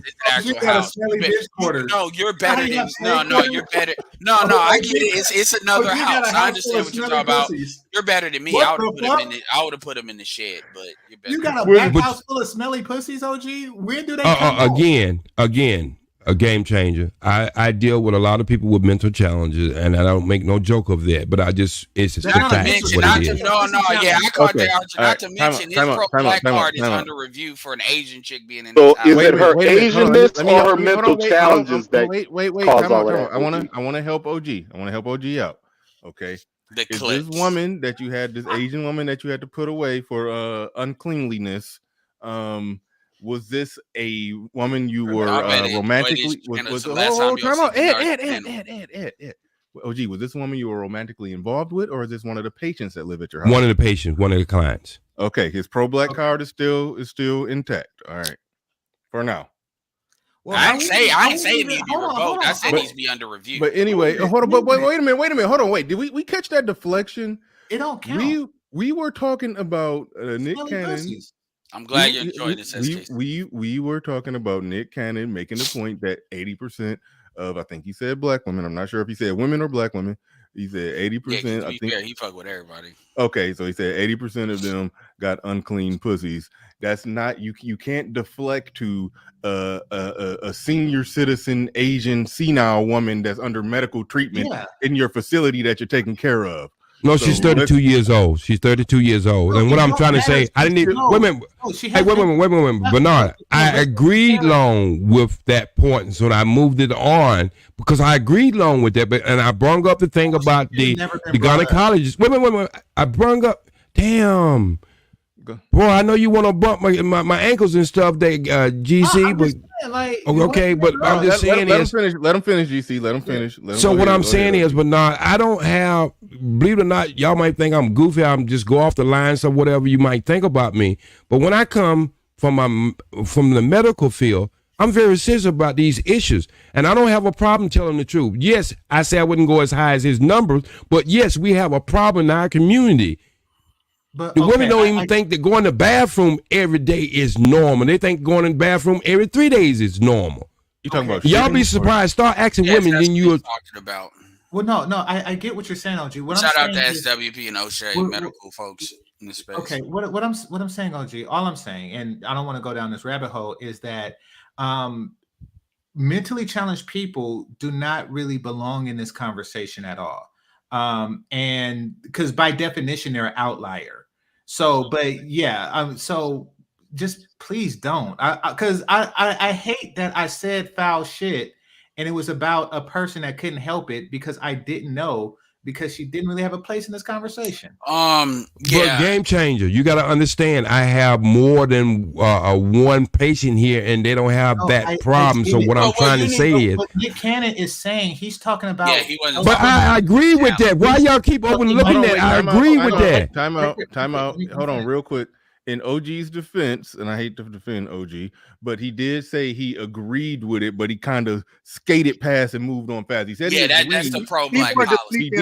He agreed. He wanted to sneak in the fuckery, and he did. Yeah. He agreed. He didn't think it was 80%, but he did say it's a high number and it's a problem. But then he slipped it like I think Ed just said. He started to smuggle in the fuckery. That's what he's deflect. No, I didn't. I even gave wait a minute. I even gave you background on it. I stayed in it so long. I gave you the gynecologists and all that stuff. So I didn't go over it like it was. Y'all gotta be fair with me, man. Y'all abusing me again. I'm gonna call the police right about now. Y'all trying to abuse me up here. All right. He has to balance out the equation. If I may. I was being fair, and I didn't say anything against you agreeing with Edward, because I agree with both of you. Maybe 80% is high, but I do agree with the three of you, Edward and Nick Cannon. What I'm saying is that was fucked up what you did when you brought in the mentally challenged chick. That's what I'm saying, because he basically I started making jokes. Right quick, Edward. I started making jokes. And the jokes wasn't to go against what you said. The jokes was just to be funny about, like a house full of smelly. I regret saying that. So please don't do that. Please don't put the mentally challenged in these conversations like that, because it fucks my soul up. Well, my thing for you, I do that. Hold on. I'm gonna say this, and I am gonna bounce a couple of things. Number one, as far Edward, don't go. Well, I gotta go. I got something I have to do. But as far as like this conversation we were on, I mean, this is the type of shit that when people talk about like what we need to do to rehabilitate folks, or we need to put people as a standard. And I'm not saying other women don't got their bullshit, because yes, they do. But what I'm saying is this is the shit that motherfuckers just. And look, we're not talking about some. This is a much higher number than it ain't 80, but it's a much higher number than fucking some. And this is the type, and stuff get, no pun intended, but stuff gets swept under the carpet. Eventually, you can't sweep it under the carpet no more. And as Jay Speed said, it wasn't like this. So it went from not being like this to being like this. And then, like I told you, the rise of the Tokyo Tony grandmothers, where they want to twerk with their grandkids rather than actually doing what the fuck they supposed to be doing as elders. And we know what them chicks was on back in the day. And this is what the fuck you deal with, because nobody wants to call it out. The other and people don't like to talk about that, but just because you don't see something, that doesn't mean something is not there. It just doesn't. And that's the problem with the fucking community now, is people don't really want to talk about the real shit to fucking get resolved. And then we're not talking about quote unquote smelly with JJ. We're talking about the behaviors behind that. And like I said, there was a conversation to be had about Kevin and then how he passed. Now that the information is out there, SWP has a great video on that as a medical professional. So I'm not here to say black men, we know we live less. So it's like, you want to play with your life with that. That's what that is. As far as Brittany Renner, when I said with that chick that Game Changer put up there, and this is just me saying her, I don't know her. When I said I don't like chicks with sudden movements, Brittany Renner is kind of like a perfect example of that. If you listen to how she was with Cameron Newton, which is somebody she would submit to in a way of like, oh, this is somebody that's better than me, I'm gonna be on my best behavior. She was still doing it like that. Versus Fresh, you look at Fresh and Fit, where she's like, I'm better than you, but she was comfortable in that situation. But you look at when you put her in something where it's like a guy that she might want, that's when you get a more accurate understanding of how she would get down. Like she's got that fucking, I don't know what race I want to be twitch. And especially when she gets bad, that little fat, and all women don't, light skin women don't do that, or mixed women don't do that, but some of them do, and I don't like that. That's like a sign of craziness. That's a sign of craziness. So even though you may, this is a light skinned woman and she's feminine in a picture where I don't see her move, versus when you actually get to know people. When they get but that's how some dudes are, and they'll no, literally some dudes in this space was calling a light-skinned woman that they never saw move or confirm personhood feminine. But anyway, carry on. Yeah, y'all making my point. Jason Black's got his last video talk about what it is over 30 is actually another great example that those two chicks are light skinned. So if you want to get like a prolonged interview where they're not jumping up and down, but they saying like stupid shit, definitely check that out. But yeah, Brittany Renner is like, because really Brittany Renner's got redneck energy. That's her problem. Like if you actually look at the brand of white she actually comes from, it's not of the quote unquote higher class, it's of the black snake moan class, and people don't feed that into it. It's the same. I mean, it's not the same thing with Keisha Cole, but like all white ain't created equal. I look at them through an ethnic group standpoint, not through, they're white, so that's it, and so yeah, Brittany Renner just gets on my nerves because she got them sudden movements, that crazy energy, and that's dangerous with a black man because when something goes down, she can just lie. Like you saw what happened with that bullshit. That dude was an asshole. I'm not gonna take it up to that. And I don't believe in people walking up to people. Let me be very clear with that. But he might have been low key. Anyway, I'm not gonna say that. But my point is, well, she walked up to him. Just to make it clear, I thought you said I don't know if you said he walked up to her. Well, she was right there. Either way. No, he was behind the fence. She was outside the fence. So she initiated that contact. I ain't giving her, but the dude didn't look fully stable. The dude didn't look fully stable. So my point, I'm not trying to make it his fault, but my point is that no matter what, let's say I'm right. Let's say in either scenario, the common denominator is if the security get involved in America, it's going to be the same outcome. They going with her ass, And that's what dudes have to really understand. Even if you didn't initiate the contact. So the fact that she could walk around, and another thing too, you got to think about with chicks like that is a lot of times chicks like that think that you supposed to be their attack dog. You supposed to be their proxy violence facilitator, depending on what it is. So these are things you have to consider when you're dealing with females to act up. This is why when dudes sit there and talk about, the best pussy is crazy pussy. Okay. That doesn't make sense. Okay. Here's what I have to say about the crazy Edward. Hold on, real quick, GC. Future Perfect, real quick. Future Perfect in the building. He says if OG's nose is that good, he needs to be in a bomb disposal unit. Thank you for the super chat. I do appreciate that. Appreciate everybody who's supporting the stream. Go ahead, GC. You was about to say something. Yeah, no. I was about to say all women are crazy. And I don't like, so when you say that, she's crazy because she did that, they're all crazy. It's a matter of there's degrees. Yeah, no, there is degrees, and I'm getting to that. If her looks override a certain amount of crazy, then there is a tolerance level. Meaning that if you are a 6 crazy, you have to be a 7 hot, and so on and so forth. That's your hotness have to yes, it does. Yes, it does. How many people in the world, and I'm not talking about black people, how many people in the world right now, if she was a real person, would fuck the shit out of Harvey Quinn? Yes. I understand your and that's why black men end up with hold on, wait, hold on. Wait, time out. That is not. No, well, right quick. Let me just say that, Edward, right quick, if I may, please. The reason why black men wound up is because they wound up and the chick she's not even hot enough for her crazy. I agree. She's not even hot enough for her crazy. But if you go around fucking anything, then you are taking in unnecessary crazy.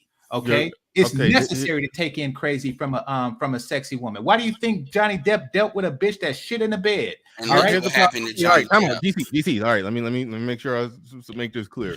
I understand that you're saying there's a formula. You put the numbers too close in your formula. It's not 6 crazy, 7 hot. I mean, if we talking, I would go 3 crazy, 6 hot. I mean, I'm giving 3 points. No. I go a whole 3 points on that. At 10 hot, you can deal with 7 crazy. You're Bernard, but the problem is it's not the woman. Right quick. It's Let not me respond to this right quick, Edward. Okay, Bernard. All women are at least 4 crazy. So there's no such thing as 3 crazy, okay? All right, okay, and then either way it go. For me, I've given that means I'm right on point. Then if I accept that all women are at least 4 crazy, then that means every 6 or 7 I ever dealt with that it means that they wouldn't be. No, I'm not going to deal with no damn 6 crazy. No. If she's only 2 crazies above all women. Why? She's only 2 crazies above all regular women. So why not? I don't deal with crazy. Okay, you there's a certain level of crazy that you could tolerate. I don't tolerate crazy. You're damn right. Yes. Yeah, I don't. See, this is why I say this stuff get very vague sometimes by the person's choice. It's true. There's a true subjective element to it. But where I'm at in my temperament and how I function, I'm not doing crazy. I'm not crazy. So you're telling me that you never been with a 6 crazy. Not for an extended period of time. Oh no, I'm not talking about extended period of time.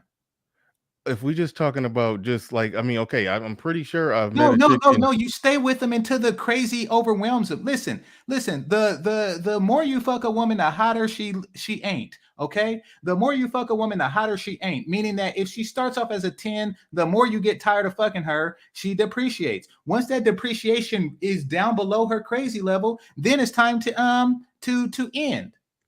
But not, are we talking about initially meeting somebody who's crazy versus finding out somebody who's crazy? I think we got to get this in the conversation. I tell you what 6 crazy is. I don't think Bernard was talking about going out there getting somebody who was a 6 crazy, 4 crazy, initially. I'm saying he must have to find that out in the relationship. I think if he ran into a 4 crazy from the beginning, she's left right there on the curve. I tell you what 6 crazy is. All women are 4 crazy. 6 crazy is if you're having sex with somebody and then somebody else come in making it a partial threesome, and then afterwards she gets mad at you and try to whoop your ass. That's 6 crazy. Okay? I understand that sometimes territory. I'm lost in this one. Nigga, what? I'm lost in this one. Say you're fucking, right? Okay. And then there's another woman in the next room, and that woman comes in and she participates, but not fully. There's no penetration of the new woman. She's just touching and rubbing and kissing and shit. And then after everything is done, the woman that you are having sex with starts swinging on you. She starts trying to fist fight you. That's 6 crazy, Bernard. That is 6 crazy. You saying she's 6 crazy because while you were having sex with her, another woman crept into the room, got in the bed, and started participating? No, she's crazy because afterwards she tried to beat me up. No, okay. Was she okay with it while it was happening? Yes. And then she got instantly mad and wanted to fight afterwards? Yes. That's 6 crazy. That's a pretty specific example. Yes, I know. They made a movie about it. They made a movie about it. No, would you let me fuck your wife for $1 million? And he got crazy at the end. Proposal is not that. Okay, all right. We're gonna wrap up the show. No. What I'm saying is that's not 10 crazy. That I've been with crazier. Do not call that 10 crazy. I know 10 crazy. That is not 10 crazy. That is mild compared to some of the shit I've been through in life. Okay, understand this. That is 6 crazy, and most of you would deal with it. Look, people fight over stoves, man. I'm telling you. So, so, if it happens, people fought over cornbread, stoves, biscuits. I mean, but I don't think you can make us understand if we can see a woman who's 4 crazy, 3 crazy, and we initially go get in a relationship with them, not even to fuck them. They're all 4 crazy. Every one Okay. you deal with All was right. 4 If crazy. we accept that At 4 least. is the baseline, okay, then all right. Well, I must only really tolerate 4 crazy. There are some crazy women that probably were briefly around that I didn't put it like this. If I sense something wrong with them, I don't get that entangled with them. Maybe we can have a casual sexual get together thing. Cause well, normally if a woman come in the house to have sex, and that's pretty much what it's all about, she's typically going to act right for the time that she's there, the few hours that she's there hanging with you. And then somebody else out somewhere has to deal with her crazy. I'm not going to be the guy dealing with her crazy. That's where I'm at. So I don't do crazy. Listen, it's all time delimited. It Yeah, is. It's I all don't. like, but I'm saying that they're all crazy. Stop. I say let them be. They're naturally going to be that way. I mean, if they weren't crazy, they would be men. Let me show you what I mean by the line, the matrix. Okay, but yes, I there are sevens out there. I was trying to leave the show, but I'm Oh, okay. okay. Go ahead, GC. Okay, All right. So GC is this guy giving us another math equation. Let's go. Your crazy axis and your hot axis. Mm-hmm. Hot is, as usual, measured from 0 to 10. We're all familiar with that. Crazy is measured from 4 to 10 because, of course, there's no such thing as a woman who's not at least 4 crazy. See, there you go. So you got 4 to 10. This is your hot crazy line right here. Very important that you keep in mind where the hot crazy line is. As a rule, this is your no-go zone. We do not hang around and date and marry women who are not, at least in our mind, a 5. So this is your no-go zone. Mm-hmm. You don't go here. We just rule this out. Life is better this way. That's the way it is. All right.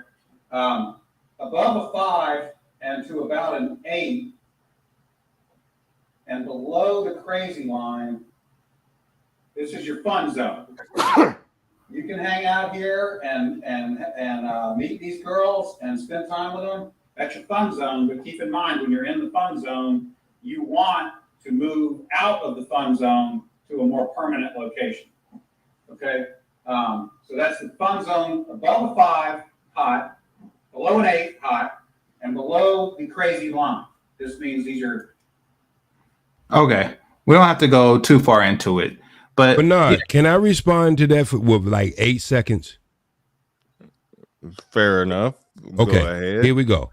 This is for you, GC. That's mathematics, son. You can argue with me, but you can't argue with figures. 2 half nothings is a whole nothing. And I know what I'm talking about because... Thanks. Because that made sense. We needed that. I saw that clip before. Forgot about it. But yeah. So anyway, I need to say something to you, Bernard, before you go off the air. Okay. It's very important. I mean, not when you go off the air, but when and then back. I need to say something to you. All right. Well, it's very important. Gotcha. Okay. All right. So we about to wrap this thing on up. I'd like to shout out everybody who was in the building. They appreciate each and every one of you who came through. Anybody who super chatted, Cash App, like, share, subscribe to anything to support the stream any way, shape, or form. Shout out to Emmett Perry who just dropped a $5 Cash App on it just recently. Somebody in I think that was only Cash App today. So thank you for coming through on that Cash App. Thank you everybody came on through on the super chat end. And with that said, gentlemen and the ladies and gentlemen, shout out to y'all. We are out of here. Peace. We gone.